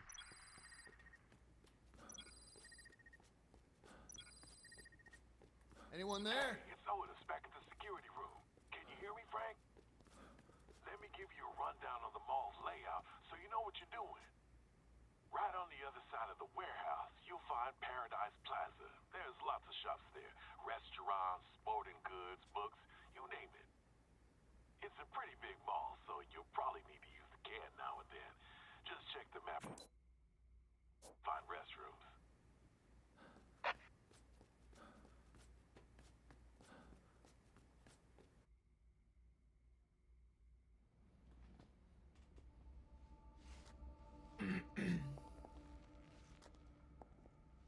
Zombies, huh?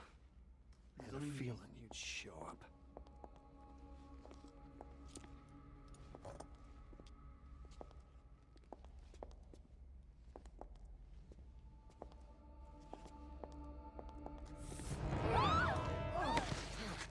God, it's you. Look, don't sneak up on me. Brad was attacked. I located him on the monitor. It's probably just a sprain. I've got to help Brad, or he's done for. All right, fine. Give me your gun.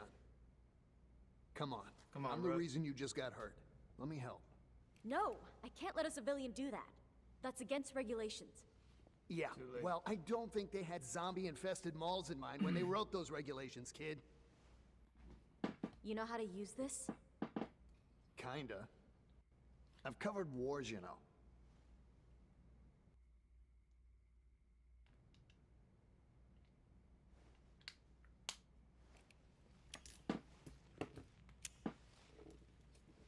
Look, after I'm through helping you, you and I are gonna have a nice little chat. What the hell's going on around here? Okay.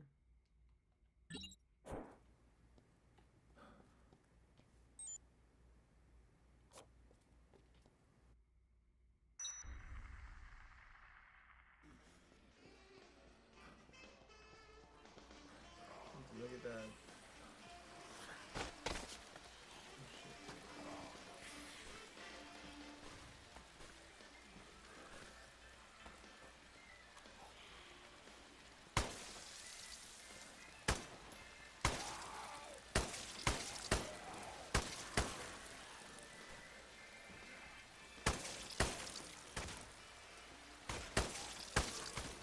Back up. Oh shit. Oh!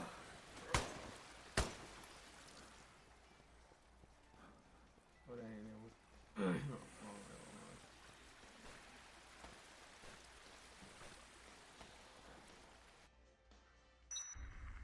wrong way. 1253. Natalie's dying. That's the person that we saved.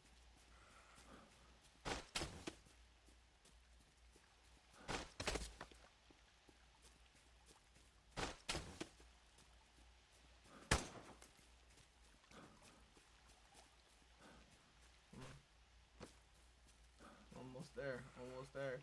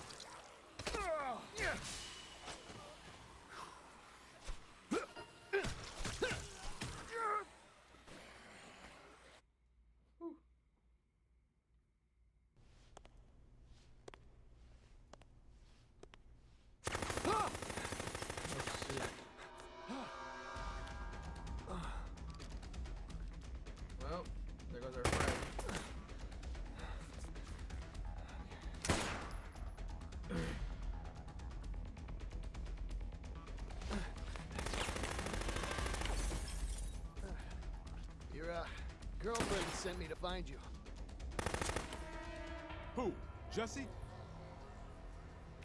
Damn it!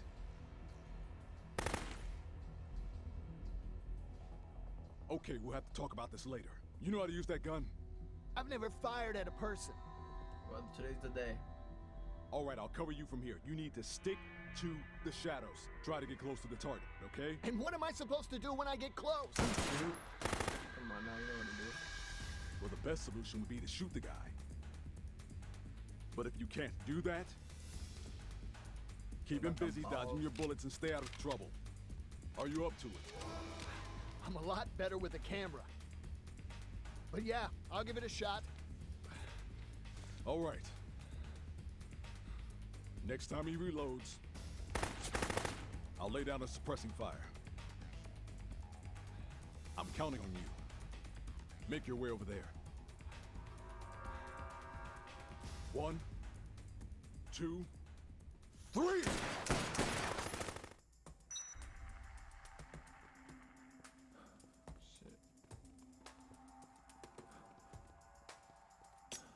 I've got you covered! Look for an opening!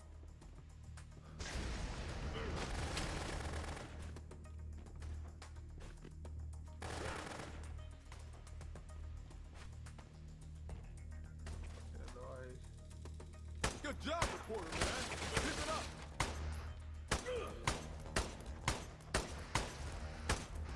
You don't look so good. You should eat something.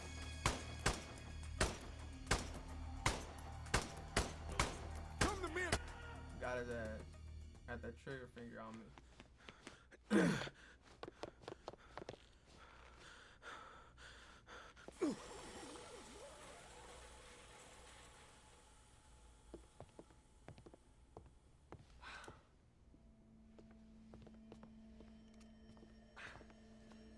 He got away.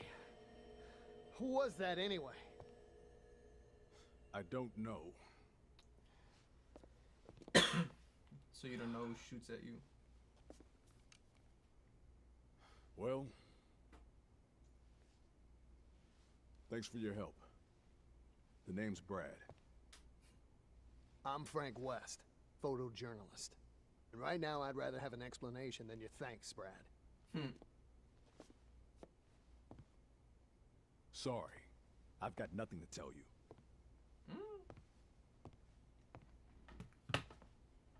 Look, I don't know what Jesse told you, but as far as I'm concerned, we're through working together. So you cover your zombie story and leave the rest to us. You guys are looking for someone here, aren't you? Who is that? Who are you exactly? Where did you You help me, I help you.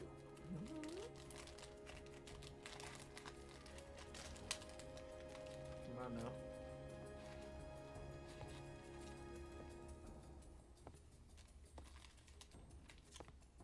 Damn.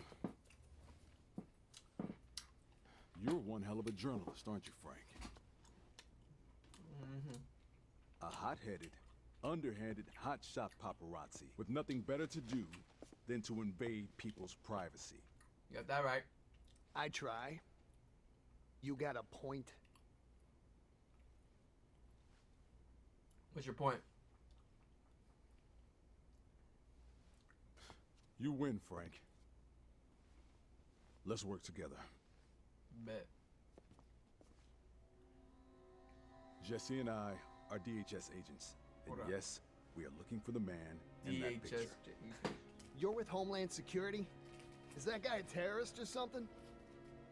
Something like that. I took that picture in the entrance plaza. Right near the front door. The entrance plaza. You're sure? Hey! So do I have your permission to cover this story? Or not?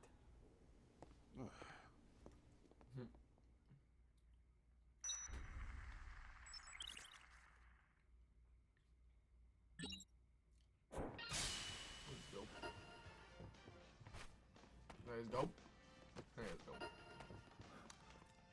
I'm back, y'all. Nope, there's zombies.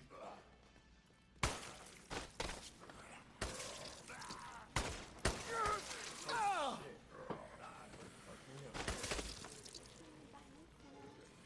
Where?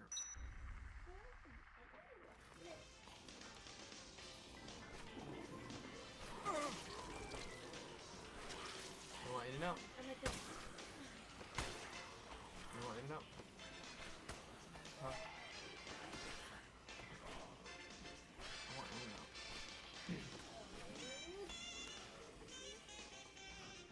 Brad, you got Brad.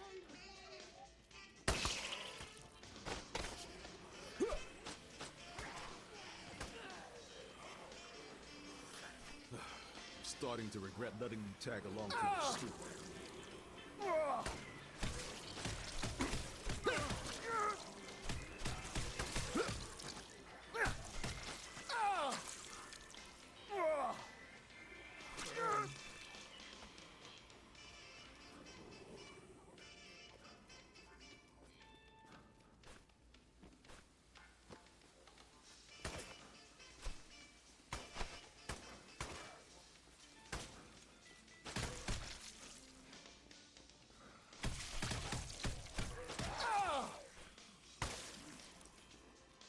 Hey, you. 1340.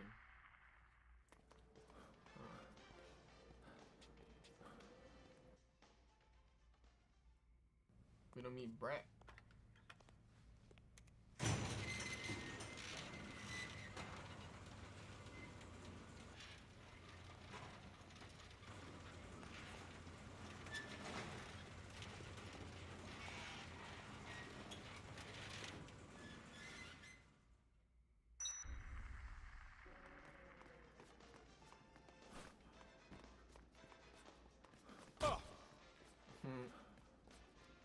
I did not mean to do that. I just.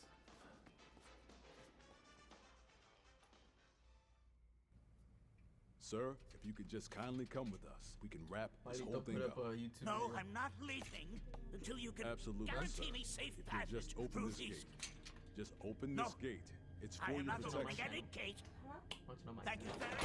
I'm going to stay right here. Dr. where I'm Barnaby, safe. sir. Thank you and Dr. goodbye. Dr. Barnaby. I watched it. Doc. Watched it last night. Well, what happened? You can't just arrest him? He turned down my offer to protect him. Said he isn't going anywhere until I can guarantee a secure route out of here. Who is he exactly? Jesse has a direct line to HQ. Oh, the first thing we need to do is to call for backup. Okay. One. Frank, right now, you're in the entrance plaza. Looks like you got the shutter open. If you want to change into some fresh studs, just take what you need from the clothing shops out there. Hey.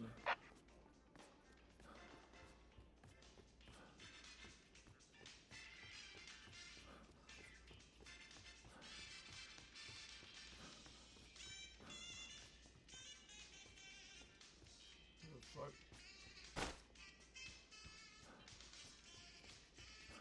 Oh, here we go. All right. All right. Shit, this is sick.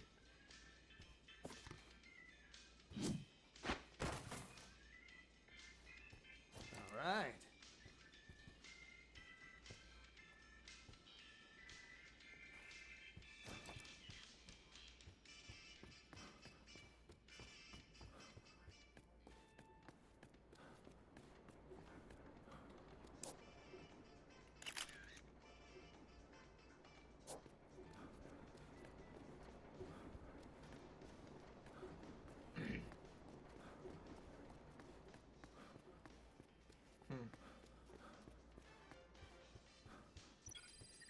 Frank, you there? It's me, Otis, the janitor. You said you were journalists, right? I've been watching the monitors here, and I've got some info you might want. There's some young guy wandering around in Paradise Plaza. He's carrying a camera like you. I guess he must be a photographer too, taking pictures at a time like this. You're both crazy. Children of all ages. Willamette Parkview Mall, where dreams come true and rainbows are admitted free of charge. Jeez.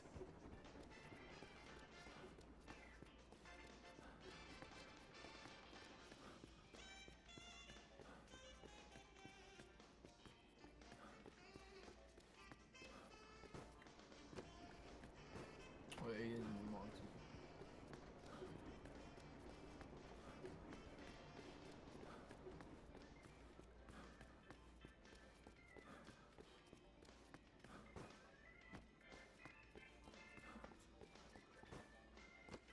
Am I getting farther away?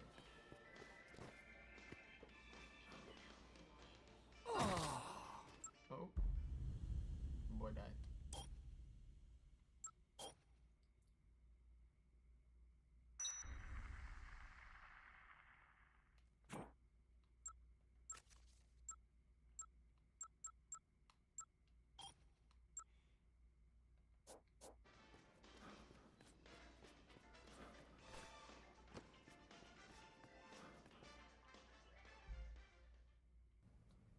Sir, if you could just kindly come with us.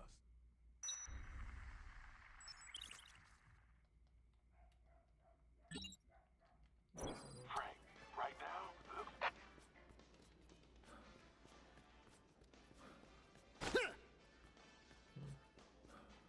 Save for a weapon too.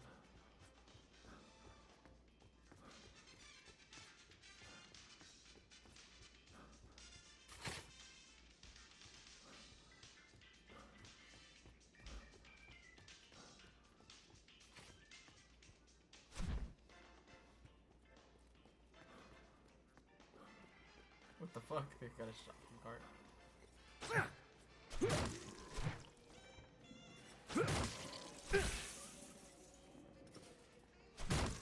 We're close today.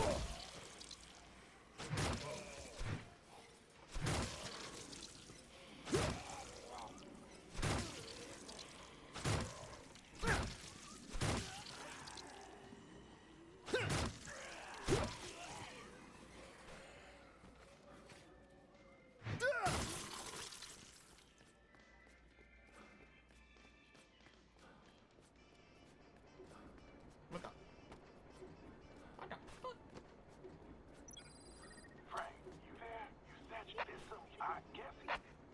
We're only weeks away from our long-awaited 3rd anniversary extravaganza.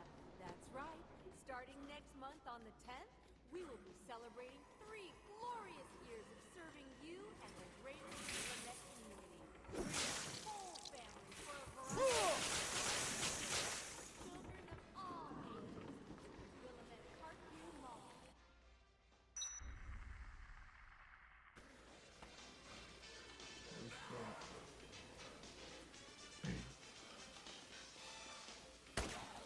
What the fuck?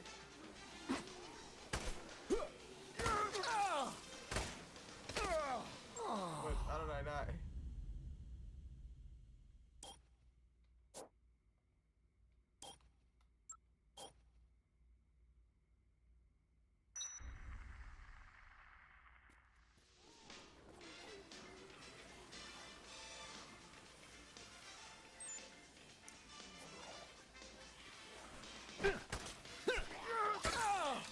What?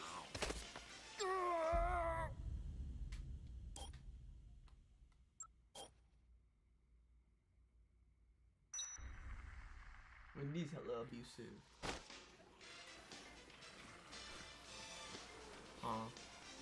Wendy's abusive.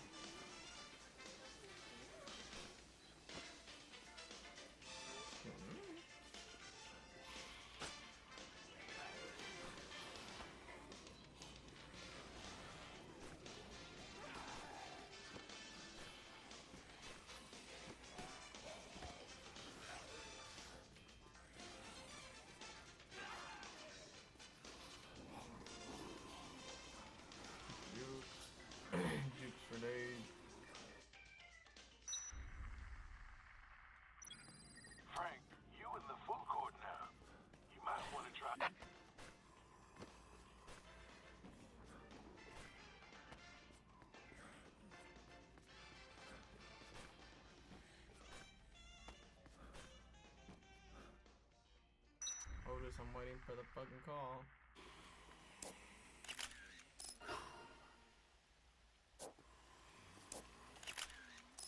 Perfect.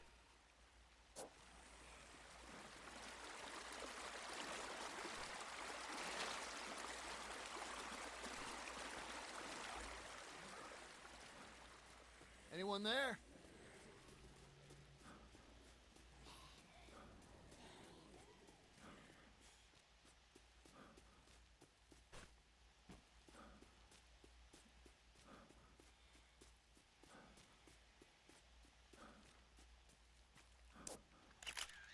Oh.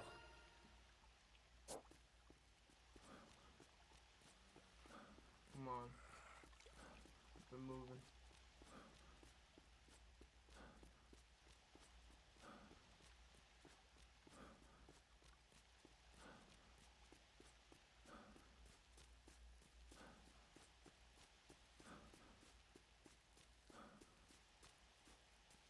Take this for sure.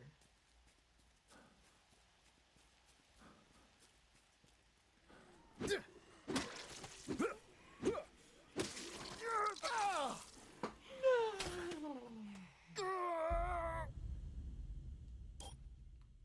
swear, I gotta go all the way where I was at and be mad.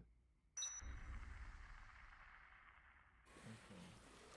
Can't see the other way.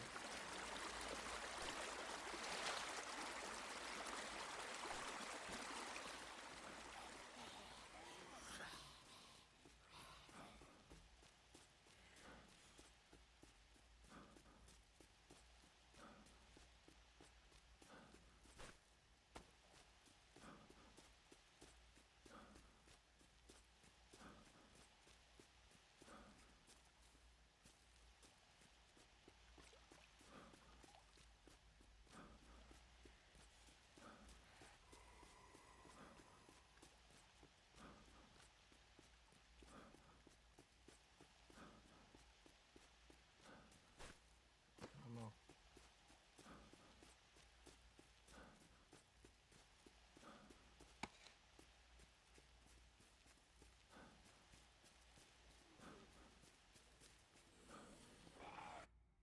Miss.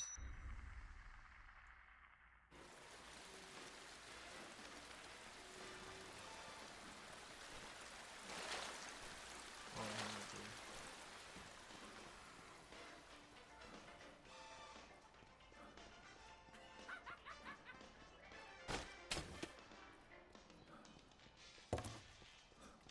Hey, you! You're in my way! Right. Can't you see I'm hard at work? I'm trying to take some pictures here! Good. You've got a nice camera there yourself. But you don't know the first thing about Good. photography, do you? Think you're... Do you? If you don't... The name's Frank West. I'll just... Okay, okay. Hang on a sec, buddy. Why don't I do you a favor? Don't be shy. Show me what you... What a great idea. Let me do it.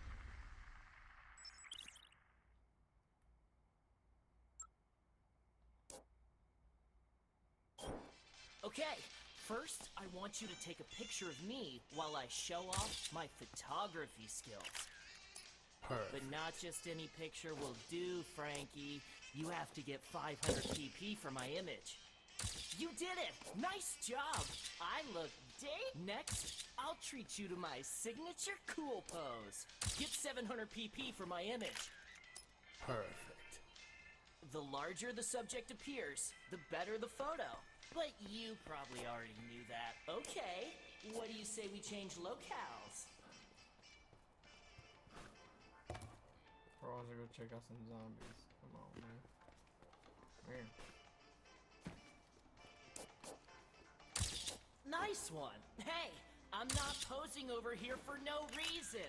You gotta time it right, Frankie. You've got no rhythm, man. Take shots like that, and you'll never catch my pose. Great shot. Perfect. Nice shot. You did it. Of course, half the credit goes to your model.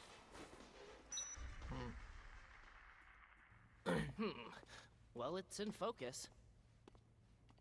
And, the composition's okay, I suppose. Uh-huh.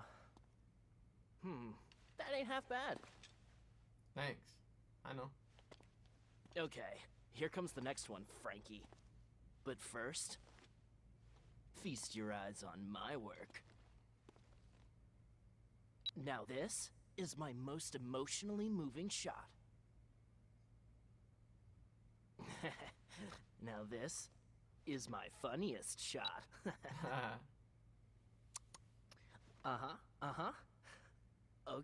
Okay.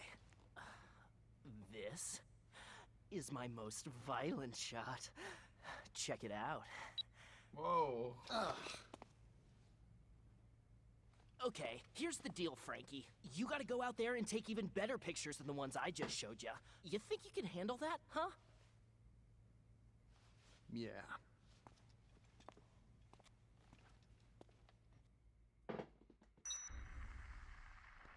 Come on, Frankie.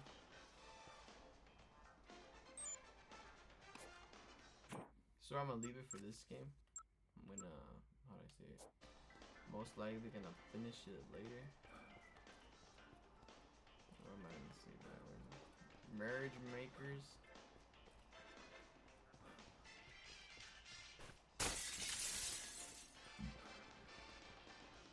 I'll find a save first.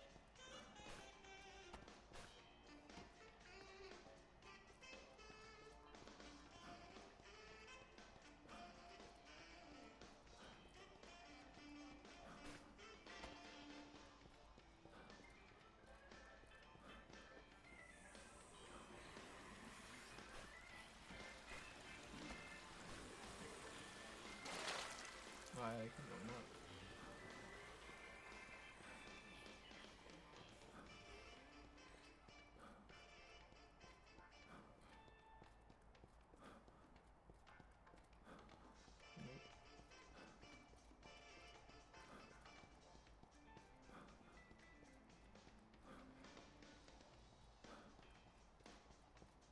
You want Wingstop?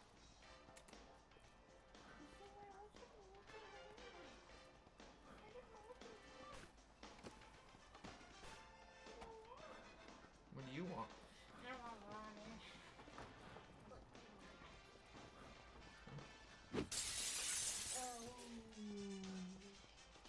Try that. Oh. Oh fuck, do I get on the roof?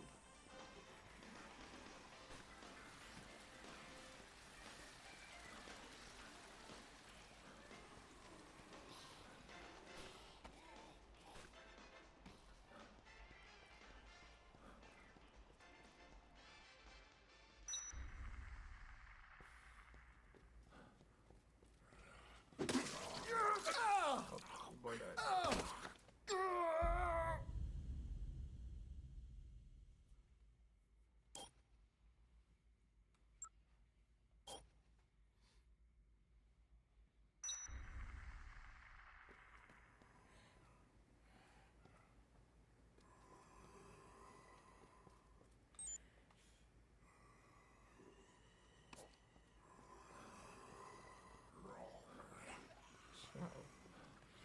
Oh shit.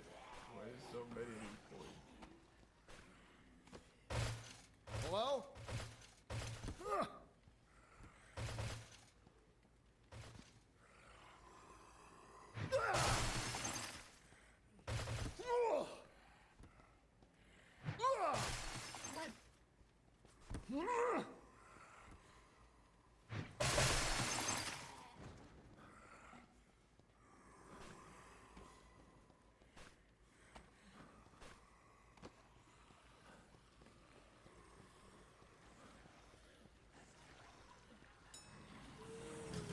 Oh my god!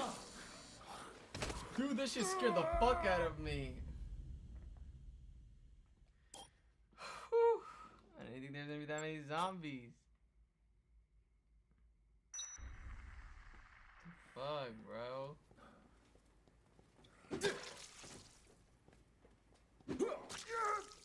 Fucking bitch.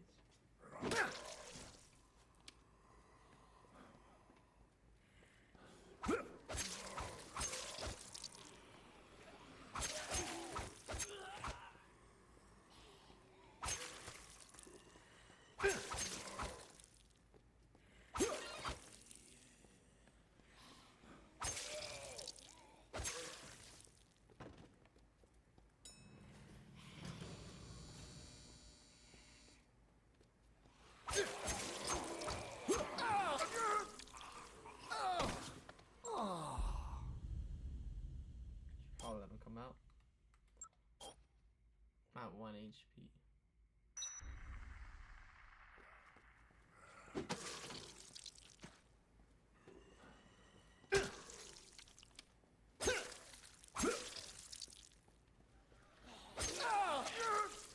Am I dealing?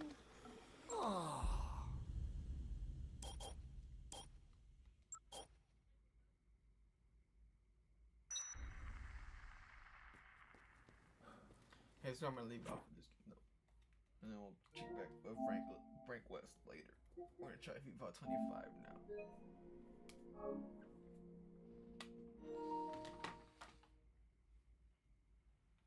I'm gonna go BB.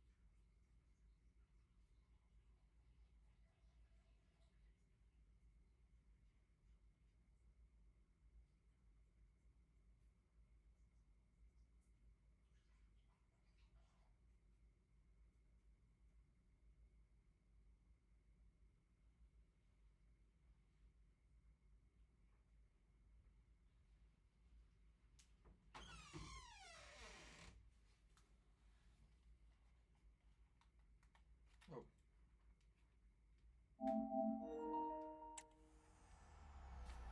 EA Sports in the game. Welcome to the club, FIFA 25.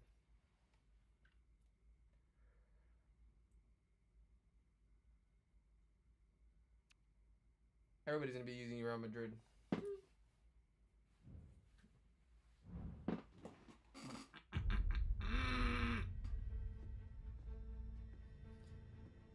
FCIQ, that's kind of cool.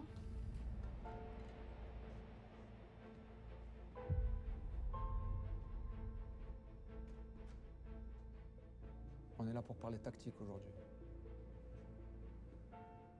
Cela peut paraître ennuyeux, mais au contraire. La tactique, ce n'est pas seulement des datas et des réunions sans fin. Il faut voir le football sous un autre angle. Dans le haut niveau, le foot se joue aussi dans la tête. L'intelligence de jeu est aussi importante que la technique. La tactique au haut niveau, c'est ce qui fait la différence. C'est ça qui rend beau le football. Le football, c'est aussi la tactique. Elle s'applique sur deux phases de jeu. Quand tu as le ballon et quand tu ne l'as pas. C'est simple, individuellement et collectivement. Comment tu attaques et comment tu défends. Par exemple, sur le deuxième ballon. C'est resté simple. Celui qui a les cartes en main, c'est le joueur. Toujours. L'important, c'est que le message soit clair sur ce que tu veux et tes intentions pour tes joueurs. Vas-y, sois curieux, ouvert, observe, étudie, tente. Il y a 1000 possibilités, 1000 formules. Il ne faut pas être conventionnel. Joue ton jeu, crée. Welcome to the club. Appreciate that.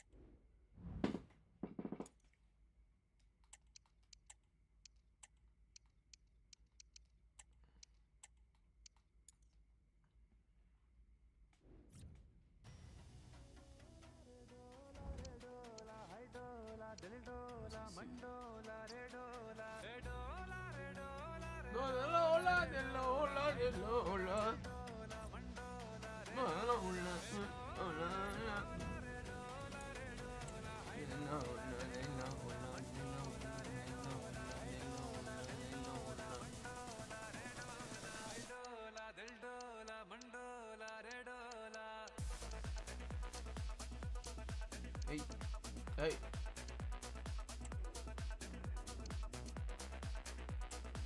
Me empape, pinche me empape la verga.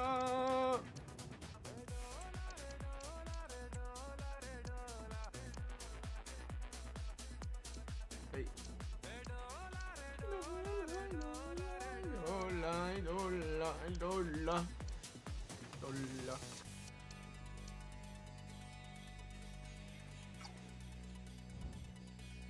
Me empape.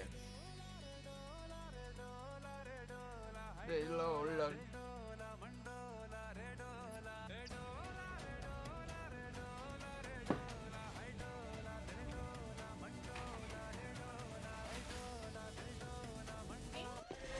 A game that appears highly likely to deliver in every way. Two very able teams ready for a top-class confrontation. And no one is taking anything for granted on this huge occasion. Stay tuned, we'll have all the action for you live from the Bernabeu here on EA TV. Hello from one of the great venues in world football, the Estadio Santiago Bernabeu in Madrid. I'm Derek Ray, ready here on the commentary position, and alongside me is the former Arsenal, West Ham and Coventry midfielder Stuart Robson. And every reason to believe we're in for an entertaining match here. It's Real Madrid facing Manchester City. Oh, big chance! Strong hand on that one. Wait, what? This what?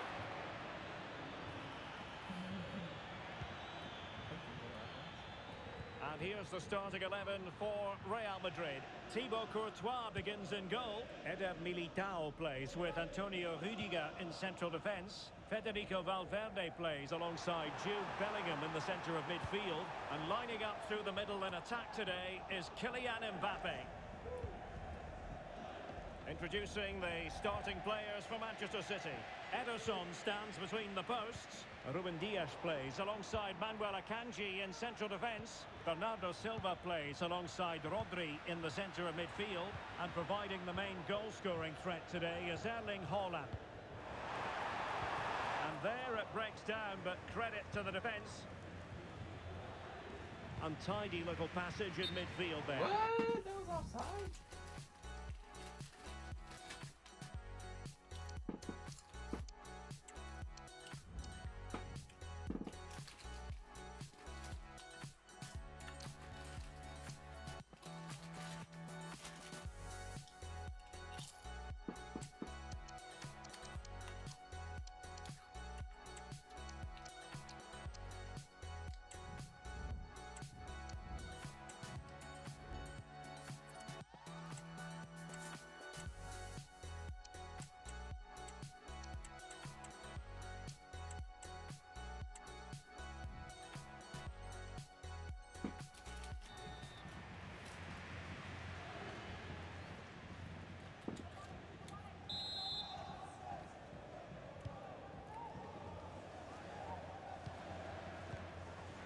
Well, Jude Bellingham rightly receives plenty of plaudits because he's a leader out there on the pitch.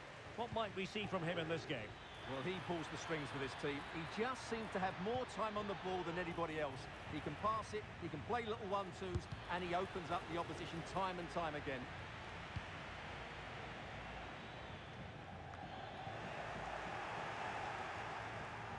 Plenty of support here, but they took care of the situation defensively. De Bruyne threading it through. Just needs to steady himself. Oh, yes! 1-0 it is! And it doesn't come as a huge surprise. Well, as the replay shows us, Kevin De Bruyne picks out the pass to beat that defensive line. And then the perfect finish from Foden. Great technique. There's no stopping that. Rodrigo. Real find themselves in a position of menace. And he did what he had to do defensively.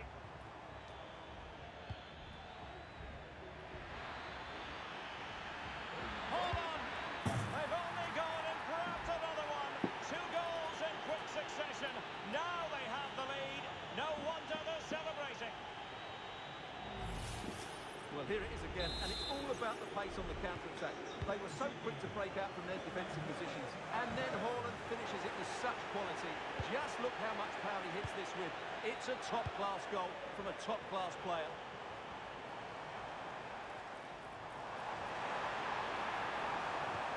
What? Very quick thinking there.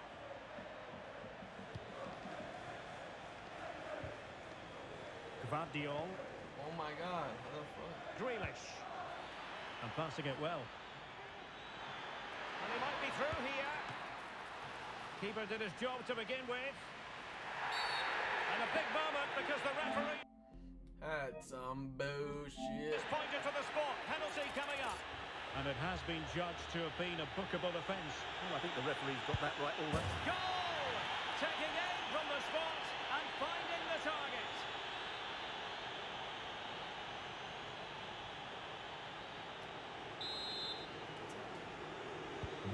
Is this going to be a thrashing? 3-0 now. He's in here. Well, all doing their bit to keep them out. And the advantage is with City. Jack Grealish. Well, now he's let that run out of play, and it will be a throw-in here. And the referee now going back to deal with the earlier incident. A yellow card it's going to be. Right.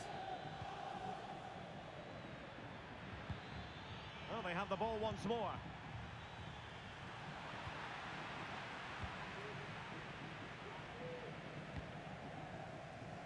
Oh my God.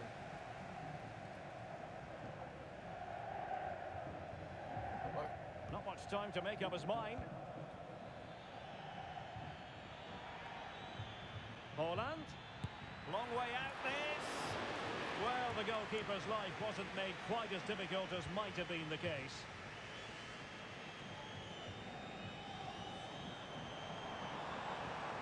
Possession ceded by the Merengues. That's a good pass. Oh, fine play, and maybe it'll set something up. Decides to shoot. Can they cover up?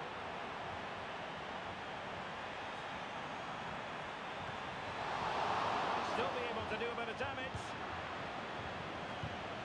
Take it away.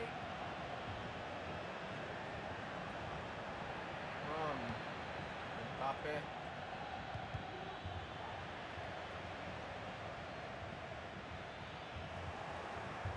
Bit wasteful from City.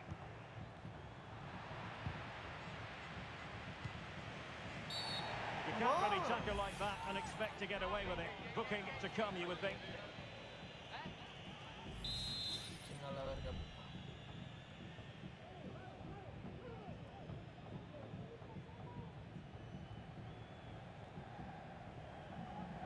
I'm getting thrashed on.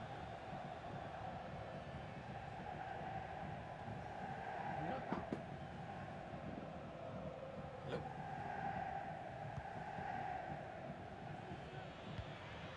Grealish.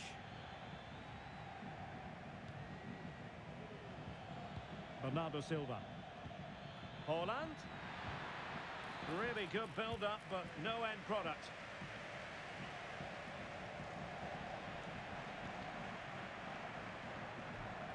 De Bruyne has support. No nonsense clearance.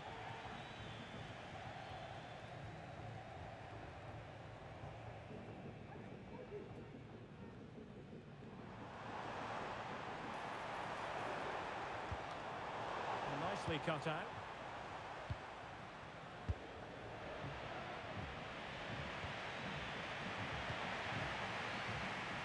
Foden.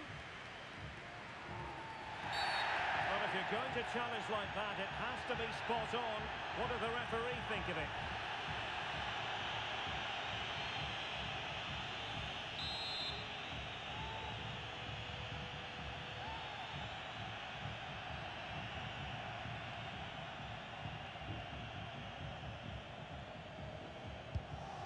And you've got to say, meat and drink to those in the wall. That's a huge chunk of added time, 1 minute. And it will be a free kick to Real Madrid.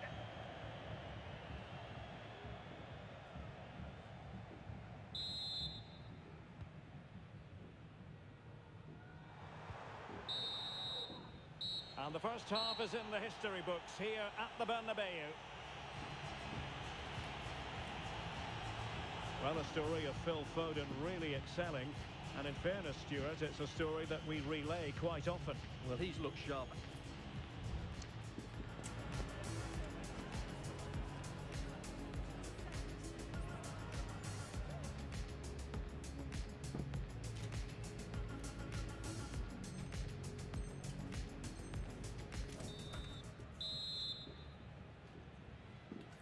Well, without putting too fine a point on it, Real really struggled in the first half. Will we see a response from them in the second? Oh, could be. Oh, commanding goalkeeping.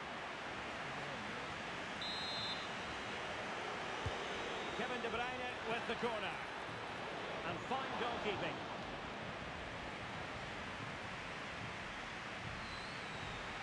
Bellingham. Good work from City to win back the ball. And they could face difficulties here.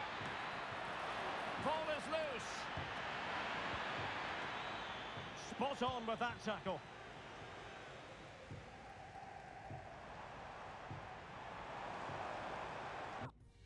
Yeah, I'm lagging too much. Spike lag.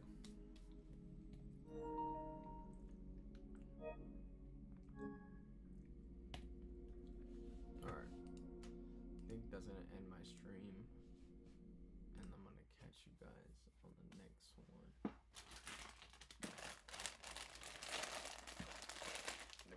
We gone on enough.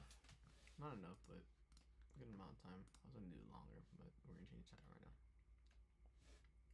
We'll watch this one and this one, and we'll hop off real quick.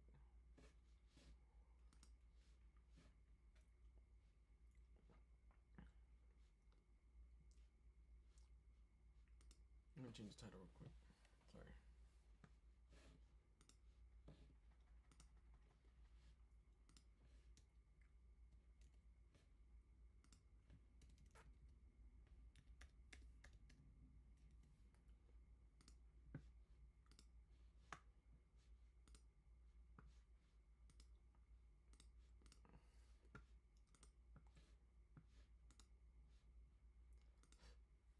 I'm coming through the front, I ain't worried about shit. Try to harm me, I leave his ass like a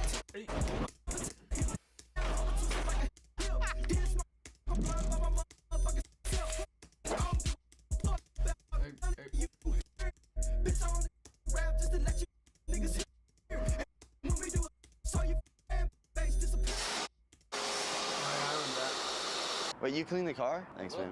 It's good.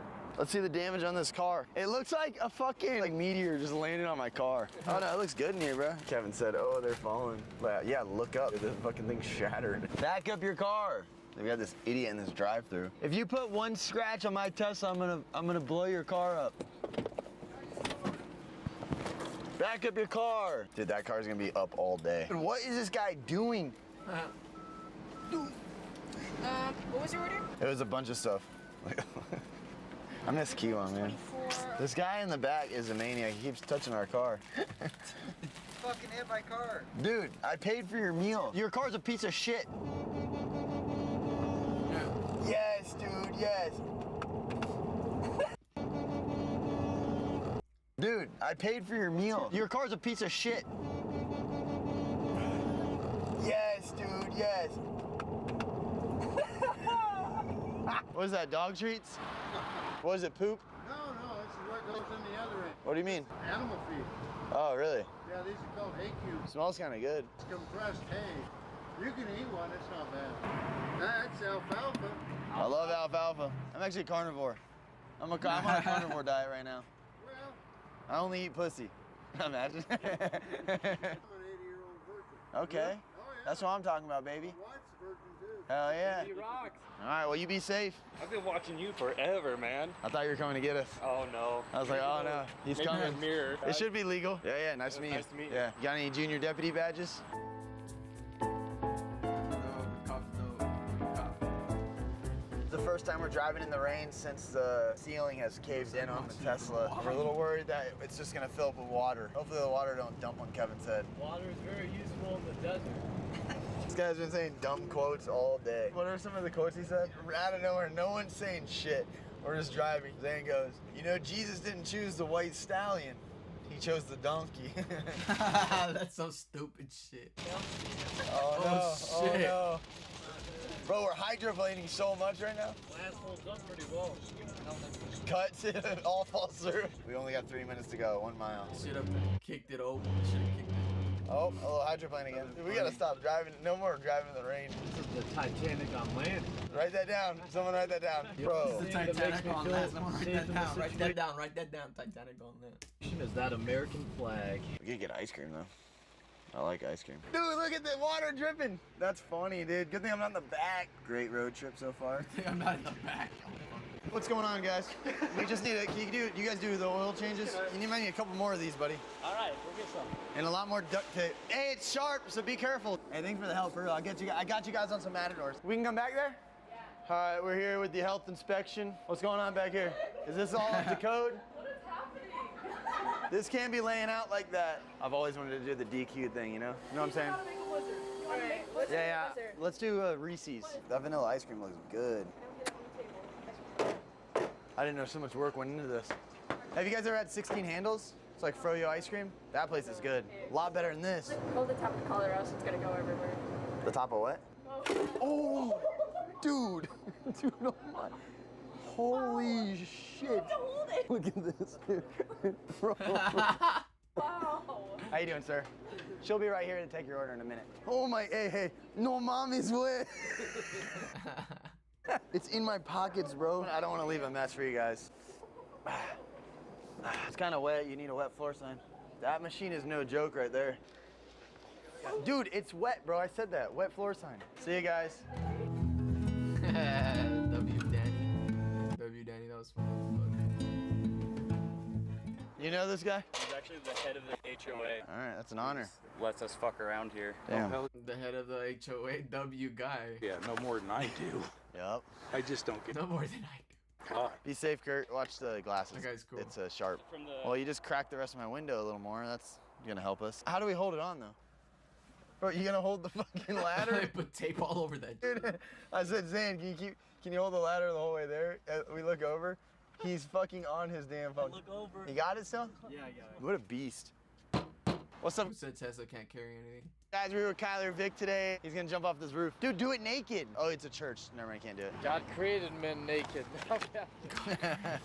Evan, you good, buddy? Yeah, you're gonna get us all sick, bro. Let's get a hotel and maybe go sleep. What's wrong with Kevin?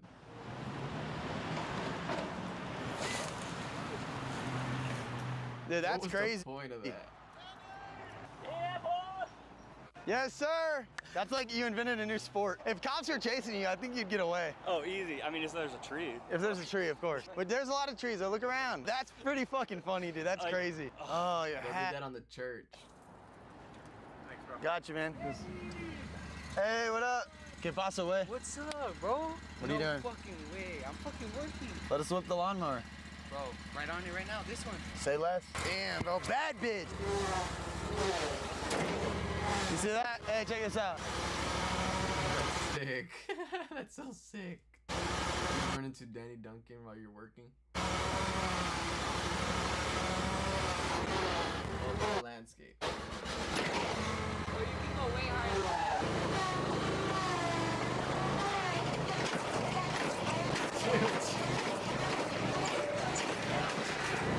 Bro broke it. Holy shit. Again or no? It's up to you.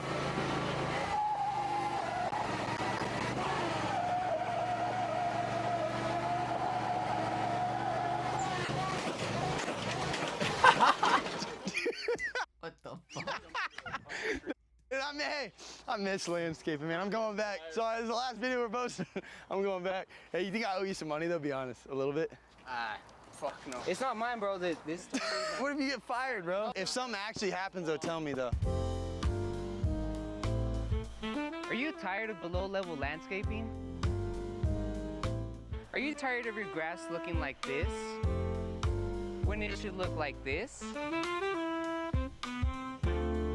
If so, hire us at Above All Landscaping for all your landscaping needs.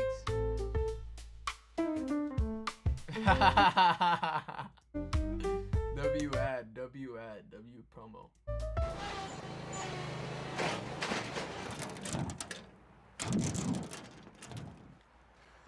Not your head. Isn't that bad for your brain? Do your butt. Alright. That felt kind of good. I want to try drop kicking this. Yeah, do that. Fuck yeah, go for it, dude. Don't. You better commit. Here, you gotta do it like this. Are you down to push me in a shopping cart? Yeah, of course. What the fuck? What are they? Oh, yeah, of course. Let's do it.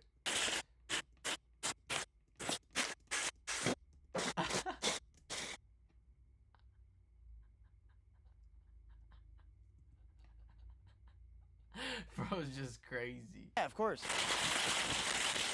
What the fuck? Dude, it didn't hurt? Hell yeah. What was the issue? Too slow? I think it didn't clear that fucking curve. I didn't time the jump out. Closer. Let's move it closer. Did it hurt? A little bit.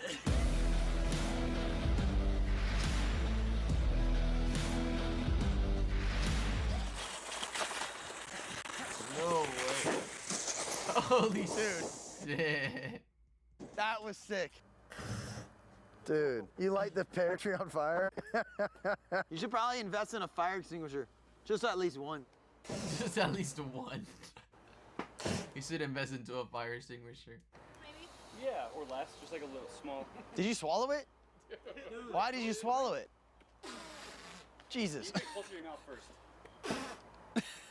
Don't swallow it, bro. I swear you swallowed the first one. Holy fuck. He did swallow the first one. You might try to blow up. Dude, stop swallowing this. Why are you drinking that, He likes dude? the flavor. Dude, holy fuck. Is it that hard? No. Oh, fuck. Holy shit. Is it that hard? No. Holy shit. Bro's a fucking dragon. Oh, fuck. That was fucking... Yeah, that's how you do it. Come back, try to... Dude, that was hot. Way bigger than I thought. That's what she said. Bro, it's not a birthday cake, dude. I got it. Well, if I put my bare ass in front of it.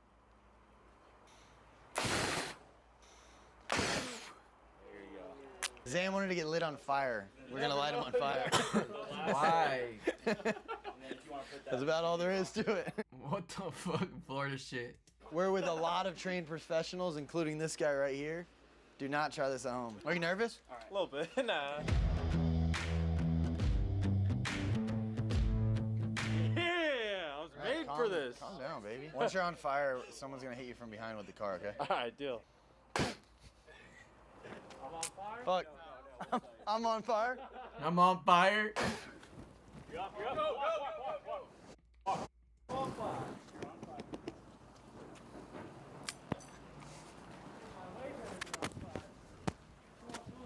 Run! Take it off, take it off. Take off the towel. My legs are on fire. Bro, your head, bro, your head. Your head is on fire, bro. Why is my leg hairs on fire? Honestly, Bro, your head was on fire. Look at this fucking mask, dude, look. Holy shit. I'm on fire. I'm on fire? Oh, shit, my bad, hold on. You just got a $5,000 fine. I don't think it's yelling at us. Oh, shit. I'm on fire. Whoever was yelling at us. Oh, shit, my bad, hold on. You just got a $5,000 fine. I don't think it melted the asphalt. Oh, no, asphalt's good. I wasn't talking to you. Oh, okay. Well, the asphalt's good. All right, we're still out in Utah, really soaking it up out here. Been about a week. Papa John flew in, so we're gonna play some pickleball. It's been a while. Yes, sir. Good to see you, man. You guys ready? I'm ready.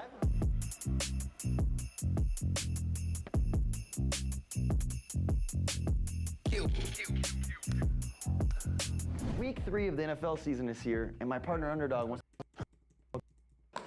There you go, Tom. That was work right there. I'm tired.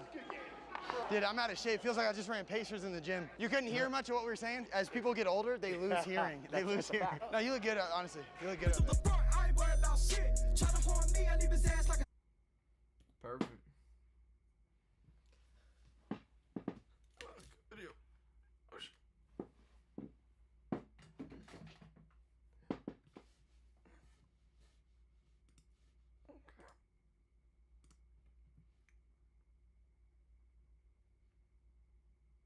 What's next?